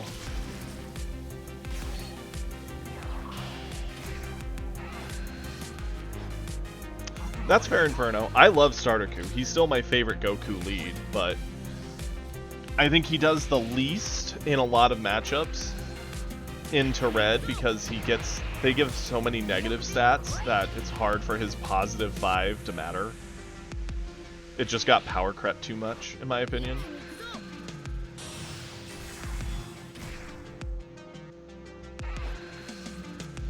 Yellow generally isn't going to fight into your stuff, they're just going to freeze it down.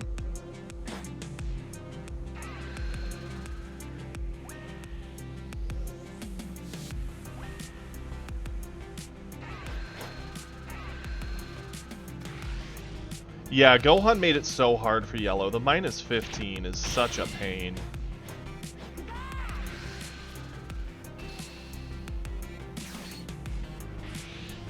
You think? I can't say you're wrong. Yeah, Cooler I think would probably be one of the bottom leads of the whole game at the moment. Cooler and Gohan I would put very low. I think they both have very rough times. Gohan can still do good because he still has the crazy endgame and can feel almost unkillable at times with the right board setups, but I'd say Cooler probably has it the hardest of any lead in the game. He really needs a unique card or two that can help boost him.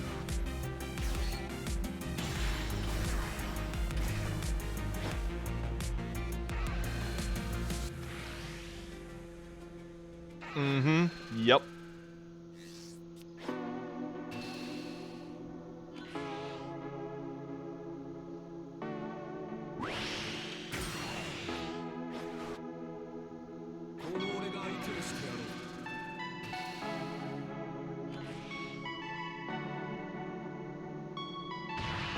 See, the thing with Yellow right now is a lot of what they do, Yellow even in set 1 played this weird hybrid, right? They could go aggro using all of the Ginyu members, or they could play control with their Coolers and their Golden Freezes. And set 2 kind of leaned into that more, right? You've got the Goku here, who freezes a bunch of bodies, really good control. You've got the 6-drop, meant to help control and survive into late game into green. Sure, makes sense. 3-drops meant to protect you from green blow-up effects. That's great. Problem is, their early game turbo is nothing compared to red. And if they go for it, they get run over by red. And because red's faster at it, every other color is speccing to stop that type of thing. So that makes yellow's look even worse. It's a color that can kind of flex to do a lot of things, but by having that flexibility, it also gets punished. Now, the Beerus play here is big sad, for sure. But the top Q is out of gas. Like, he has more combo on board than almost in hand. So if we have a double striker, there it is. That's our out.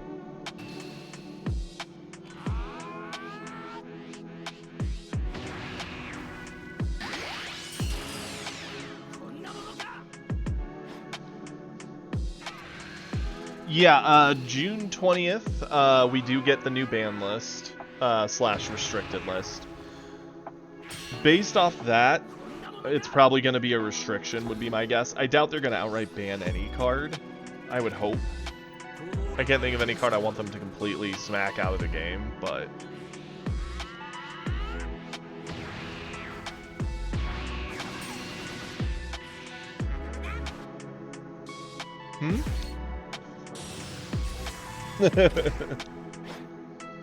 That would be funny. I'd be upset.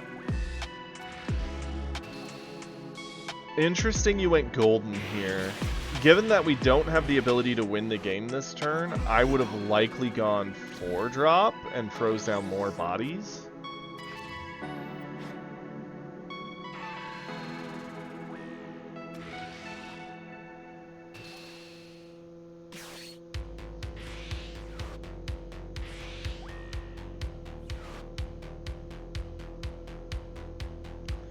See, I think a Ribrianne ban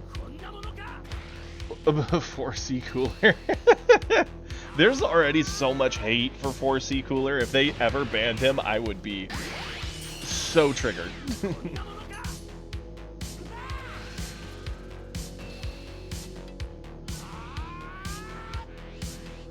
I think a limit on Kefla would be okay. I still prefer the rule change for her more than a limit, but I'll accept a limit.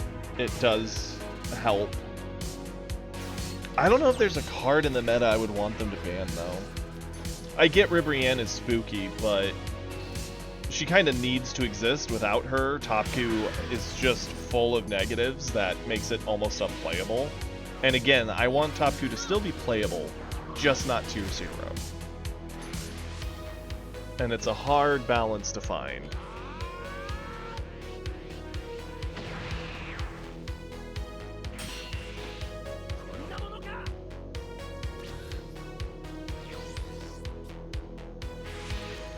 Glimpse is crazy, though.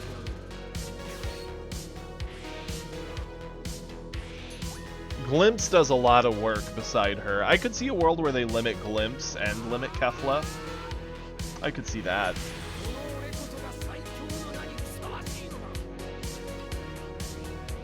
Well done. The Topku kind of played into it, right? He still was pushing to try and end the game, but it was like a half-hearted, like, it was not a real push to end the game.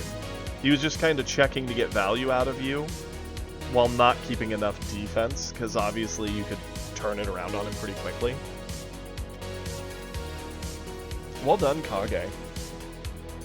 Okay, let's see here. This brings us to Alchemist.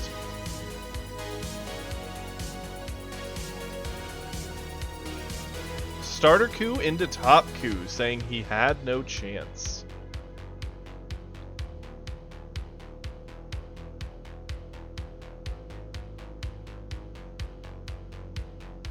Well, see, that's the good news, Spectre. It's easy to avoid that issue so long as they just are careful with what they give the top keyword, right? Yu Yu, is this a reference to Yu Yu Hakusho? If so, I'm a fan.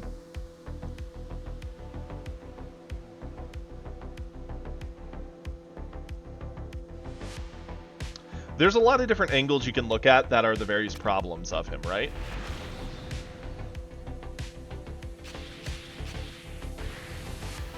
The Ribrianne with Glimpse, for one, is brutal. The Kefla, like, for one, into a Gohan on, like, turn 2 or 3 because you successfully picked up all your life, that's brutal. There's, like, so many different steps that can make the game in a state where that Goku just cooks.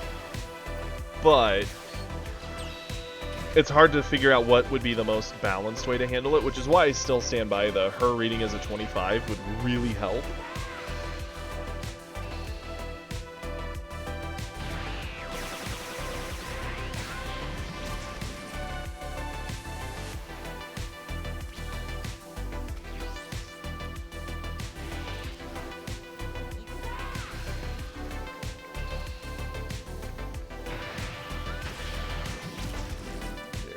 Giving that the thumbs up.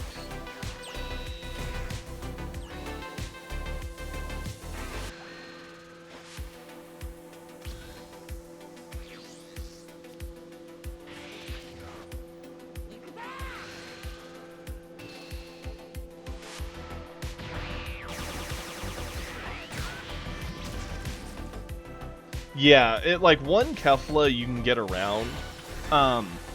It's hard getting around if they've legitimately 4-drop Kefla one after another.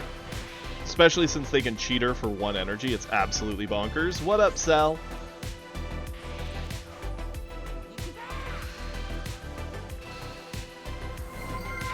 Hey, thank you for the follow, Sal. I appreciate it. We're actually getting close to 200 followers, which, again, I have a hard time believing. But it means a lot.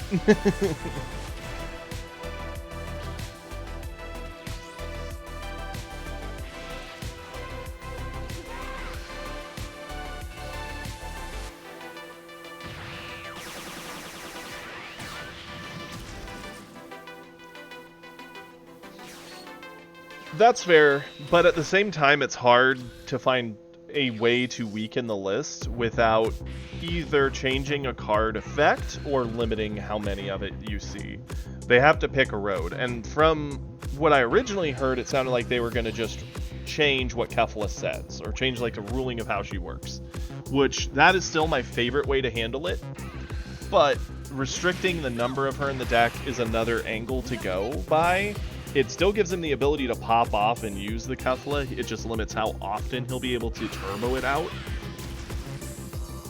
Because legitimately right now, if you had the perfect hand and you're awakened by 4 or 5, you can drop a 3-drop, drop a Kefla, drop another 3-drop. And on 5, you can drop double Kefla, which is insane.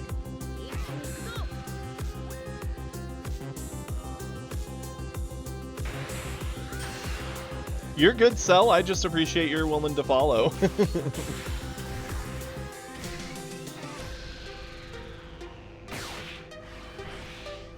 That's fair, Sloth. That's a very viable thing to say.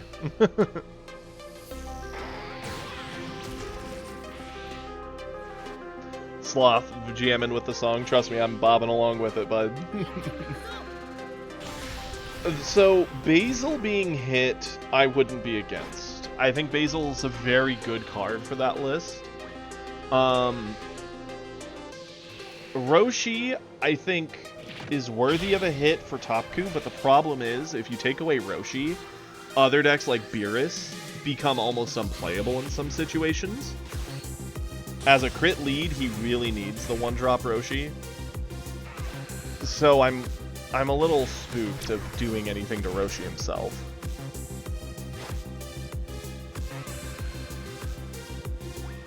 Yep, Bardock, and it pretty much lost you the game at that point, I would assume.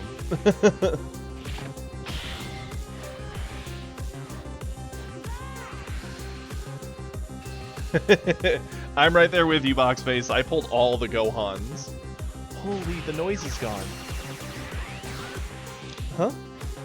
No, it's just quieter. You got it, Britt. I'll give you a call.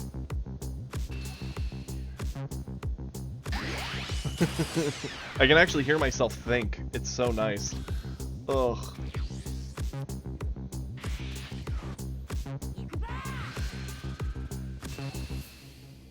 Gohan is probably one of, like... It's funny, right? There's a lot of problems that led to Topku being what it is. It was Kefla, it's Ribrianne, it's Glimpse, and it's Gohan. All 4, and arguably even Roshi, like, all 5 of those cards are so invaluable to what it does. There's a world where no matter what they do, it won't be enough, because there's so many other aspects that are already so strong, it might still just be that great with any change they do. But that's not a reason not to do something, since it is such a problem at all levels of play. Even at low levels of play, where players are playing decks that are not really built to take advantage of Topku, or don't actually understand how to work the deck, they'll still beat you if they just see the right line of cards and happen to have them fall correctly.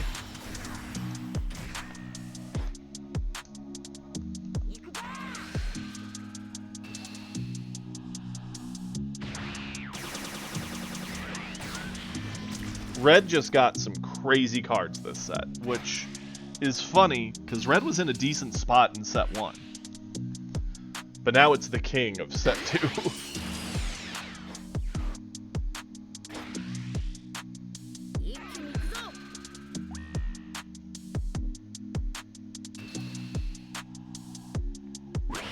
Pretty much. That's the thing, right? They have to do... Yellow is the one that's far behind. I think blue and green are in fairly well-balanced spot.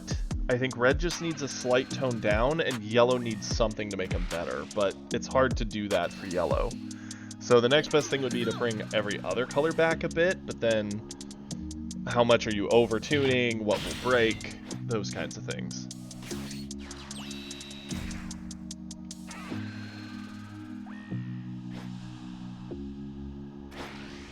I would rather they have a light hand and do a small change.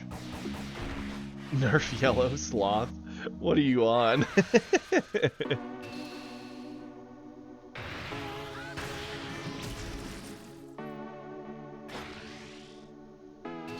I mean, we have massive hand advantage right now.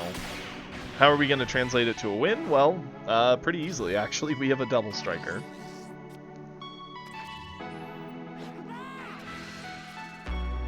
I like this.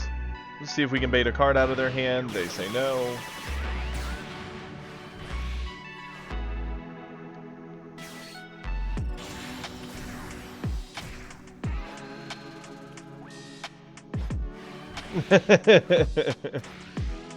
That I understand your feeling there, Kovir.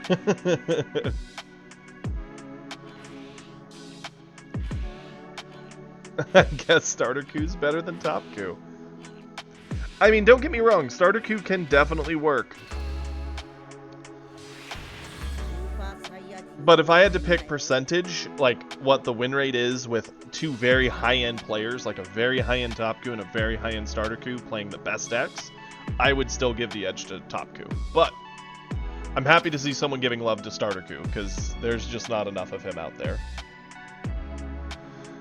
Okay, Kiri came in with a replay. Everyone celebrate. Our Kiri bot is actually sharing a replay, which is a rare thing indeed.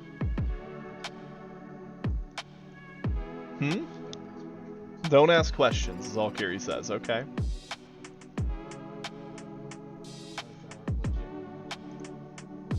Yeah, that's a good way to put it, Kovir. That really is a good way to put it.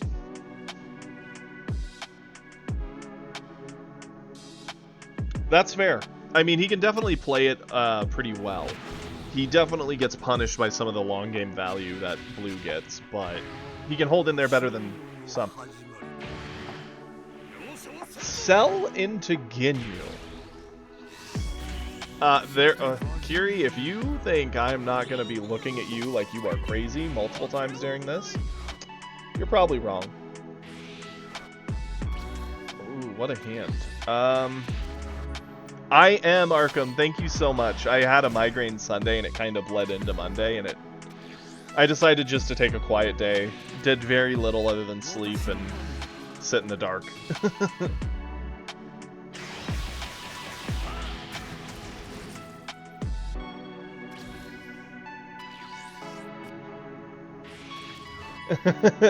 Sloth's rooting for you.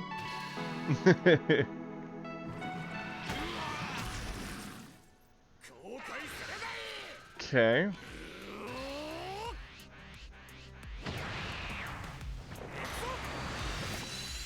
Legit? I don't think I've ever seen that animation. I think that's the first time I've seen that animation. It was actually kind of hype. Not gonna lie. I like the slow-mo pan. That's wild.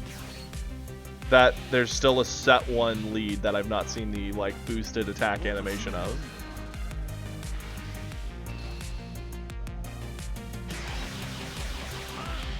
Interesting you're not clearing the Jace off the board. Yeah, fair, I guess.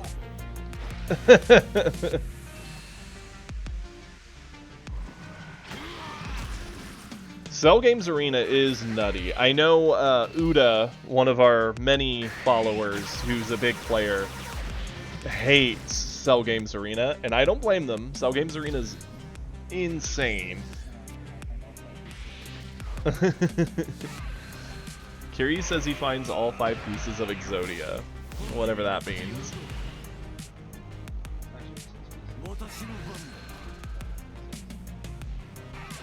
I've seen coolers, only because of, I think, some streamer games where we ended up playing against a few subs, and 1 or 2 of them use cooler, and I myself have used cooler.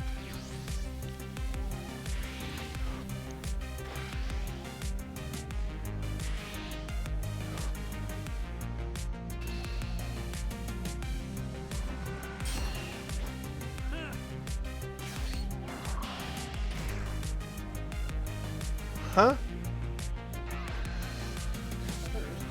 Huh? I know I'm only, like, slightly paying attention, but they just wasted an energy for nothing.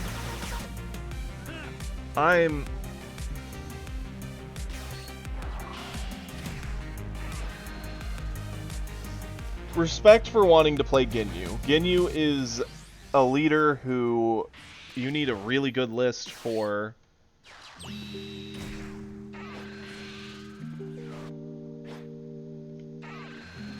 And yet, unfortunately, Look at where he is. Cooler's ability is a neat ability, and it has a lot of flexibility. The problem is it doesn't have the cards to back it up.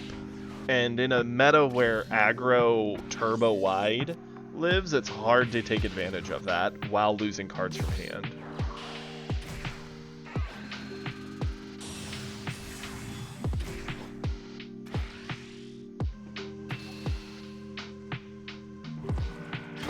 Just eating it, huh? A Bird or Jace duo card would be very cool, showing both of them doing their, like, duo pose.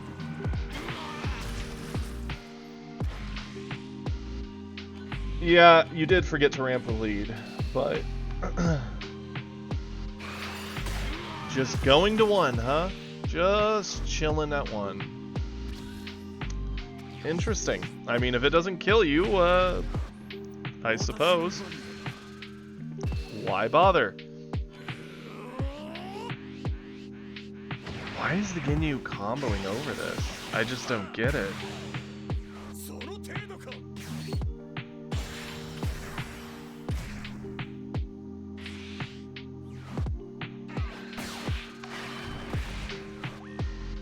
Ginyu's a fun list. It can be very memey.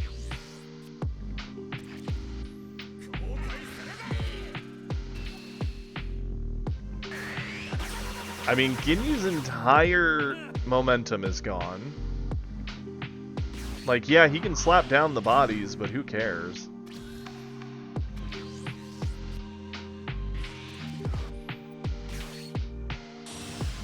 Yep, pretty much, box face. Kiri is just over here grinning and shaking his head. Even he cannot explain what is happening. And he played this.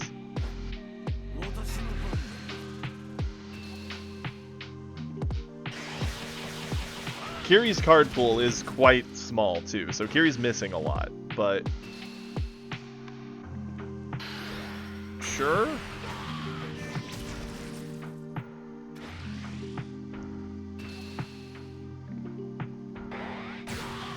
And the sad thing for Ginyu is if he flips to avoid anything, he misses out on the energy gain, which, not the end of the world, but things are definitely getting out of control.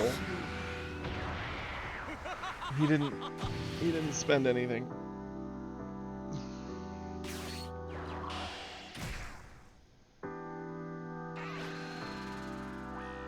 He could have at least played his 5-drop here.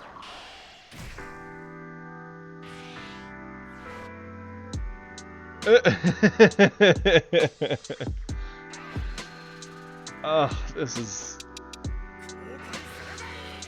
odd. He used his lead to re-ready Goldo to freeze down the 7 and the 8. Sure.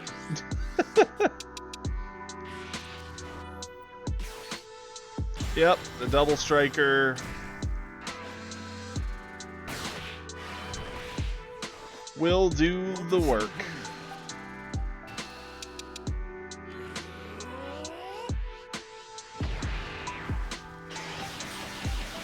This is such a weird game, Kiri. I have so many questions. Oh yeah, he used body change. Good point, Dr. Boxface. Thank you. I'm shocked you didn't swing with the 5-drop into the double striker, because I definitely would have.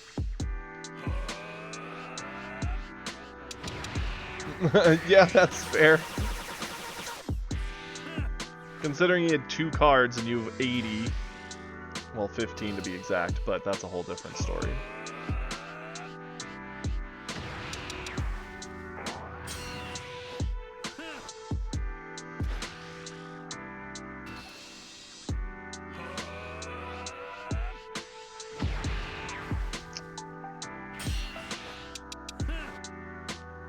That's true. He better not fail math class. I will never let him live it down. I promise you that.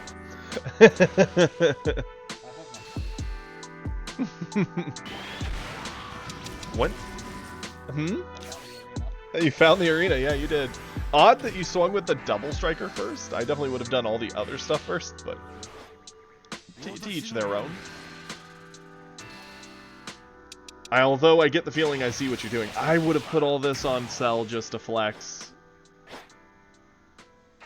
I see what you're doing, Kiri. I do see what you're doing. I would have gone for pretty animation. That's just me. Time for a really, really big swing.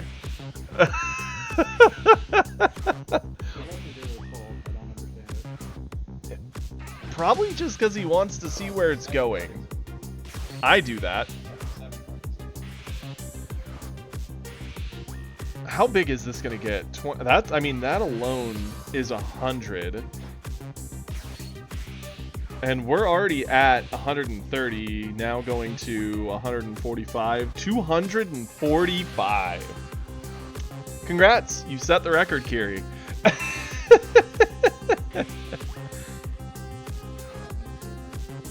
No, he tied it, Boxface.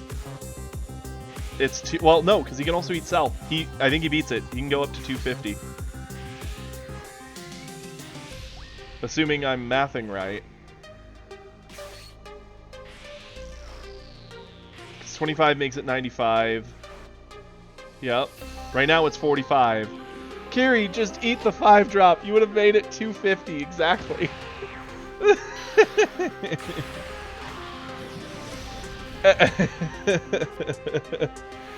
Yep, Kiri did it.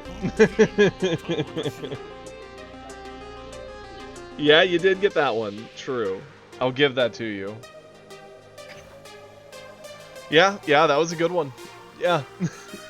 I see why you said you should be locked away for doing this to someone. That was a mighty big swing. I love it. Okay.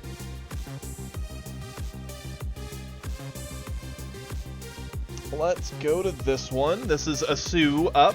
I know that's probably not how you want that pronounced, but I feel like it's the safest way for me to pronounce it, friend. So, Asu, you're up. A really long match. Thank you for the warning. We may do it at 2x speed just to be safe. I think we've all done far worse, but Kiri... Kiri doesn't play this game, so that was his first offense. Ooh, and Inferno going on a replay review. You got it, Inferno. After we get out of this one, yours is up next.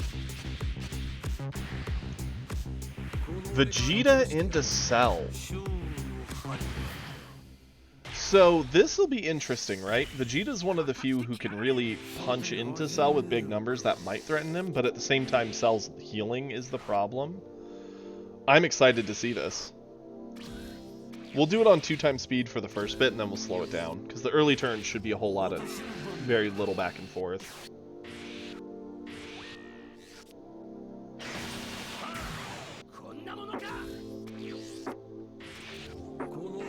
Okay. I like the charges. I like everything so far. Interesting, he's still on the 5 and 6 drop from set 1. You know, that's a really good question, Kovir. I wish I had the answer for it. I really do. It makes it hard when you're talking about Vegeta, because you always have to say, the blue-colored Vegeta. Or my blue-decked Vegeta.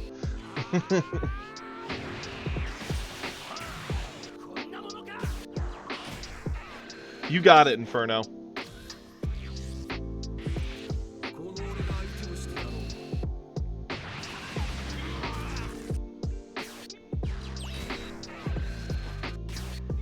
Hey, we like that. That's a very simple way, get a bit of value.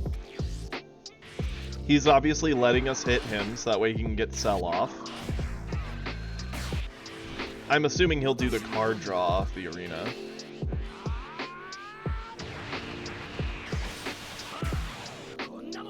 Red Vegeta be green.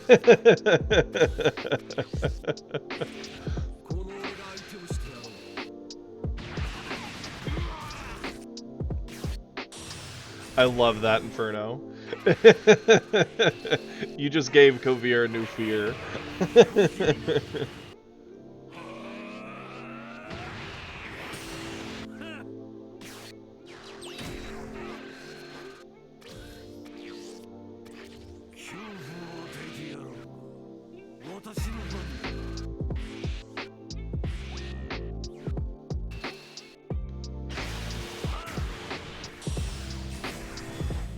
Vegeta Christmas deck.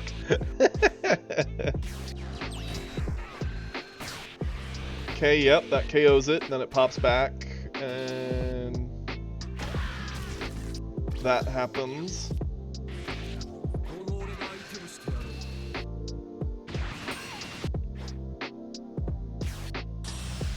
I love the foil Goku Black, it's so pretty. Pressure, get the Gotenks, get the pieces, smack him. Interesting you swing with the one drop. Yep, we're doing replays, Imodium.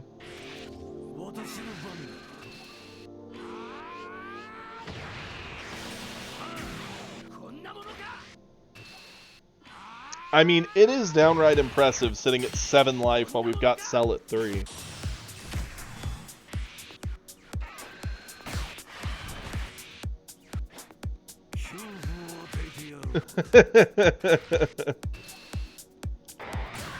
Where are you from, Boxface? Yen? Interesting.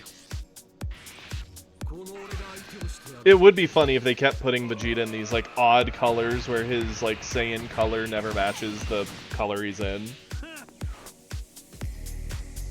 Honestly, I hope they do, which, again, I think they need to take a break from Goku. They need to make non-Goku leads. But, that being said, I think if they do, when they do UI Goku would be cool in blue. Because the whole gimmick of him is being defensive, blue is control-y. I like that thought. Or maybe yellow, but I think blue UI Goku makes sense.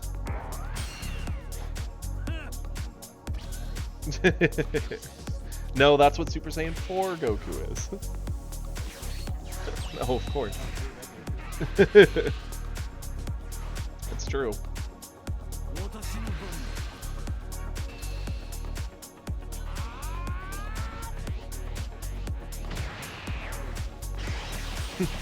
Imodium, I have the green starter and the yellow starter that Kiri was sweet enough to find and purchase for me.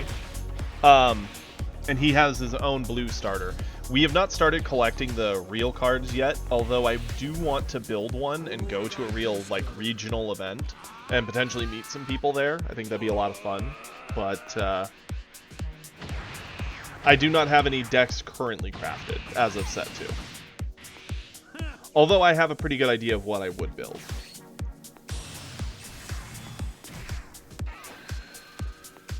Big surprise, it would likely be one of the top 3 things I play on stream. Trunks, Beerus, or Droids. Probably Trunks or Droids, though, because I like both those lists a lot.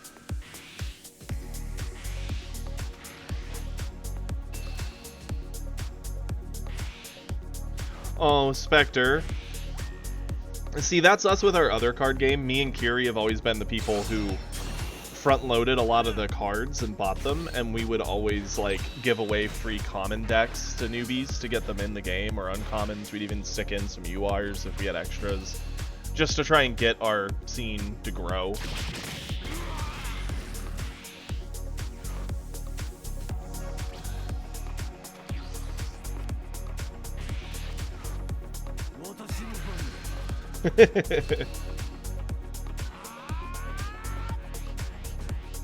See, that's kind of the sad thing, right? I think it's hard to, like, digital clients are great for stuff like this, right?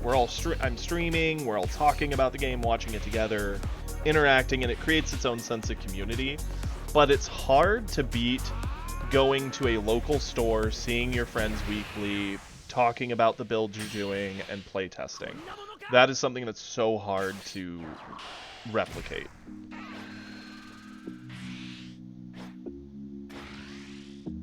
I'm not surprised. I get the feeling the second set probably made it very hard for a lot of local stores.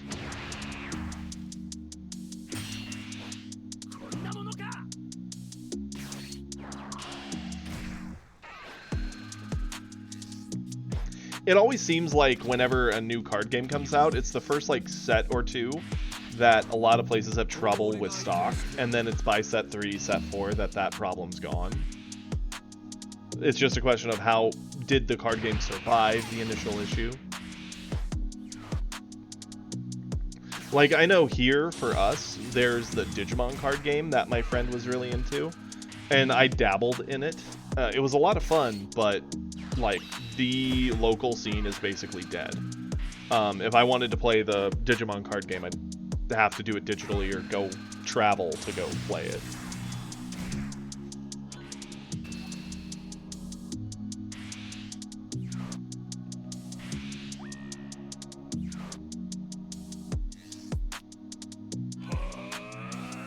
And Magic, obviously, being another big one. I tried Lorcana. It's basically Magic, just it didn't have much interaction yet, but it was set 1. They've obviously had, I think, 2 sets since then. I've not checked it out since, but Lorcana seemed cute. I just prefer more grindy, battle-y type game systems.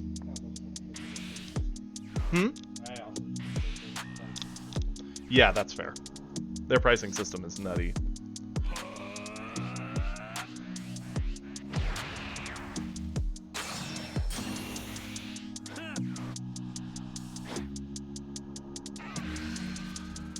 Yeah, I think the biggest ones here for, like, community size, Magic, Yu-Gi-Oh!, Pokemon,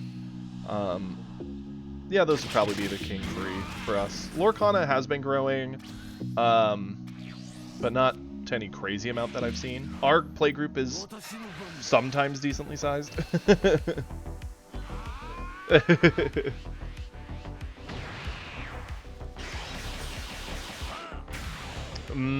I see.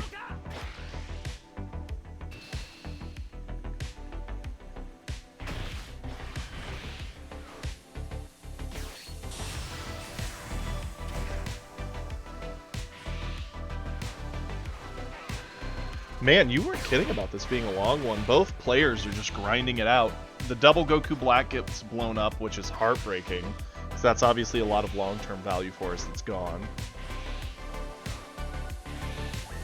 Throwing an instant on here.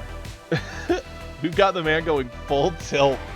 Instant on a 45 cell to make it 60 so he can finally get us to 5. That's funny.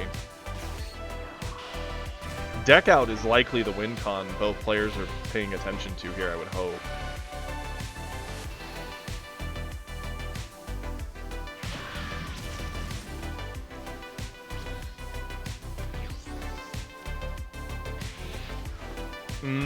Gotcha, Boxface.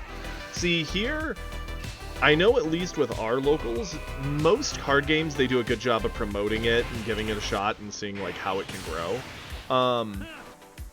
They have just about every card game with a potential weekly tournament going on, but not all of them are as equally healthy.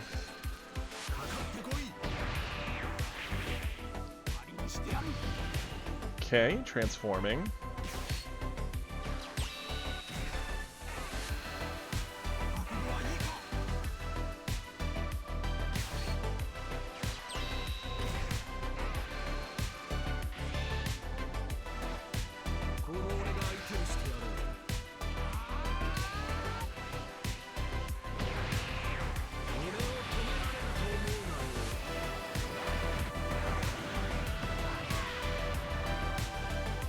I had a buddy who really liked the Final Fantasy card game. It was fun. That card game had some interesting mechanics and things going on.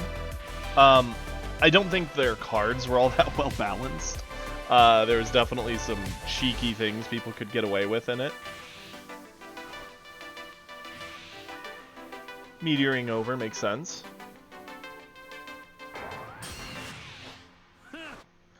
Pass it back. Cell's lack of an arena makes it so he can't just go into another A-drop. He has to play the awkward middle. Probably going to go into... Well, I mean, he could go into the Gohan just to get the life up again.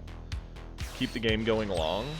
Especially with us being at 9 deck left. We're the ones pressured to end it.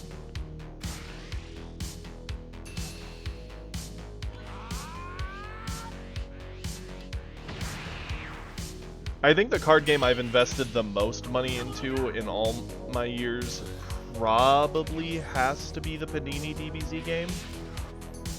Just because me and Kiri went hard on that game. We got full play sets of the card game, on top of the fact that we traveled to multiple different locations for it. The next closest thing would be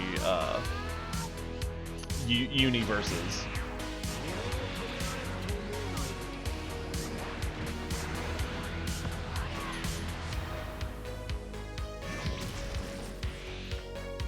Oh yeah, we've got the energy to play anything and everything. We can almost drop back-to-back Goku Blacks. Which isn't a bad thing. We kinda need them.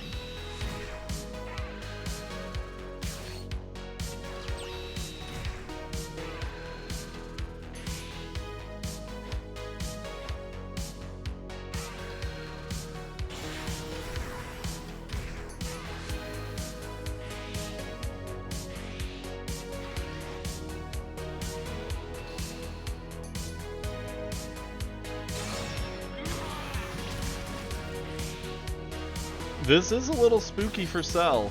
He does need to respect how much damage we can do.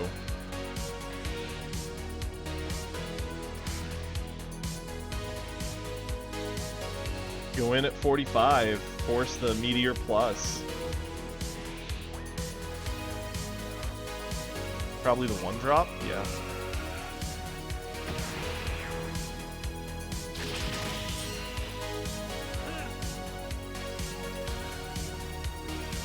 This is a wild game, and yeah, it's a really good show of what the meta could be like without Topku, which is why I still think he needs to exist. I just think he does need to be toned down a little. Yeah, legitimately, this one game took up the time of 2 to 3 of, like, Topku games.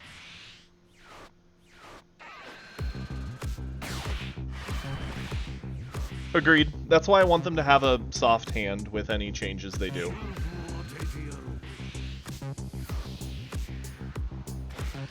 Sitting at 3. Both players 7 cards left in the deck.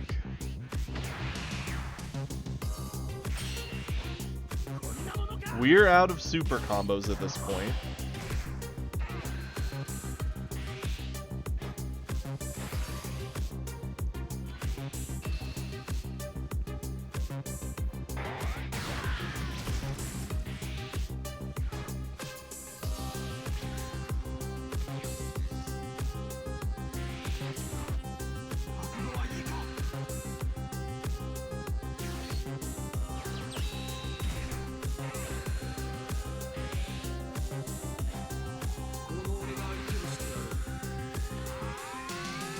Ooh, this is getting spooky.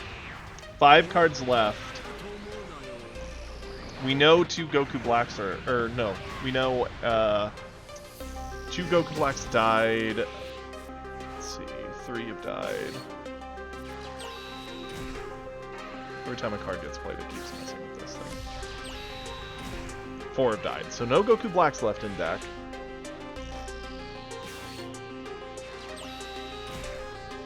This is a very smart Zeno. I like the fact that you gave yourself more resources on the bottom to draw into. Very, very smart.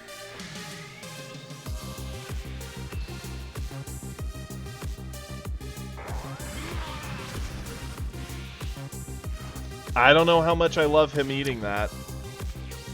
To each their own, I suppose, but...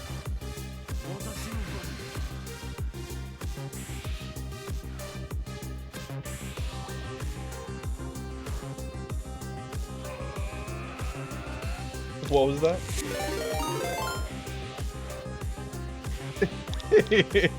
Yeah, that's true. And oh my goodness, thank you so much, Sloth. Thank you for the subscription. I appreciate it.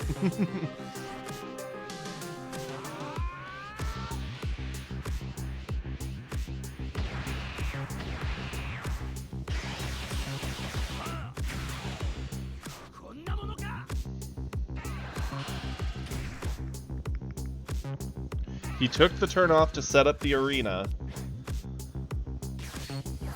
That's got to be at least a little spooky, right? Yeah, he gets a card back here. He has to go for the D build because he can't go for a meteor because he doesn't have the energy for it. For 13. The amount of loops we can do is actually insane. And it's do or die, right? This is it. There you go, Sloth. I love it. Do you want me to roll it back to the previous song? I will. I know that's your favorite. It's my favorite too.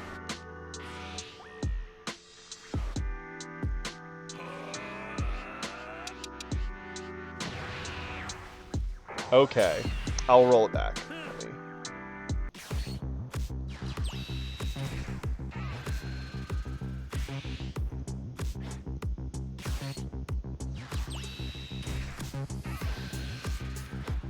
Another sickle.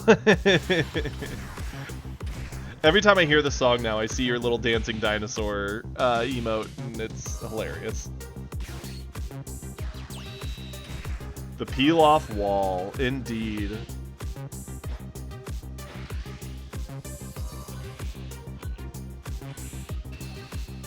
Going in with 50, I like it.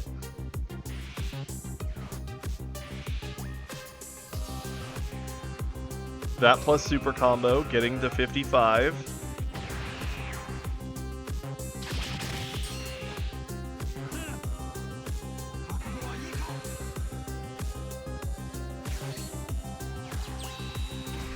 And now we push for our attempt at game.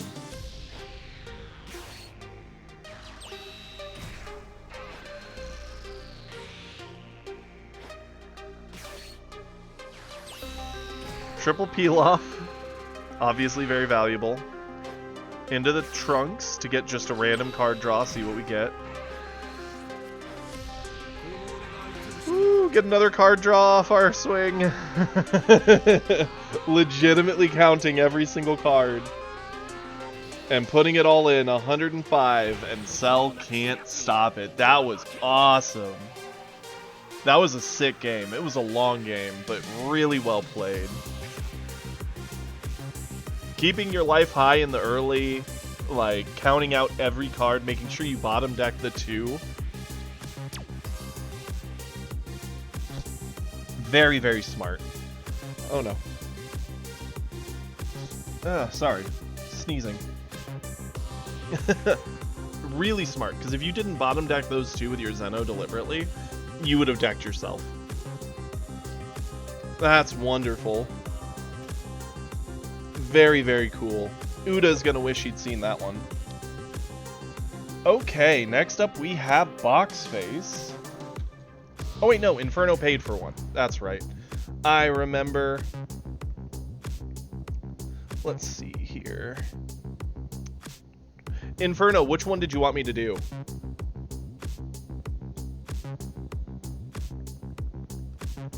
What's up, Kiri?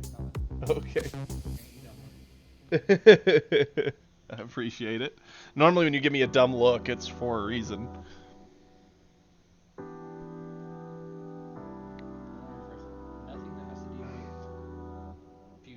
Okay, fair, fair.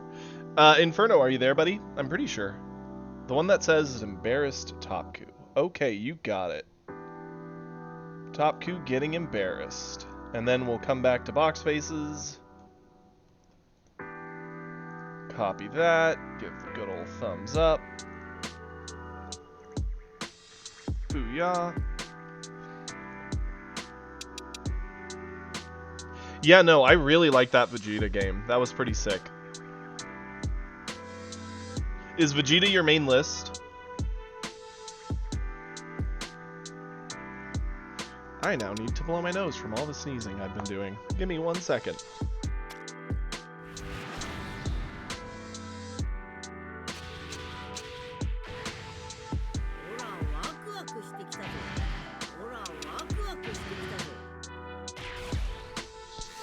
The only thing I don't like about facial hair. Sneezing and blowing my nose.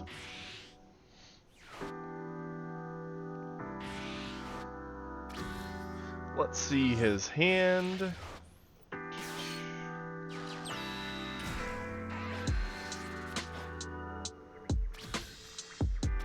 Okay, so we've got another U7 into Topku matchup.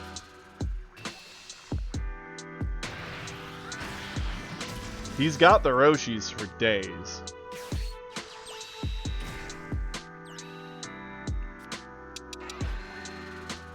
This game's going to be like the polar opposite of that last one. The last one was very, very long, very grindy, almost created a deck out situation. Here we're going to turbo life pickup, and it's going to be a race to the bottom to then win.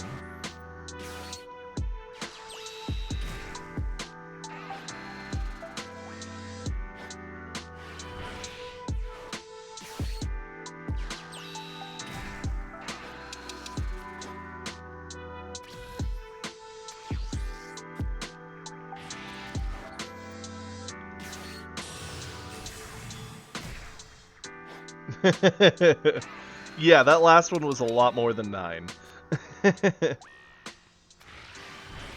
Not that I'm complaining. I think it was well worth it.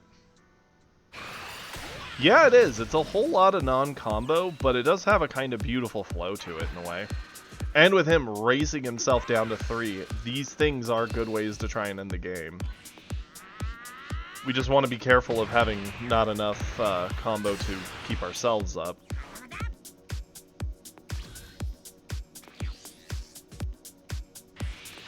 Yep, I like that choice.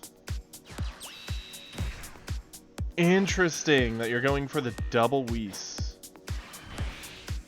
I definitely would have gone Gohan here, personally.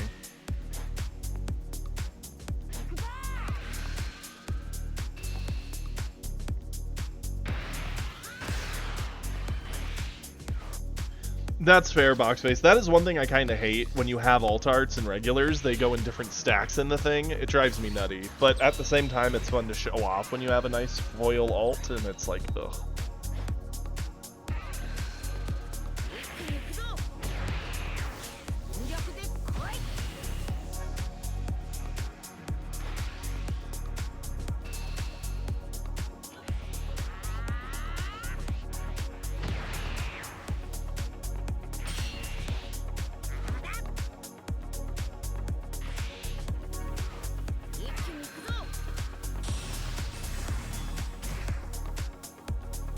Yep, getting Kefla. Gives him Kato. What up, Hippo? How you doing, buddy?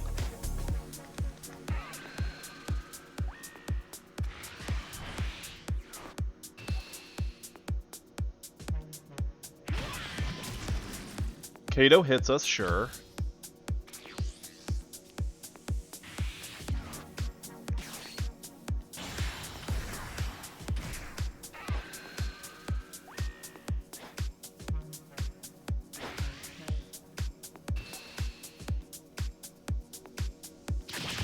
Interesting that he just accepts it. Going to 2.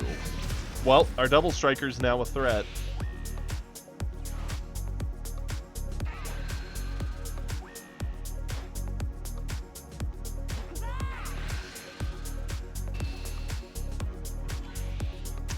Fair enough, Hippo. Well, thank you for lurking.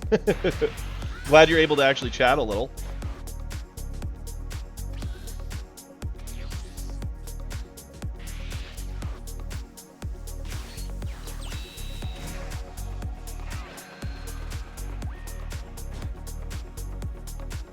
That is not what I would have done this turn. So if I was this Goku, what I would have done Kefla into 17, and then just dropped the Goku to blow up the Whis and just pressured.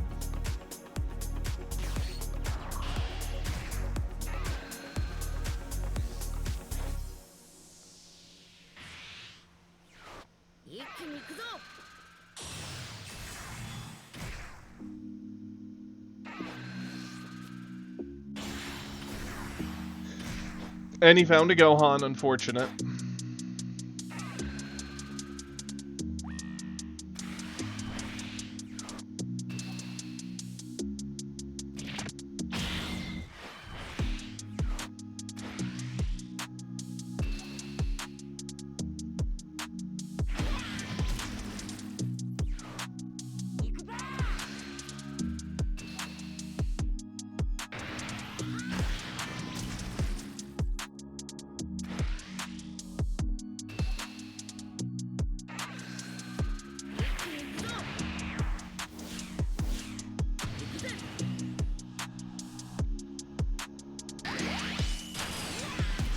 Interesting that you're just eating all of these.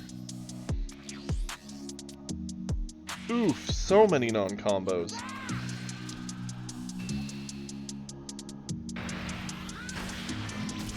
He went to 1.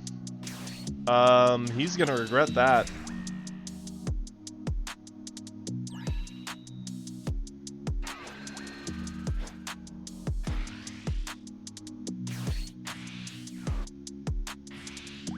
This is gonna be the biggest Roshi. Oh no. I mean, you're in a bad spot, right? You avoid the hit, burn some resources, force them to double, but then if they go double, they can't put all the power on it. He definitely made a mistake in eating that. Because this Roshi is going to be massive. And it's fitting for Roshi, of all things, to be the one absolutely spanking him. Yep, he gave up. Wow. Dude threw. I love it. That's awesome. Well done, Inferno. Getting spanked by Roshi. Sometime we'll have to get an animated emote of like Roshi in his thin form just rip it shredding and like going big. Cause that would fit that moment right there, for sure. Okay, now we're on to Dr. Box Faces. Tried to play 3-cost spam. It didn't work as intended. Ooh. Let's see it. He definitely did a very interesting turn, right? He cycled a lot of value, hoping to keep defense while getting some pressure put in. I don't know if I love how he did it. I get it. It's kind of an awkward position because you're at as little life as you are.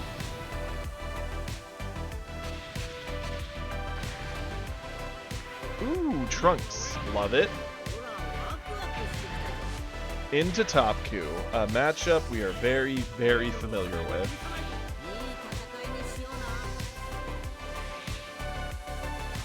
Ooh, going with the vanilla strats, I see.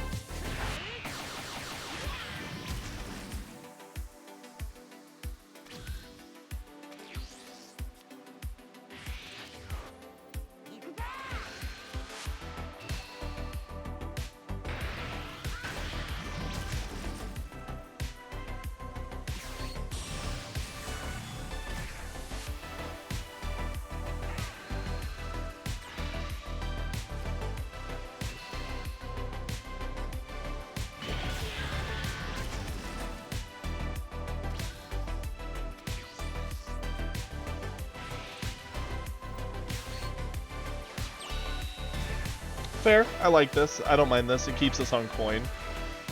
We may need to coin out a Zeno later, so I like this.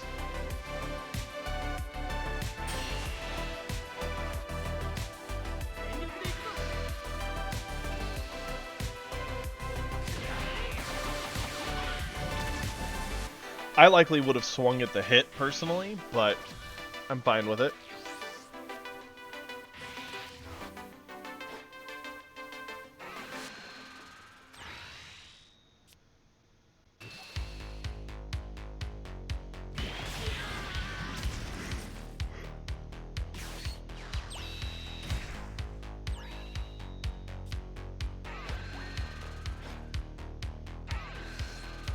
Yeah. It's quite the hand, right?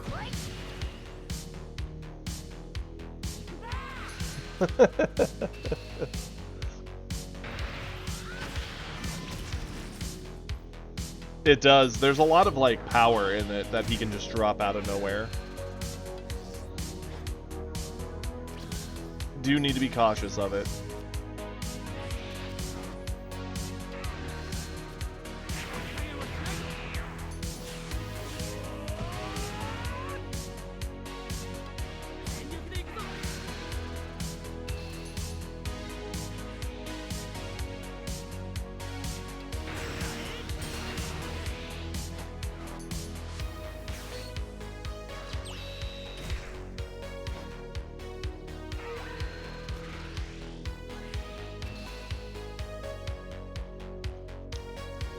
Uh-oh.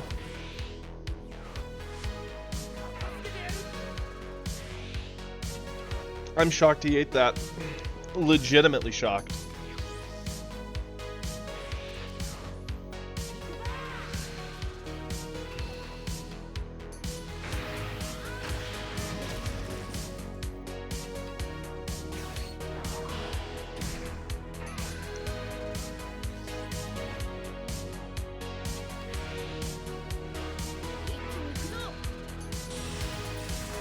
Cheating Kefla, probably dropping the,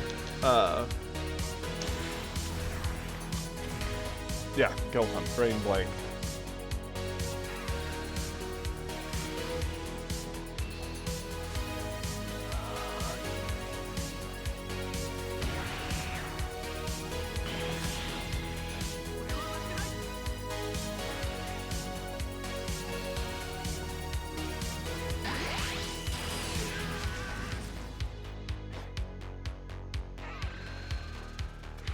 And now that we're at 2, it is a spooky world, right? Because next turn, he can charge to 5, play Ribrianne, double glimpse, combo everything, and we need quite the defense to get around it. And that's with us doing something to this board state.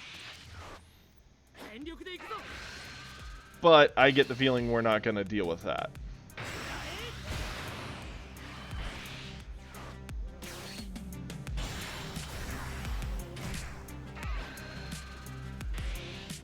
Get the Roshi out of here. It's the biggest combo.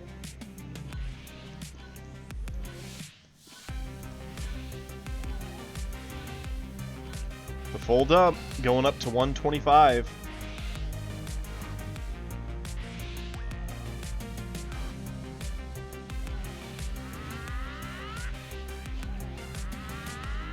Yep. Not quite there, Goku. Well done. That was a very big hand. You saved up a lot of combo for it.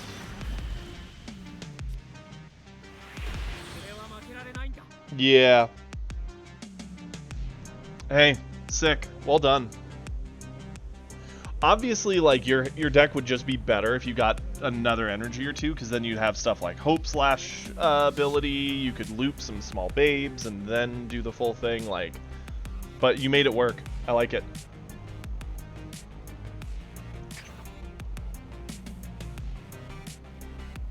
Okay, and now we have Joe Boy coming up. Ginyu isn't playable, and that's okay. Acceptance.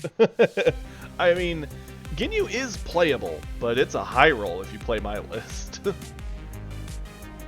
It is.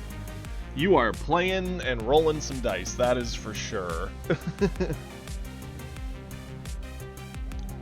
Let's go see Joy Boy's replay.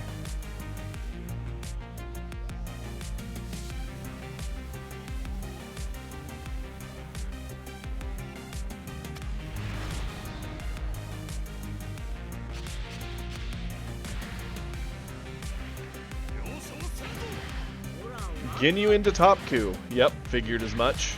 And this is kind of brutal for Ginyu, right? Because Topku's 90% of the bodies he plays, well, not 90, more like 60 to 70% of the bodies he plays kill cards of Ginyu's, which is super annoying.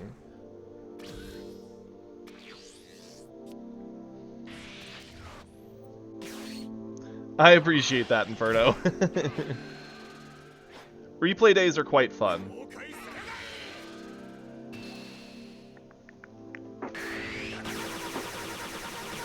Yep, can you go in on the Whis? Why not? Call it a day and pass it over.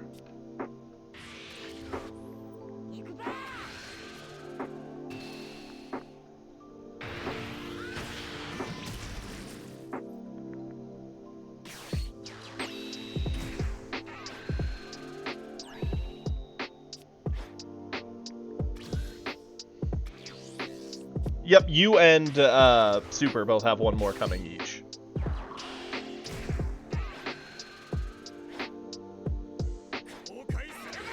Because you guys both used your points to get one early, which is fine. It really is. It's just better, Ginyu. But that doesn't mean he can completely underestimate Ginyu. Ginyu can do some cheeky things.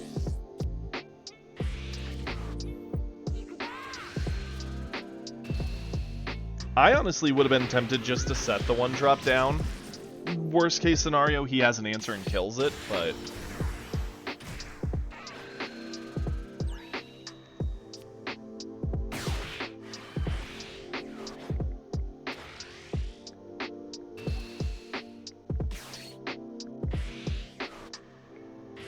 But we did save the energy. We have a nice defensive option. Ignore the crit.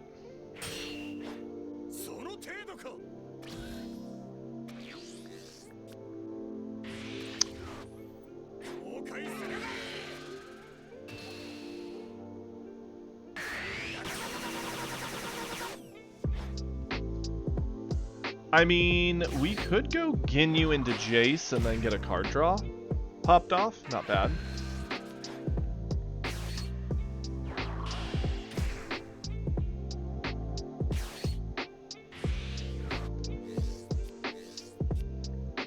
Sure thing.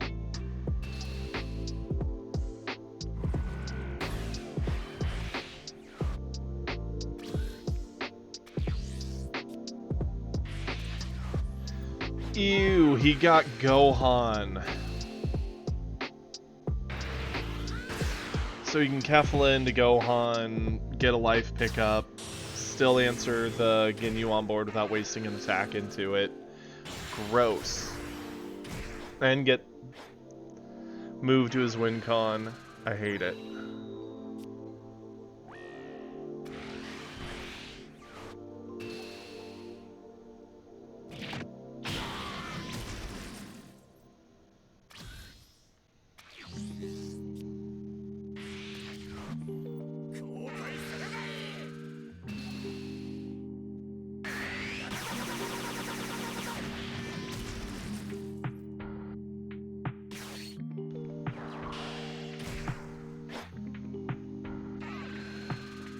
Yep. Especially since, like, we actually had a shot until that Gohan came down and started blowing more things up. It makes it so hard for us to play.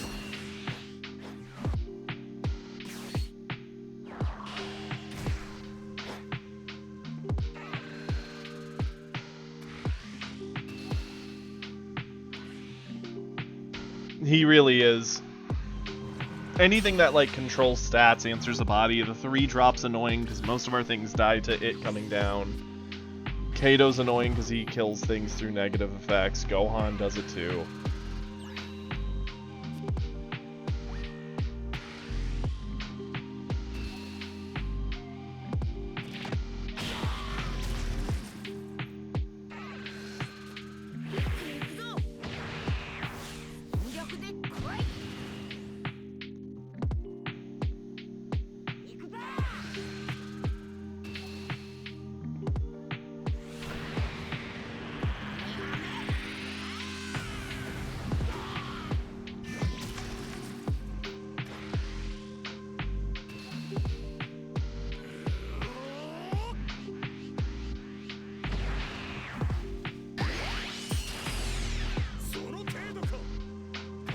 So the question becomes, how do we find an out, right?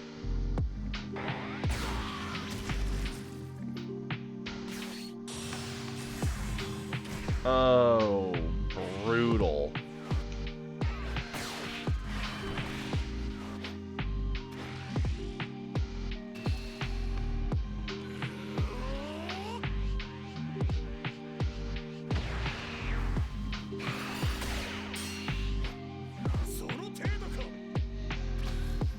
Okay, so we need something here.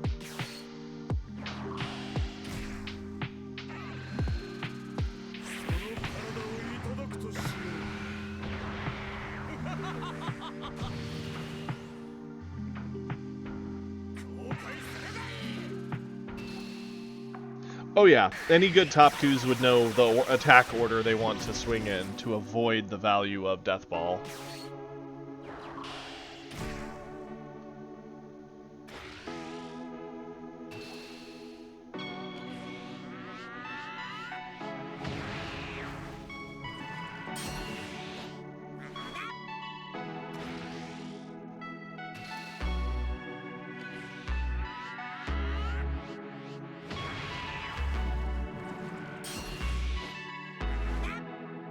There's no way he doesn't see the Ginyu coming, so he knows Ginyu's gonna be here. We ask for a card with each Jace.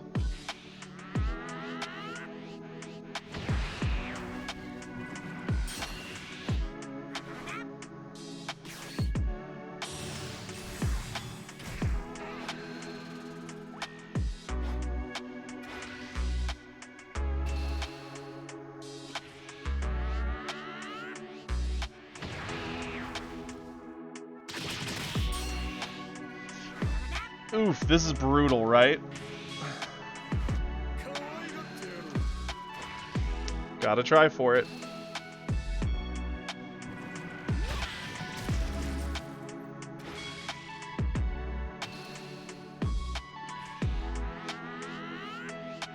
It really is. Ginyu's such a cool list when it works.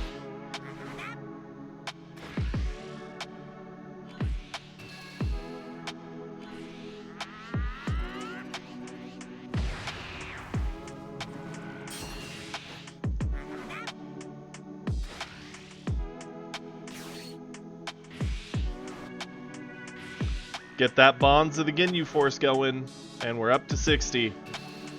Eat your heart out, Topku. Get cooked. Well done. That's awesome. I want to see you. Definitely post your list for Ginyu. I would love to see it, Joe B. Or Joe Boy. Yeah, Bonds is really good for the tall final, because if you get 3-4 bodies down, it will cook the other player. Like, they just die. That's awesome. I love it. Okay. We have 2 more replays that are owed because they did spend points.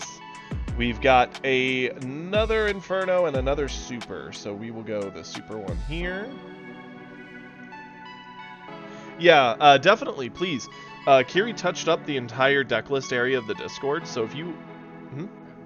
Oh, he hasn't done that yet. Well, he's going to be. But there's a channel for each different color. Feel free to post any lists you like and want advice on, or post lists that are deck lists that you're proud of. It's a good way for us to all chat. Okay, let's go into this. Give this the good old thumbs up. Oh, this is a defeat from Box. Okay.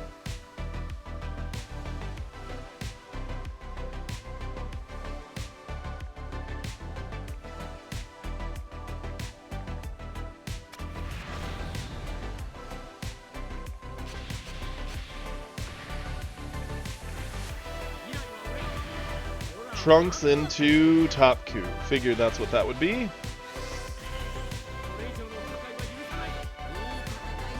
I think it would have been neat if at least, like, the character art for Topku was a little different. Instead of him being in the usual orange gi, maybe put him in, you know, like,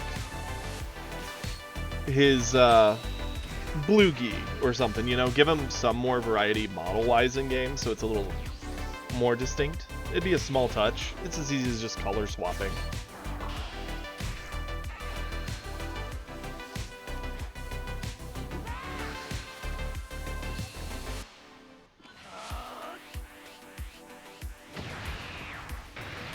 Mans has triple Kefla in hand. I have a bad feeling about this one. If he actually starts awakening, he could really, really pop off.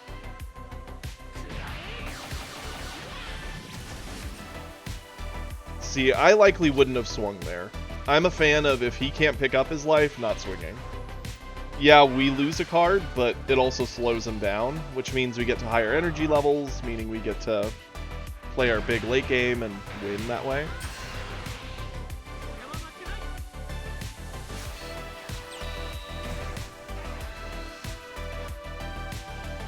Yeah, I've yet to play Topku, and that's because I just refuse to play the Tier 0 list. I get the feeling it's a fairly simple list to play. And there probably are matchups that you actually have to think and do things. Like, there's never a matchup at a high end that you don't think. You should always be calculating your moves, but it's just not very involved, right? It's very predictable, just like Broly. Or Broly from set 1, anyway.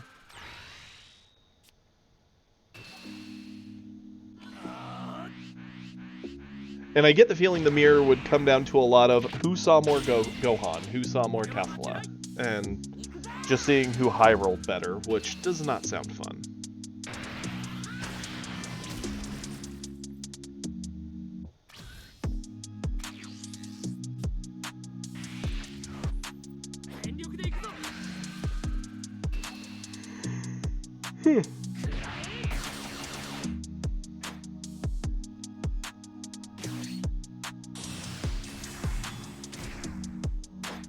I love 4-drop Zamasu, but man do I hate that negatives don't trigger his effect.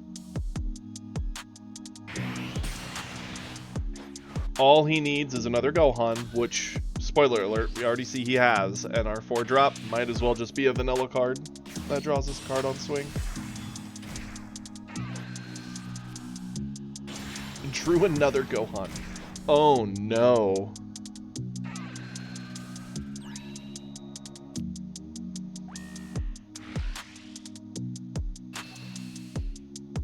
I'm sorry, Sloth. That sucks. If you need any help building something, like in blue or green or heck yellow, that you think you could play that would do well, I'm down to help you.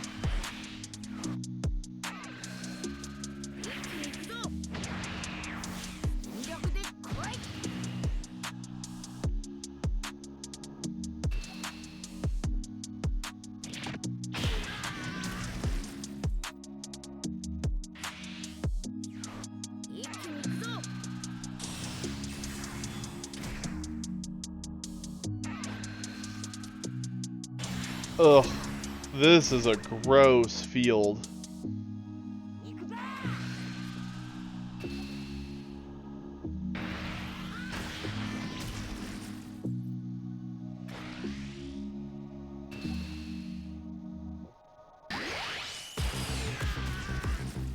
Yeah, absolutely, Sloth. We can take a look. For sure. Post me a list of all your blue in like the Discord, and I can even just message you directly and we can talk about it on the channel too. Green and yellow never. You got it, Sloth. I will help you match up a blue that will work. Yep. This is the board we want Zeno for. But he's still a full 2 turns away. And we don't even have a sickle. Like, we have nothing to do anything here.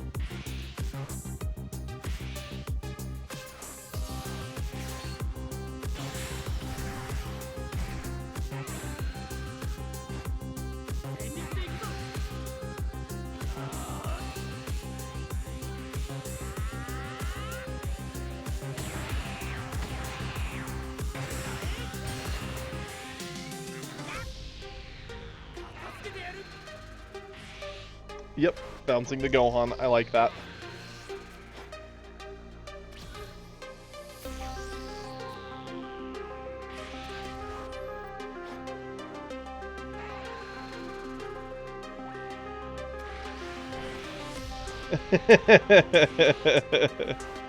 I mean, to be fair, Sloth, I am a droids player, so androids are very fun. Never underestimate them. They don't feel like all the other green decks. They really don't. They're a lot more involved, which is what makes me such a fan.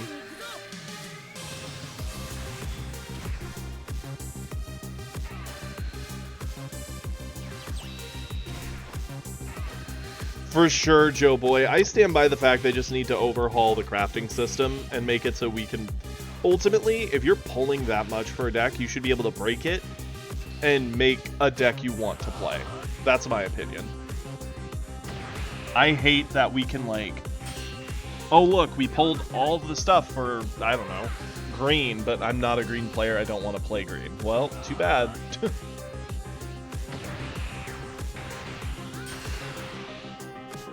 Yeah, droids have been amazing. Not gonna lie. I figured I'd still dislike green from set 1, because set 1 it felt like it just did a whole lot of nothing until the end of the game, but droids don't feel that way. Cell doesn't feel that way either, and technically even Broly doesn't now, because you just have to play a more active early to get to the late.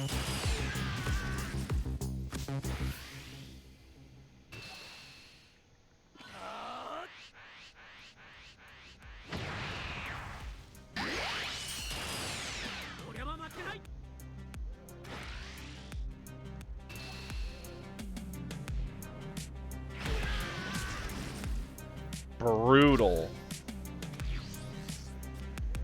And here's the thing, right? Congrats, we made it to Zeno. We can finally stop this tempo. Now we can't get touched.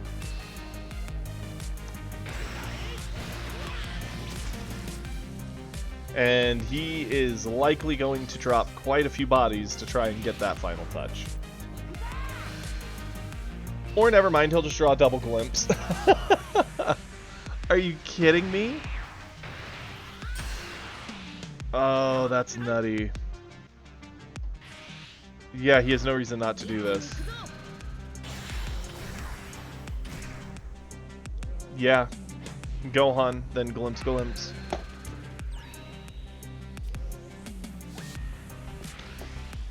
And he got the one drop to fill the gap. Oh, that's insane.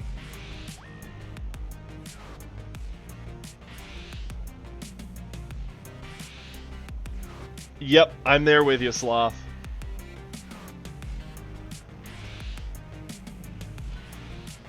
Yeah, top Q went off here. Ooh-wee. Yep, not even close. Poor Trunks. It's not like Trunks did anything bad, just didn't see the right options early enough. Yep. And that's why it's a tier 0, right? Oof. I'm sorry, Super. That's a brutal loss. And lastly, we have Inferno. Let's go with Mistakes Were Made.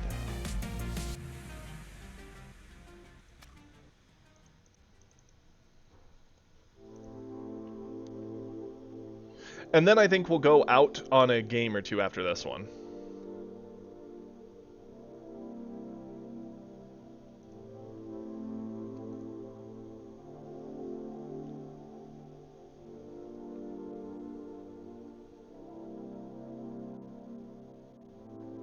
My bad. Dr. Foxface.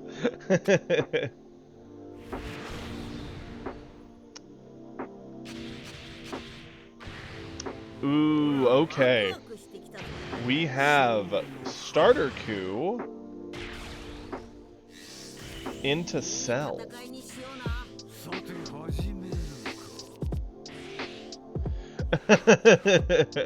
He is easy and very strong.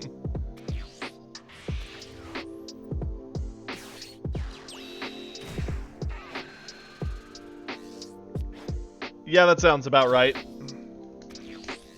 And honestly, I think they do need to do that. Do something about it, because it's not that it can't be beaten. It's that if you look at statistics, the odds of it being beaten versus the odds of just winning by playing it, the odds are ever in Top Q's favor, which sucks.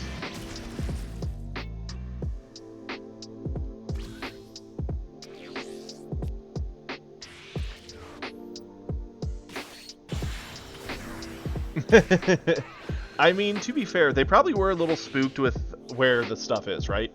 Green already had a really strong late game, and you got Droids who now play a good mid. You have Cell who plays a decent mid into decent late. Obviously, the late game for Broly and Gohan will always be strong. Blue, they gave all the control tools for and made very strong in the mid to late. So they needed something to balance it out. The problem is they definitely over-tuned Red a bit. Like, they should have not had a few things for it to keep it a little held back. And they should have given Yellow something, too. What card should they ban?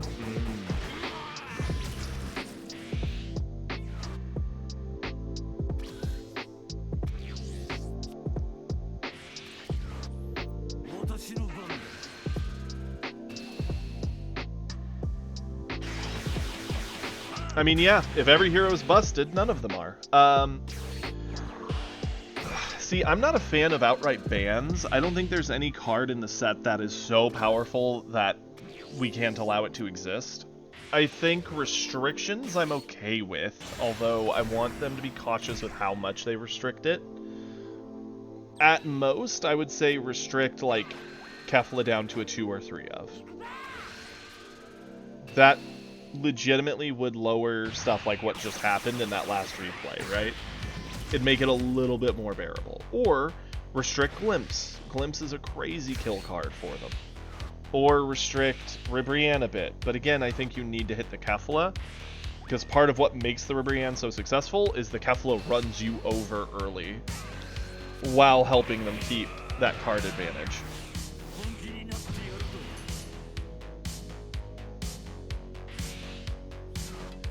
He does get to go there.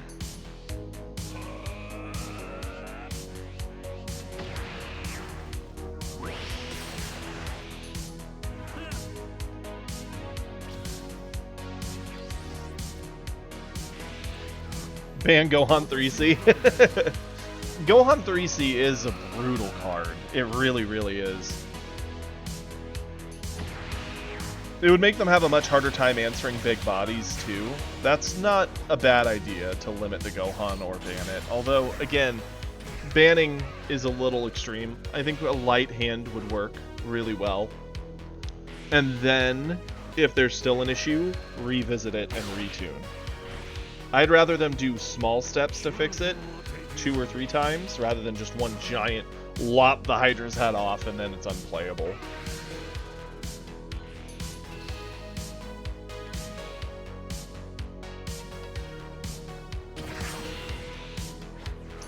Yeah, Glimpse is nutty because it's essentially 35 combo power. It gives 25 and lets you pick up a 10 because you always pick up a 10. So it is a 35 combo. It essentially forces double super to answer 1 card. It is actually insane. And Roshi making it a 1 difficult thing is a problem. But if you take away Roshi, you hurt Beerus a lot. You hurt Starter Ku and U7 a little bit. And it's all because Top Ku abuses it better, which sucks.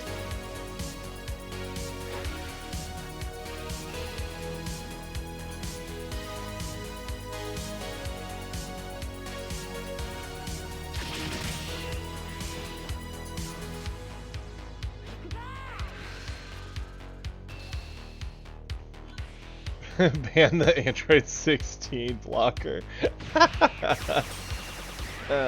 Yeah, Roshi plus Glimpse is definitely a problem. Like, that's the thing, right? A lot of what makes Red so good is not 1 card. It is the combination of like 5 to 6 cards that coexist, each making each other 1 better. Oh, very much so. Super unplayable.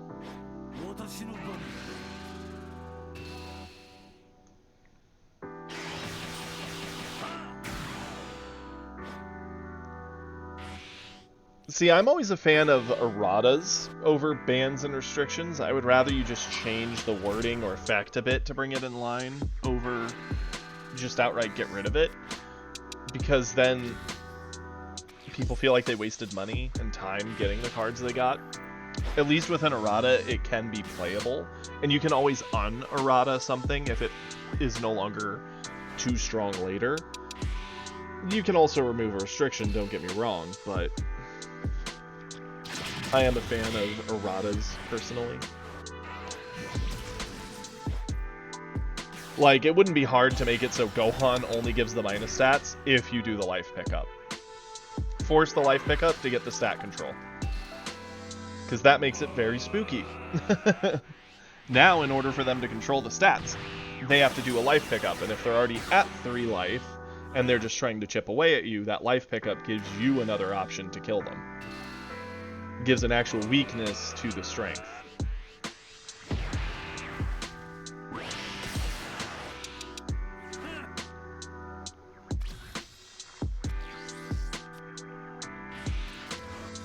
Well, Cell's gonna do what Cell does here.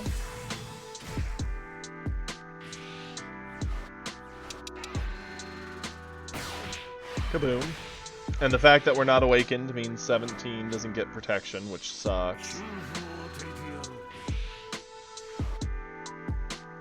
And he's back to 4.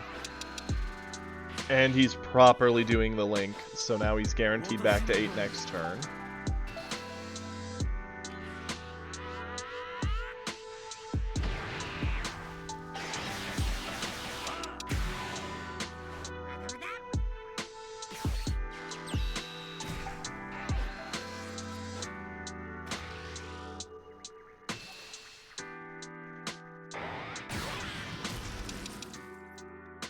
This is a very brutal position to be in.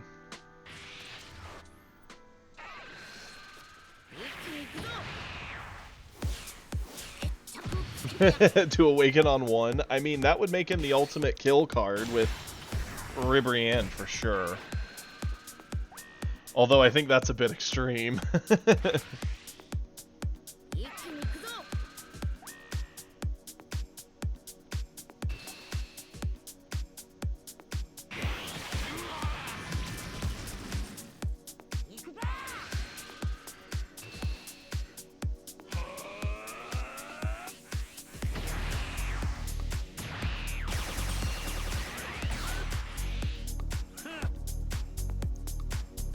It's sad, but it doesn't matter. The opponent's going to play another cell, blow up our 5-drop, and we get to cry.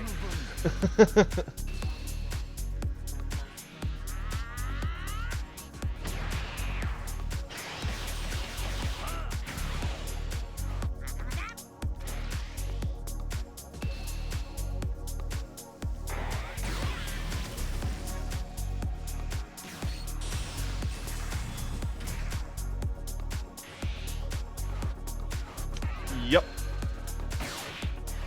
Kaboom. And now we have to figure out how to do 3 damage.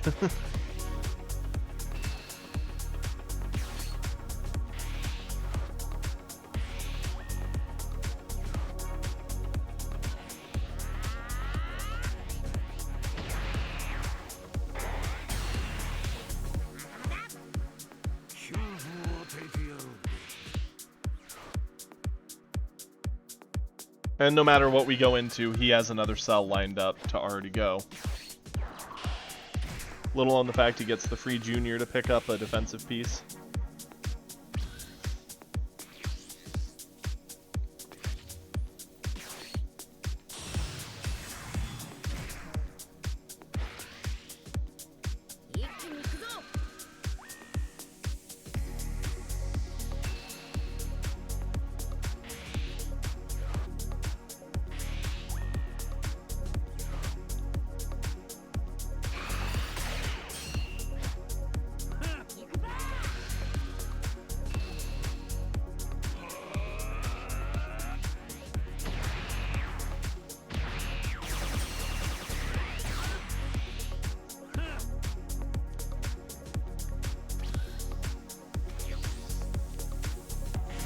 We need to see another turn. It's spooky though, right?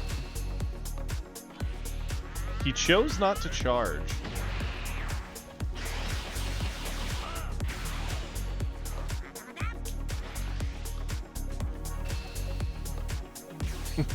Awaken on 7 instead of 4.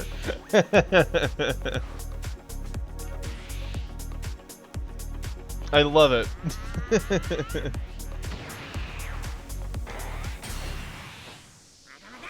The thing is, there's a lot of different ways they could tackle this, and so the way they choose to tackle it is going to be very telling.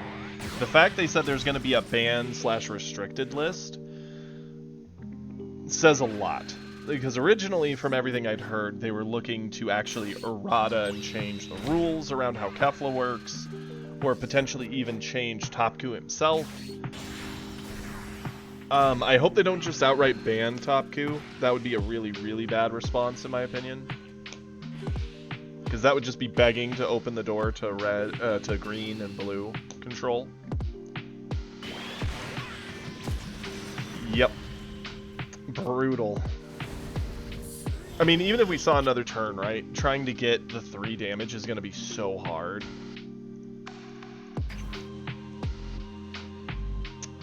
Oof. Big sad, but it happens. Well tried, Inferno. I mean, there's not much you can do there. Okay, we caught up a lot on replays. There are still a couple. I believe we still have a few more Super, a couple more Inferno. Spectre has some. Levexis has a few. So we got a couple more. Rather than do more, I figure we'll actually go out on a game or two.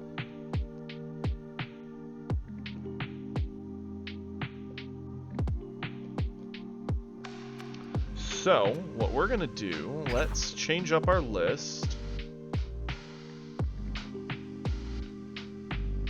Oh, Super.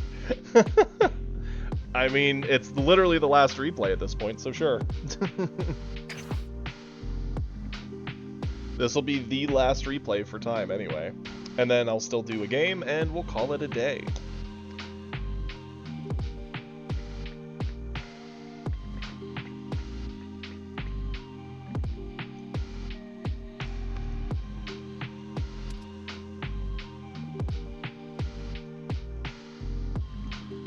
And here you go for your channel points, my friend. A defeat. Interesting. So we know this one is a loss.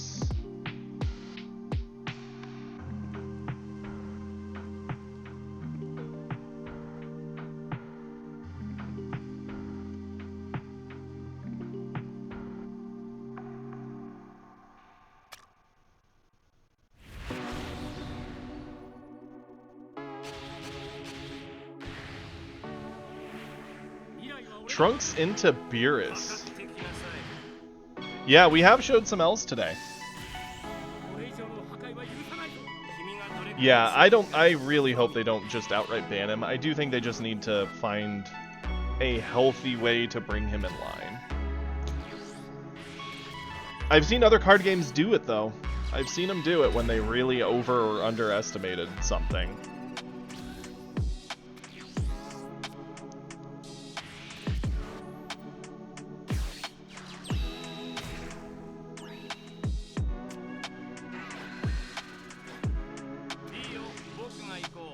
I mean, ironically, no matter what they target, they're targeting something people are currently seeking with the set, right? If they target Kefla, that's one of the best cards in the set people dig for in a lot of cases. Gohan is also cracked and up there. Topku himself is a leader, obviously.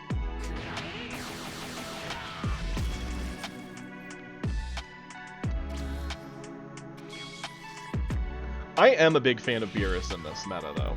Beerus has a lot of flexibility.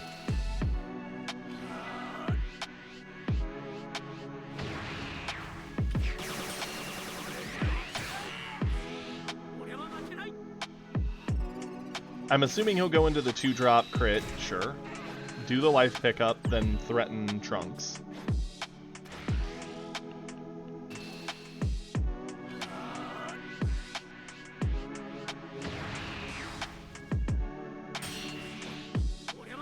And this is the awkward thing, right? Yeah, we're not eating crits, so we've got plenty of life, but our hand is getting dry.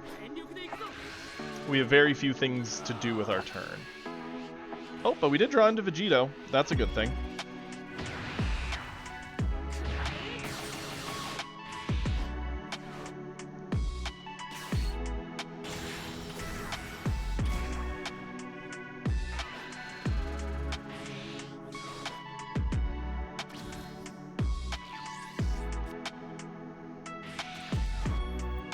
Do we use the coin? We do. Okay, that's fair.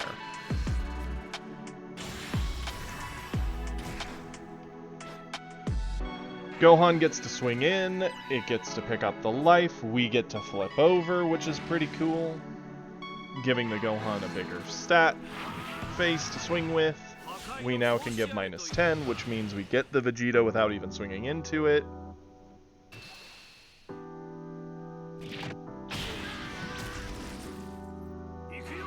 You know what's funny, Joe Boy? I actually feel Set 2's been more friendly with its drop rates. I've cracked so much of Set 1 between donated codes and the codes that I just earned through play.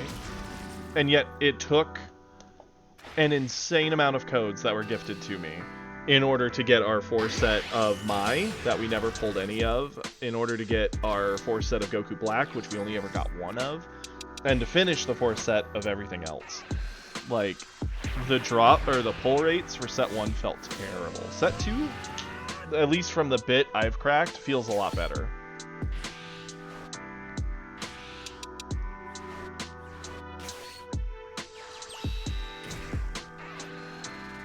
I stand by that alt arts should be something that people can use crafting stuff for, but it should cost a lot of crafting stuff to like foil a card or change to an alt art. And basic crafting should be much cheaper, that way people can build the decks they want to play. That's just my opinion. I think that's something they should really fix, and it would make everyone in the community far happier.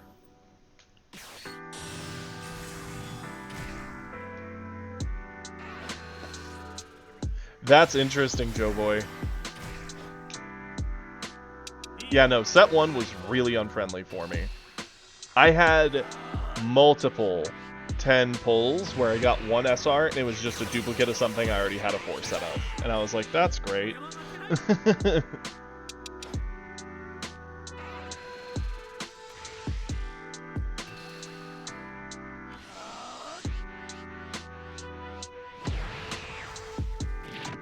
Dr. Boxface, I've pulled so much of the stupid 4-cost Frieza, it's insane. I almost pulled enough to get an SR crafted off of it. That's how many times I kept pulling that card.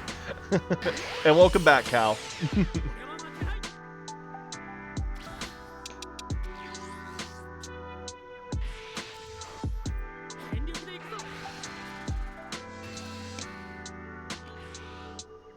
Technically, I'm 2 UI Goku short, but you're never going to run a 4 set of UI Goku, so I consider the 2 to be a play set at this point.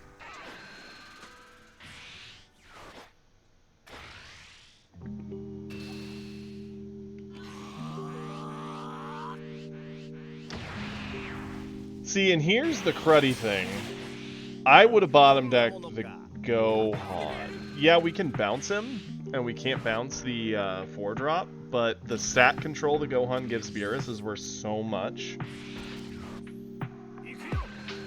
I actually think him getting it back as an option is a problem.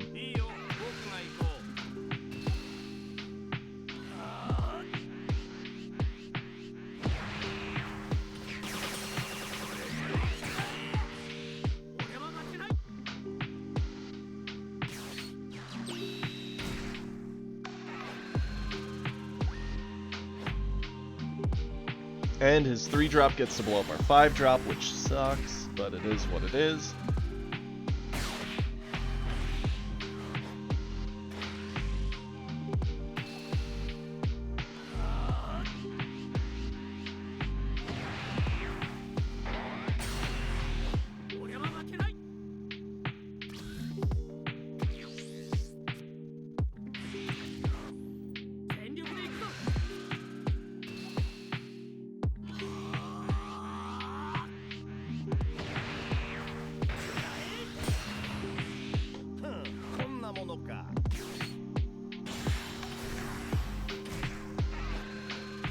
Interesting. I don't mind going into Gotenks. I probably would have gone into Vegito, bounced the Whis off the board to make him replay it, and then just pressured to kill the 3-drop off the board.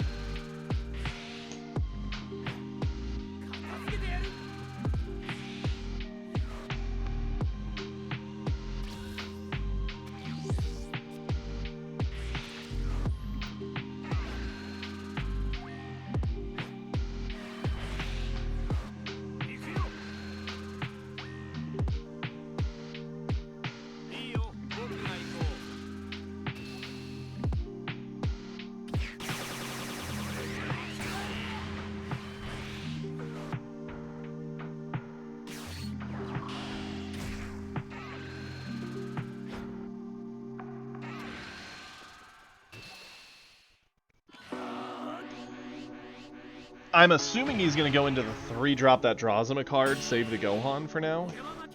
Otherwise, the board's a little too juicy for a Sickle, in my opinion. Nope, he just goes raw Gohan. I mean, it's more stat control on board. I would have saved the Gohan. I'd have held him back.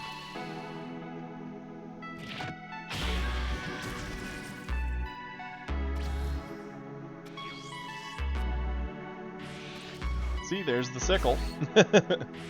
The thing I would have wanted to avoid.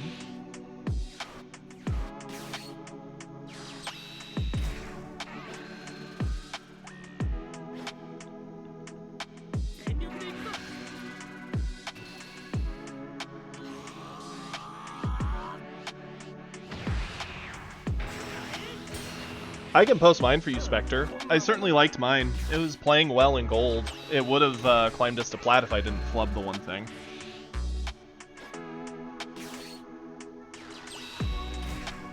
Hmm? Yeah, I had to choke. It is what it is. I am human like the rest of us.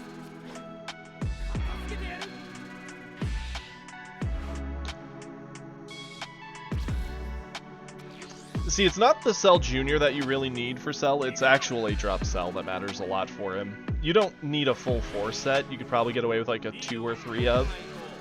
But he really does synergize with having Cell as his 8-drop. But you can put in a Broly or 2 to make up for it.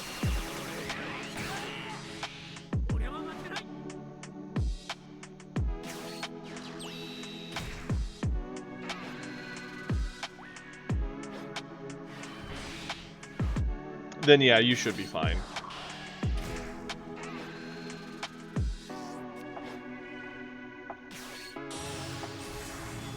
Yep, Kefla. Ooh, Indicato. Get the body off the board. Yep. More stat control.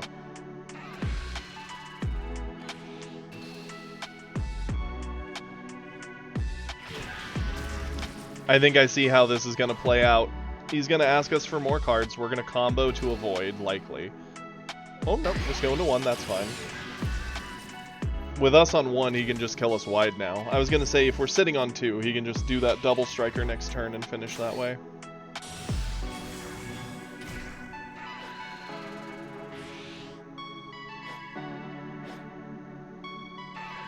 The Goku Black gives us a lot of combo power, but is it enough to get around what the Beerus can do with us at 1, is the question. If you guys are wondering why I'm so jittery at the moment, I definitely need to get up and stretch my legs, but I'm waiting for stream to end at this point since we're so close.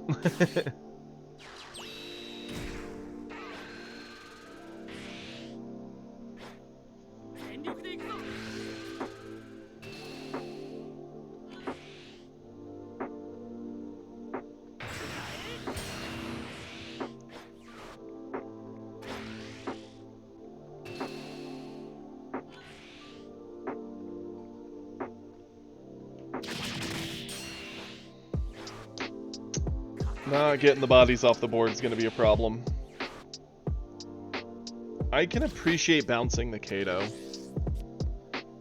Although, between Whis and Beerus, he can already kill off our Pilafs.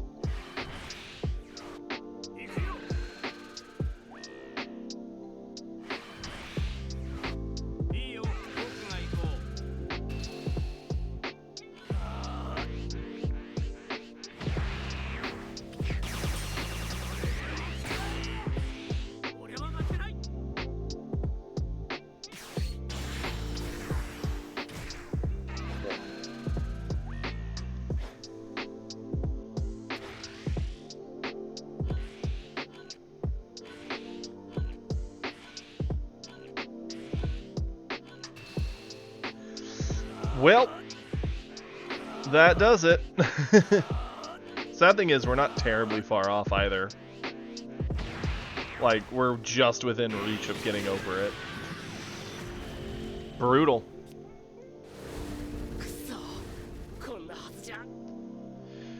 Yeah, you know, you could have tried to push it. I don't think you would have got there. His hand, he had plenty of combo in it. And obviously everything we dump into pushing, we don't have for defense, which Just ups the likelihood we die. I see Kiri's acting like he's going to throw a pen at me. And I know him well enough to know he actually will. I just hope he understands that I'll be stabbing him with it if he does that. Heard here, live on camera. Okay, first off, let me grab that cell list. We're going to try and finish out on 1, maybe 2 games, and that will be the end of the stream. So, let me grab that cell list.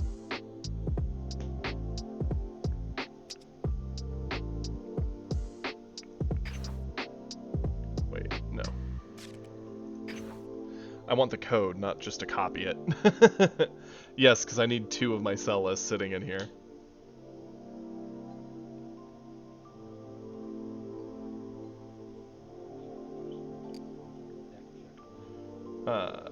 Boom and code. Awesome. I'll post that now for you in green.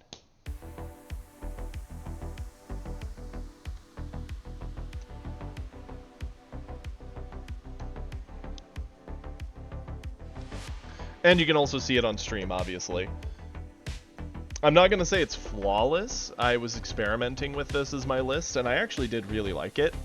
I am running the human package, or Earthling package, I should say, as like some early game combo to help against Topku, but I also run the double Broly because I only have 2 cell. Obviously, you don't need to do that, and you also don't have to have the 7 drop in there by any means. I like having the option, though. Okay, we are going to end out the stream on 2 games. We have our blue win and our green win. We need red and yellow, so those are the 2 wins we're going to try and get. To make it fun, we're going to start with Ginyu. So that's going to be a fast game. We're either going to win or lose, and it's going to be here and gone.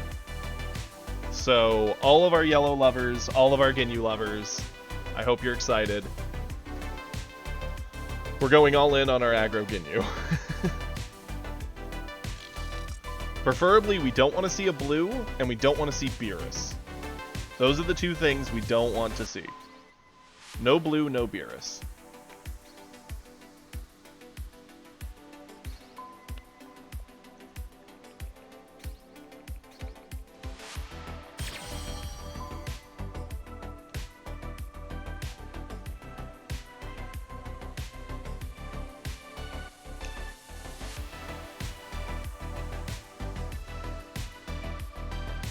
Your Beerus list is actually very similar to mine, Dr. Boxface. I run a few less of a couple cards and a few more of a few others. Once we get out of this, when I put on the Beerus list, I'll show you.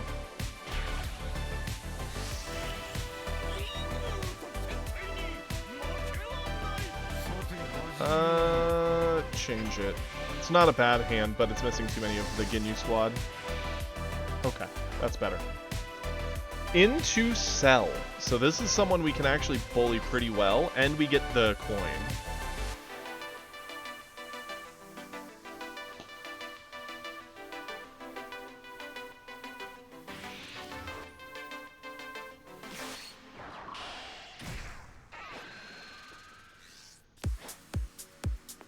If you don't have 4C Vegeta, you could swap that out for something else. I like it because it is extra potential to ramp and control, but you could put in basically anything there. We're going to charge off one of them, swing in at Cell,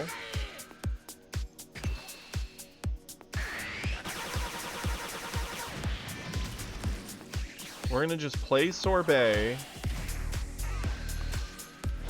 call it a day. We need some of our life pickup really badly. Oh, Hippo, I love it. Please share it. I'd love to see it.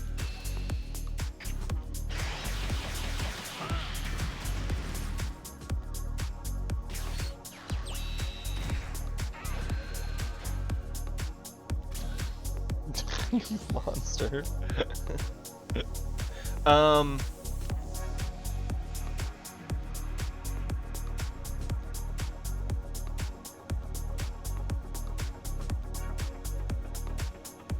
we could really turbo out something crazy this turn. Like, we could legitimately play Jace, get Ginyu, get our 2 energy back, get Frieza down. I don't hate that, but I think that's a little too much. We're gonna give it one more turn. Add the life, rest this down.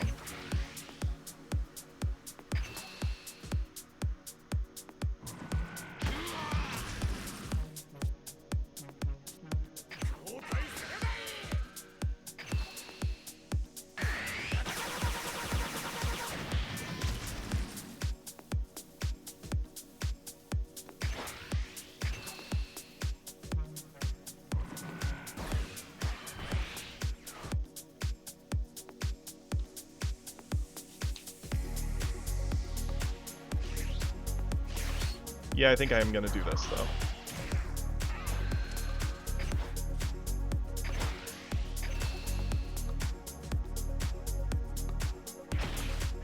There. No value on board.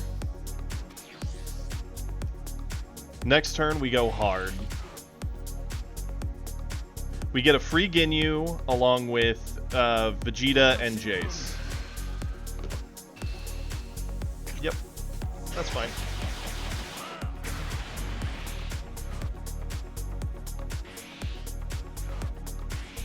He's ramping. Good. Oh, the blow up, that hurts. That sucks.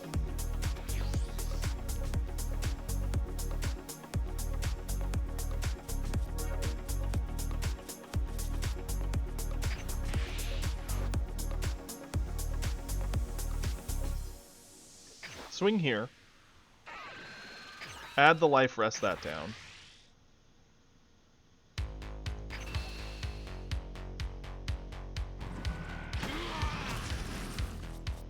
This is fine. We can make this work.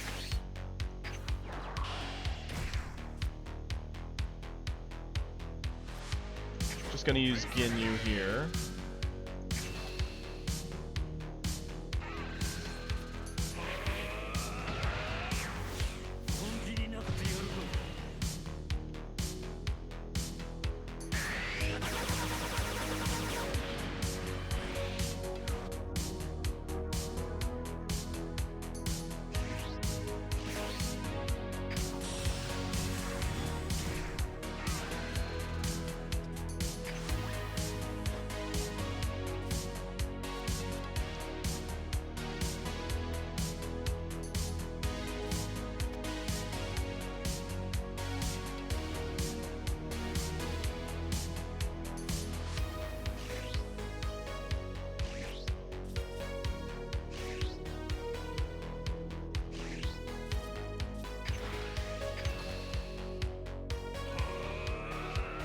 Trying to think if I want to go Bulma, because I could go Bulma, get the trigger, get the life. I don't get the card draw though. That's what I don't like about it. I'd rather just do this. Which sucks, because this does mean he does get the potential for androids to blow up a bunch of our board.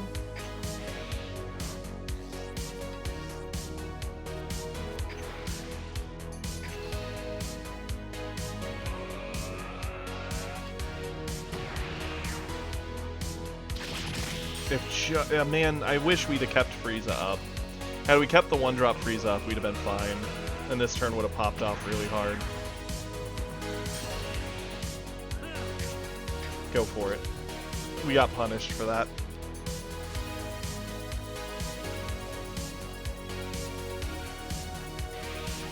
Charges to 5, triggers lead, gets to 6. Can go droids to fight off our board, but if he does that, he's not setting up arena and not getting to sell anytime soon.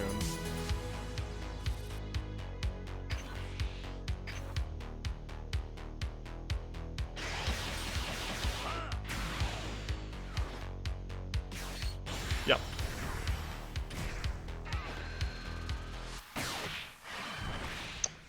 There they go. That's okay.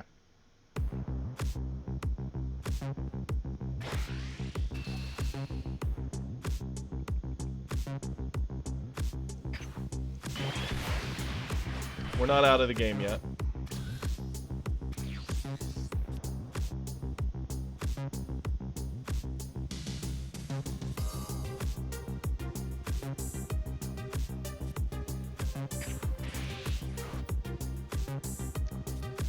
Okay.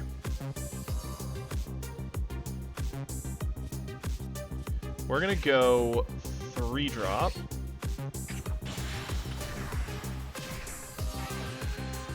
Add the life. Get this.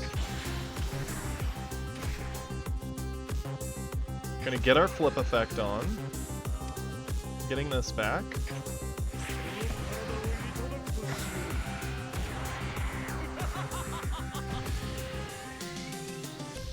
Oh, that would have been so much cooler if he was his imperfect form. I would have loved that so much more. Going to swing in here. Trigger her skill. Do not add the life. Draw a card.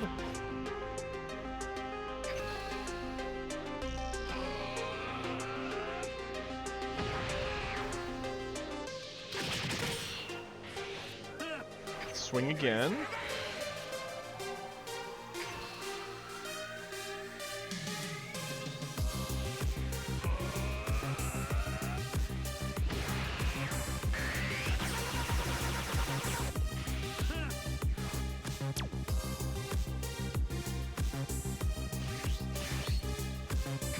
Card draw.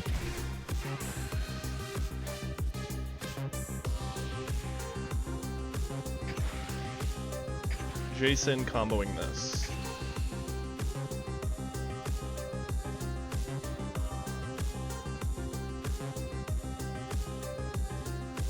And the whole reason I did it this way is because I want to keep one of our Bonds of the Ginyu up for defense, since we don't have super combos. And we got a D build out of him, so hey, we'll take that as a win.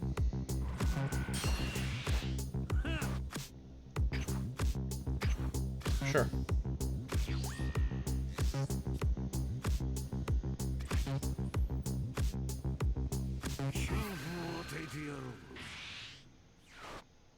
We've almost gotten through his hand.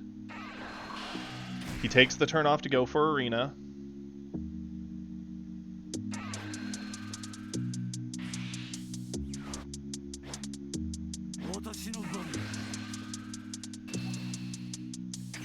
Yep, he gets Bulma, that's fine.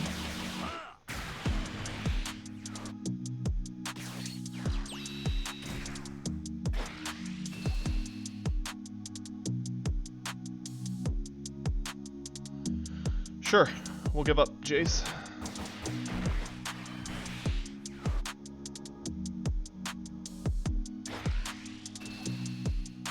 Bonds gives what? 15, so that'd be 35, and we'd still need a 10. Yeah.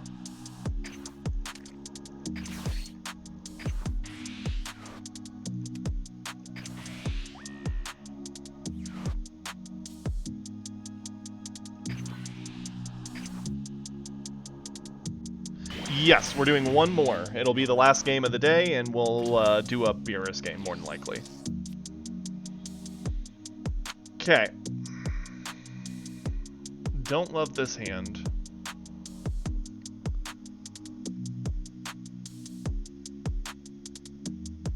Ooh, Hippo wants to battle. You got it. I'm excited. I love that. Well, since it's battling you, we can play any deck that you want. It's time to duel. I love it.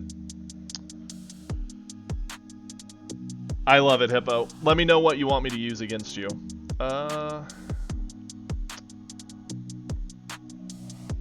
We could go Golden. He's going into Cell next turn. Like, that's a fact. Golden isn't a bad play. Raccoon is kind of cruddy. A second Vegeta doesn't do a whole lot, given the current state of things. We'll charge to Vegeta. I'll swing. Get a card draw. We really could use another Ginyu. Not that we need that, but...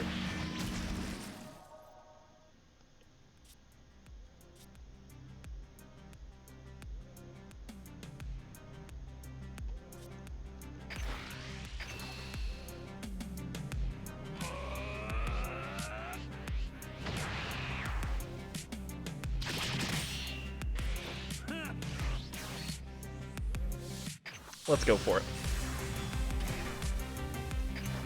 Frieza. freeze that. No double striker.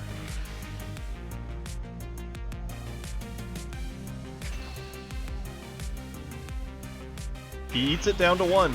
So if he does sell, he's only at 2. That is very killable.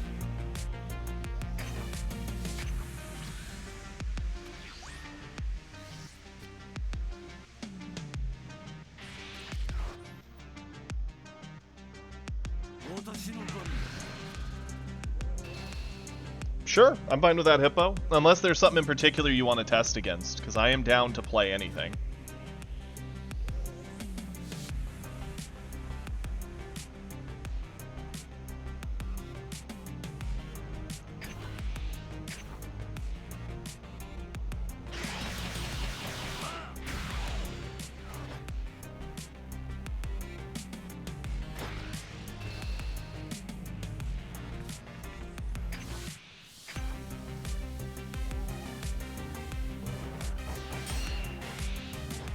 So now his cell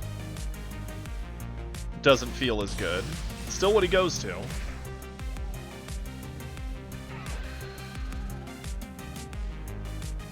You got it, Hippo. I'm excited for it.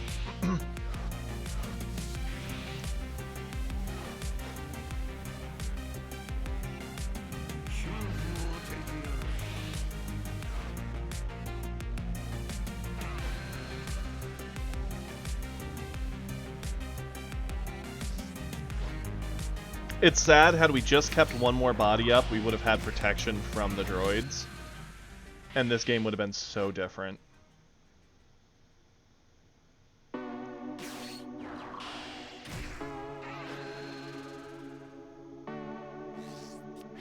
Okay.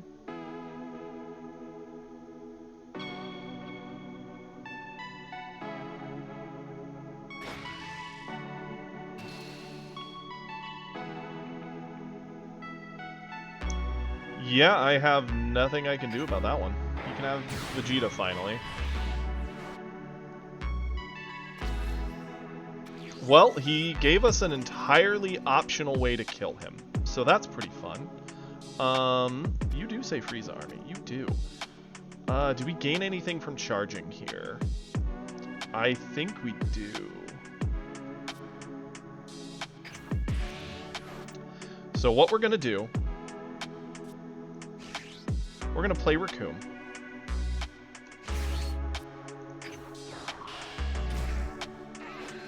We're gonna add the life, turbo out Ginyu.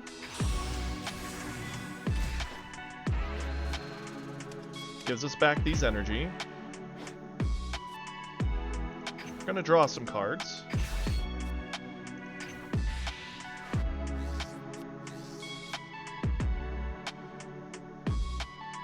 Okay. I'm gonna swing at Cell.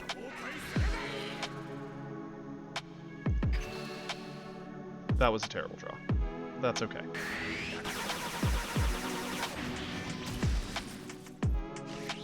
We're gonna play Bulma.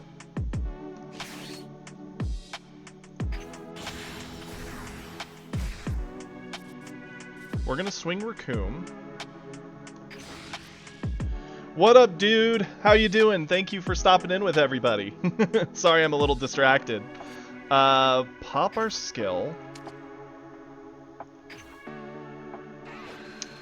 We're gonna add the life.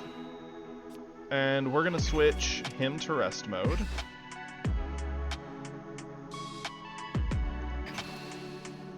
We're going crazy with Ginyu right here. Wish us some luck, we need it.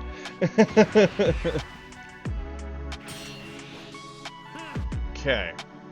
So then we're gonna go in with you, get another card out of hand.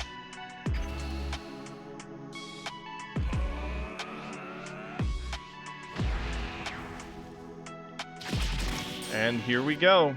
This is for all the marbles. Yeah, we'll freeze that, sure. We could obviously use Ginyu to re-ready everything, but I think we're better off doing this.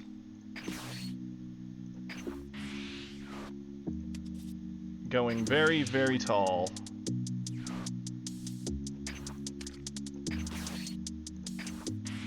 I'm getting jittery because I'm like, did we get there? Did we not? We're about to find out, everybody. Oh boy. Can we do it? I'm hopeful. Yeah, this is a bit of a meme Ginyu list where it doesn't even have super combos. It's legitimately full small aggro with the double striker to finish in situations. Get cooked, Cell. Yo. Awesome. And that's how it's done, see? Cell ain't so scary. That was fun. And welcome everybody. Sorry I was distracted initially. How's everybody doing today? Reluctant GG. Yo. Ginyu squad. See? You just one-tap him. Oh, man. Not gonna lie, that got kind of spooky. Had I defended the Frieza earlier, we would have kept our board up. We could have gotten Vegeta down before the droid pop was an option for him, and just made him cry. There we go. Get our gems for our yellow win. Hey, enjoy your steak. Thank you for stopping in, and thank you all for joining Dude when you came in, guys. Feel free to stop in anytime. I appreciate it.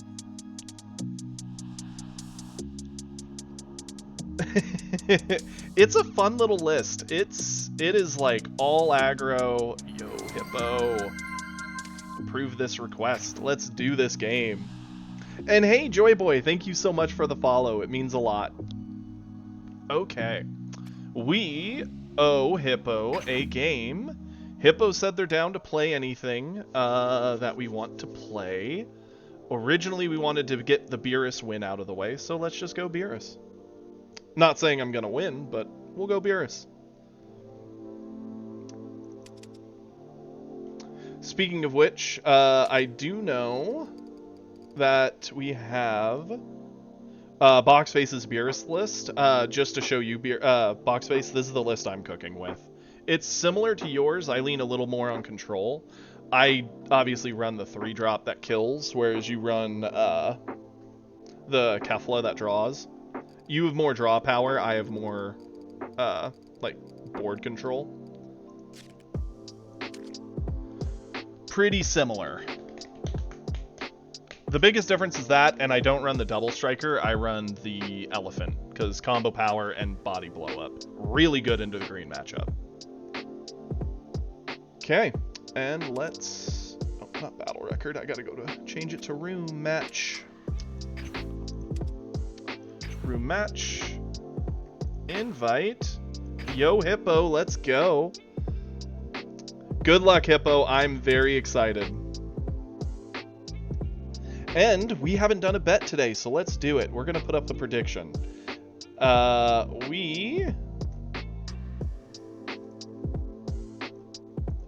We'll start a prediction. Will I win? Yay or nay? Battle start. Good luck to everyone who bets their points. Good luck to you, Hippo. I am excited to see it. Let's have fun.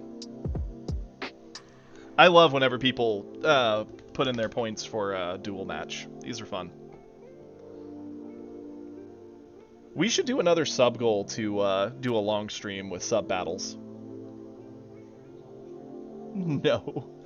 No, not compared to my long streams.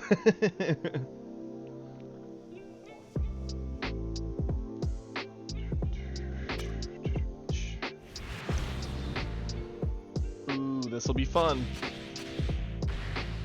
Into Trunks. Okay. This could go either way. Both of us are very control-y.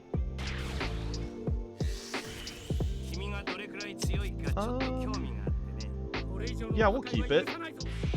We don't have the 1-drop, but that's okay. It's the most punishable piece for him. And we get the coin. Yo. It's our birthday. With it being a Trunks list, more than likely he's playing control, because that's kind of what Trunks does well. Oh, Dr. Boxface cheering for Hippo and bet on Hippo. I love it. I don't think I need two of you. Charge that. I will swing in.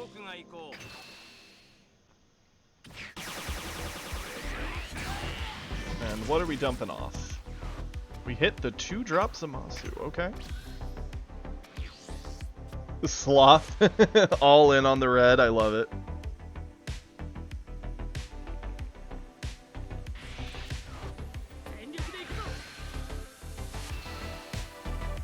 Sure. We are fine with taking this. No 2-drop. Okay. Yep, definitely a control. And that is fine. What are the odds that Beerus matters? Kinda low, honestly. We're gonna go here. We're gonna add the life. Crit in. I was gonna say, eventually he's gonna be tired of crits, and he'll start playing.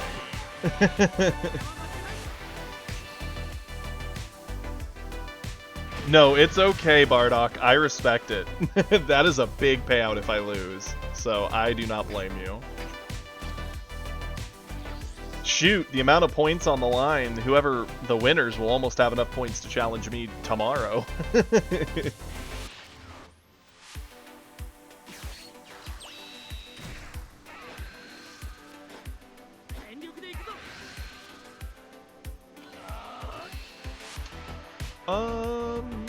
Yeah, we save this, right?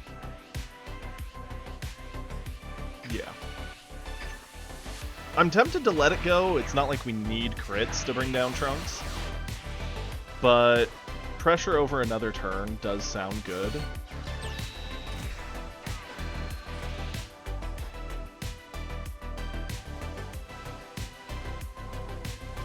Okay.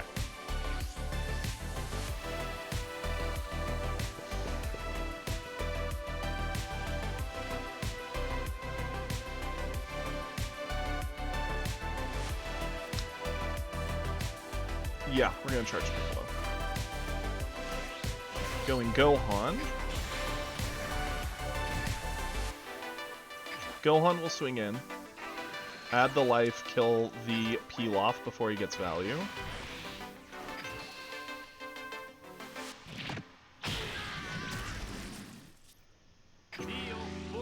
Threaten the crit.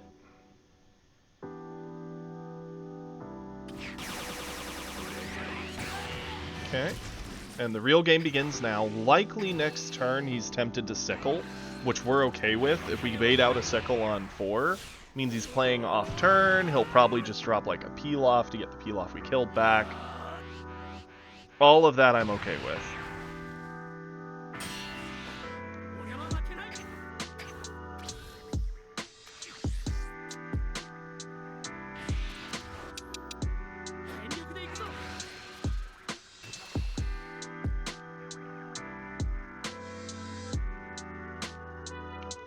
Yeah, we want to force it.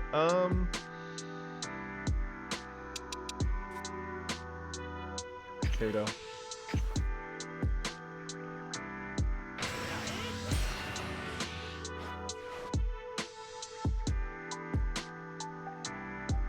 Because if we let him have it, he's tempted to not sickle, probably play a body to the board, and start doing other things. With this living, he needs to sickle, which is what we want. We want to bait it out. Now he gets a Pilaf, he gets 1 card back, that is fine.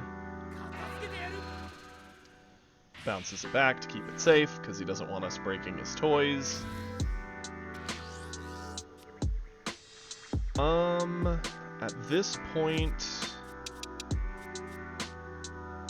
Probably... that answers quite a bit, but so does Rumshi. Probably gotta be you. Sad about it, but it is what it is. We play Kefla.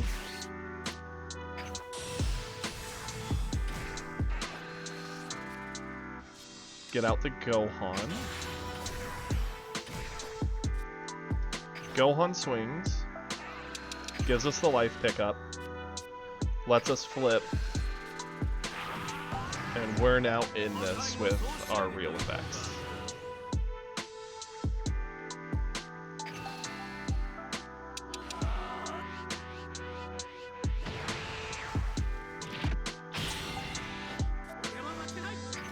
Pressure, pressure.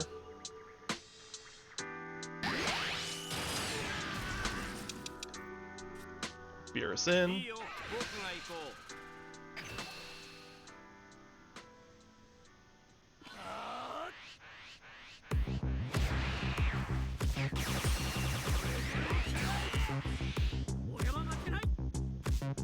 Ooh, that sucks. I'm so sorry, Boxface. I get why you wouldn't like it. I run the spicy 3 of. I cut out as many other cards to make room for it as possible. I can see why you're not a fan, though. And Sloth's vibe into the tune. I love it. Going into 6. Yeah. What's his best play on 5, right? Double Striker Vegeta bottom decking something, Vegito bouncing something, could go off play, could go like 4-drop and then cycle to 1, could sickle again and go for more value. I'm fine with that. 4-drop Vegeta, I forget what he does. Trying to say, look at the bottom, play 1 battle card, 2 or less. Cute. Definitely cute.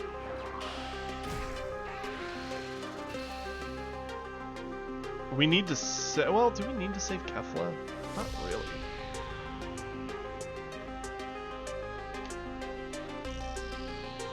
Nah. You can have her.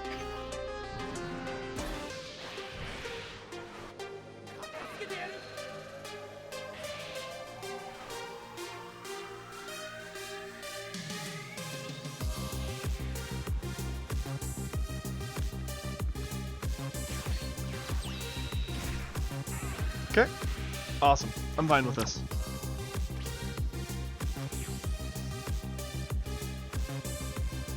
Interesting. That is an option.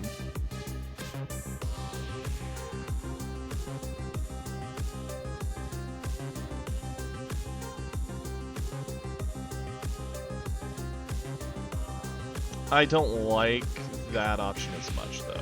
So what we're going to immediately do, we're going to pop our skill, kill off the Pilaf. Go 3-drop into 3-drop. Because double Gohan is absolutely bonkers. Gohan in. Don't add the life, do drop the stats.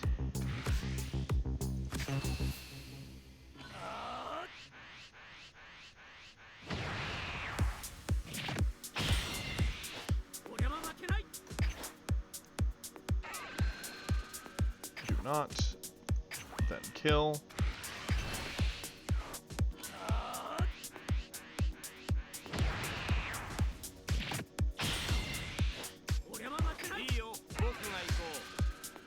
Swing in with ourselves. And this is a pretty annoying board, right? He does not like having me sit on both of these. He could go for a Zeno to clear it. If he does that, we can go pretty simply into like double 17 to make Beerus huge. Beerus swing, 17 swing, keep pressure high. Yeah, we'll combo off the Whis.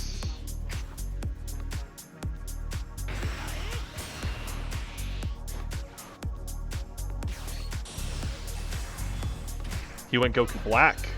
Okay. Accepting that our bodies stick means our next turn is going to be a little different. We need to stop the Goku Black, which we deliberately kept this guy just for.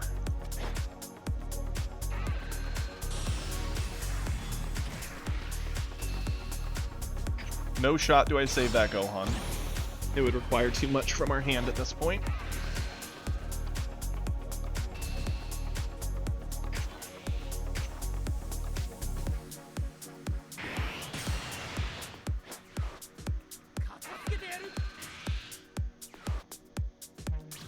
Fair.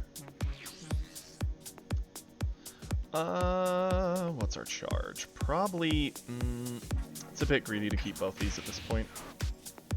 Pop our skill.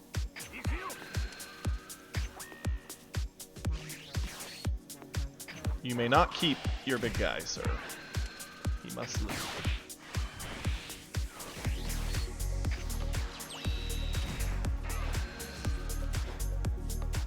Sure.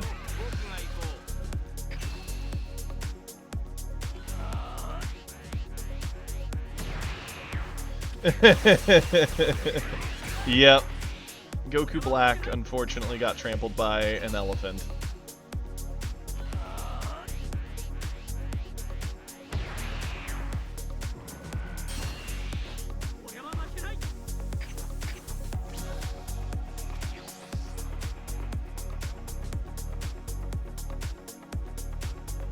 And if he goes into another one, we can just negate the stats to the point that we get the body anyway.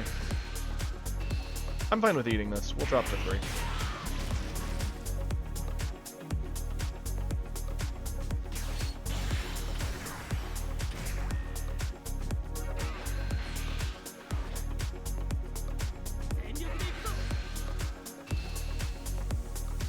Combo this off.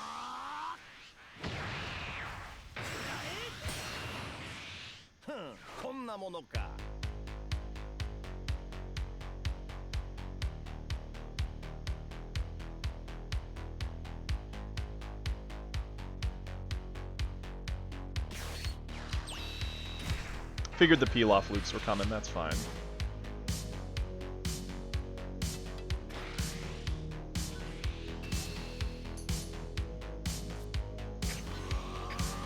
No shot.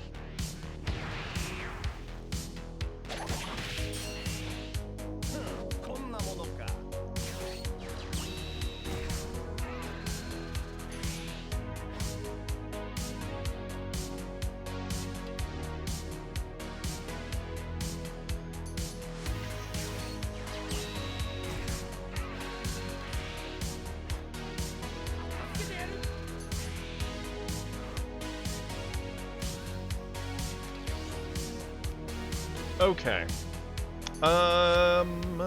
We do not need to charge at this point.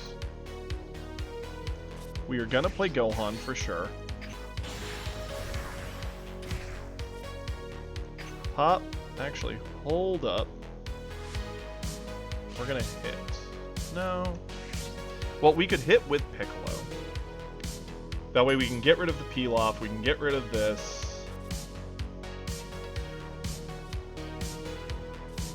Yeah, I do like that, actually. Hit swings first. Get rid of that.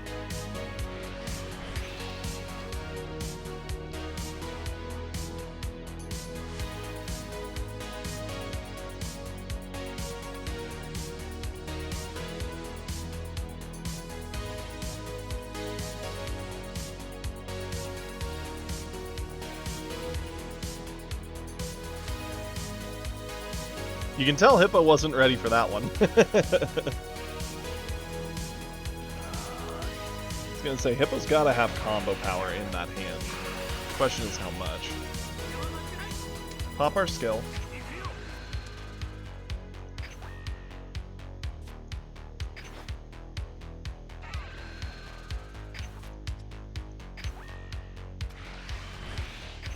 The most annoying thing in the world. The Zamasu just goes away.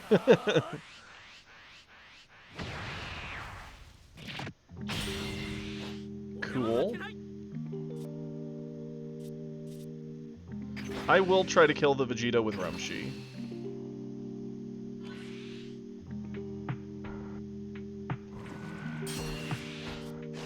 We're gonna get some card draw.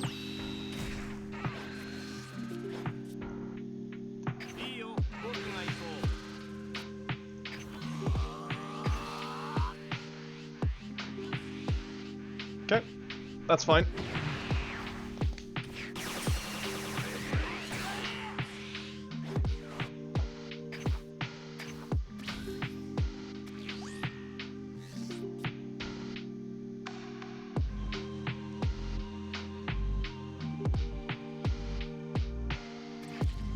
Thank you, Sloth. I appreciate it.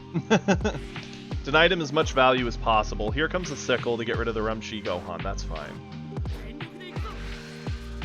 Do I just give up the hit? I think we do. We got the value out of it we wanted. And we don't have a big hand, so we can't afford to spend cards where we aren't absolutely necessary.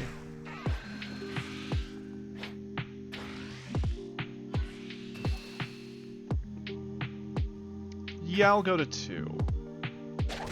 If he's got the double striker held in hand, we're in bad shape, but we get one whole turn to try and kill him first. And if he's thinking he's going to get a lot of value out of those peel-offs, he has another thing coming. Well, one of them's safe in hand. Sure.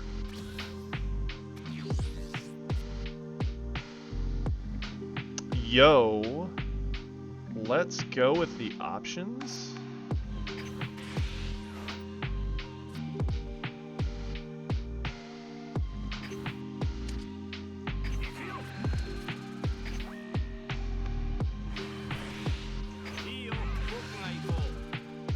He needs to be very scared here.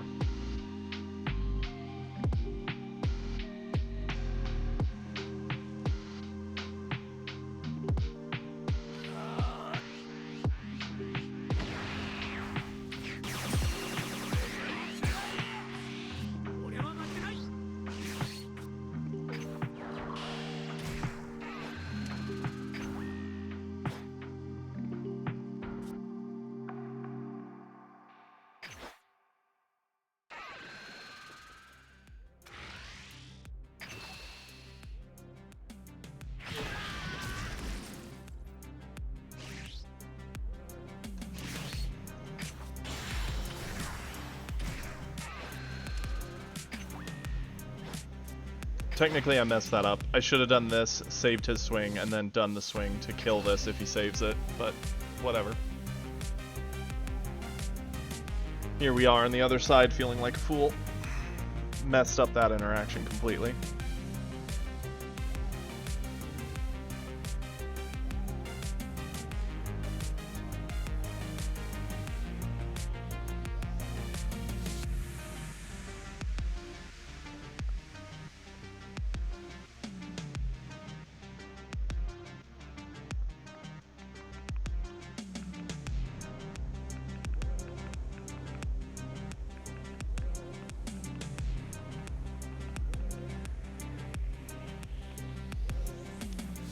This must really have put him in a conundrum.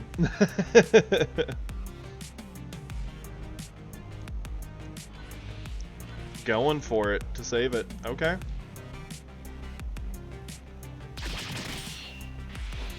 See, and this is where we messed up. Now we would have swung with Kato and killed the 3-drop anyway. So if we lose because he kept that on board, it's our own fault.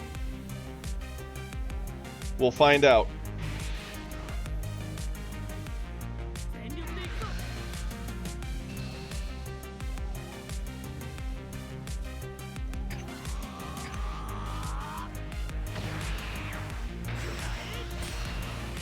If he has the double striker in hand, we were cooked no matter what, in my opinion.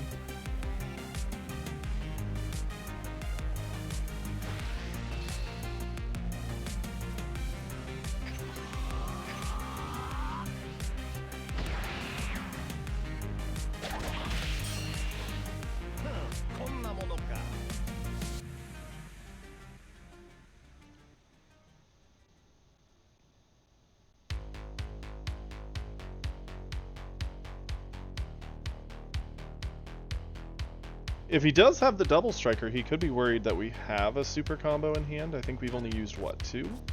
1, 2, yeah, 2. Goes Goku Black. Okay.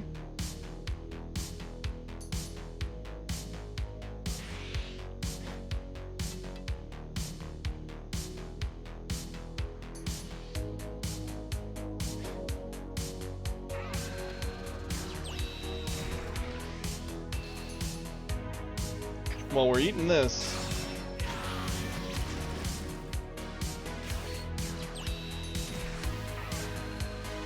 I'm assuming it's a full dump onto Goku Black. 4-drop, which if so, he wins, because we can only get up to 45, and we know for a fact that's already getting up to 50. 40, 55, 60, 70. Yep. He did it. Darn it. The Vegeta didn't matter. It would have denied 5k off this, and we would have had another 10, so he would have been 70, and we would have been 55. Would not matter. He did it. Darn. Well played, Hippo. Oh, hey, there's a glimpse. Close. That was a good game, Hippo. Well played. I realized I made a mistake. Ultimately, mathematically, it didn't matter, but it was a mistake, for sure. Yeah, Fusion of Evil Power is terrible. I saw that in there, and I was like, I don't know how this is going to go for Hippo, but...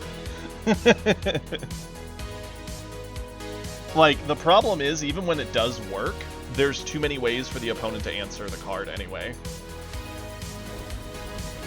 Red's too weak, it needs buffing. That's not true at all, Slaw. It is funny. That was a good game. I was worried you had the double striker in hand, not another Goku Black. I mean, ultimately they're both 0 combos, so I was semi-correct about a 0 combo in hand, but yeah, no, that was good. That was really good. So the mistake I made, Hippo, is the turn, that last turn I did. I should have played UI Goku, dropped the stats of your Vegito, swung, and then swung with Kato to clear it afterwards. It would have denied you technically 5 combo and kept me a 10k in hand, but you still would have had me. You had enough combo power to get there all the same. Ugh. Man. Well played, though. That was a fun one. I had a blast. Yes, points. Outcome. It was a doubt it. Non-believers get the reward. Yeah, you guys are rolling in the money. Congrats.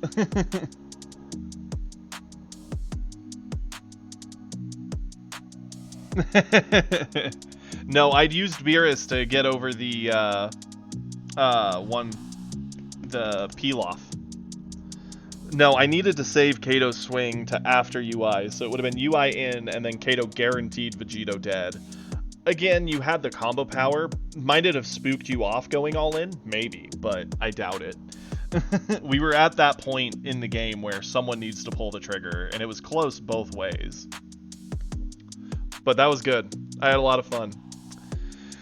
On that note, one, thank you, Hippo, for spending the channel points. That was a lot of fun. Secondly, thank you all for joining me today.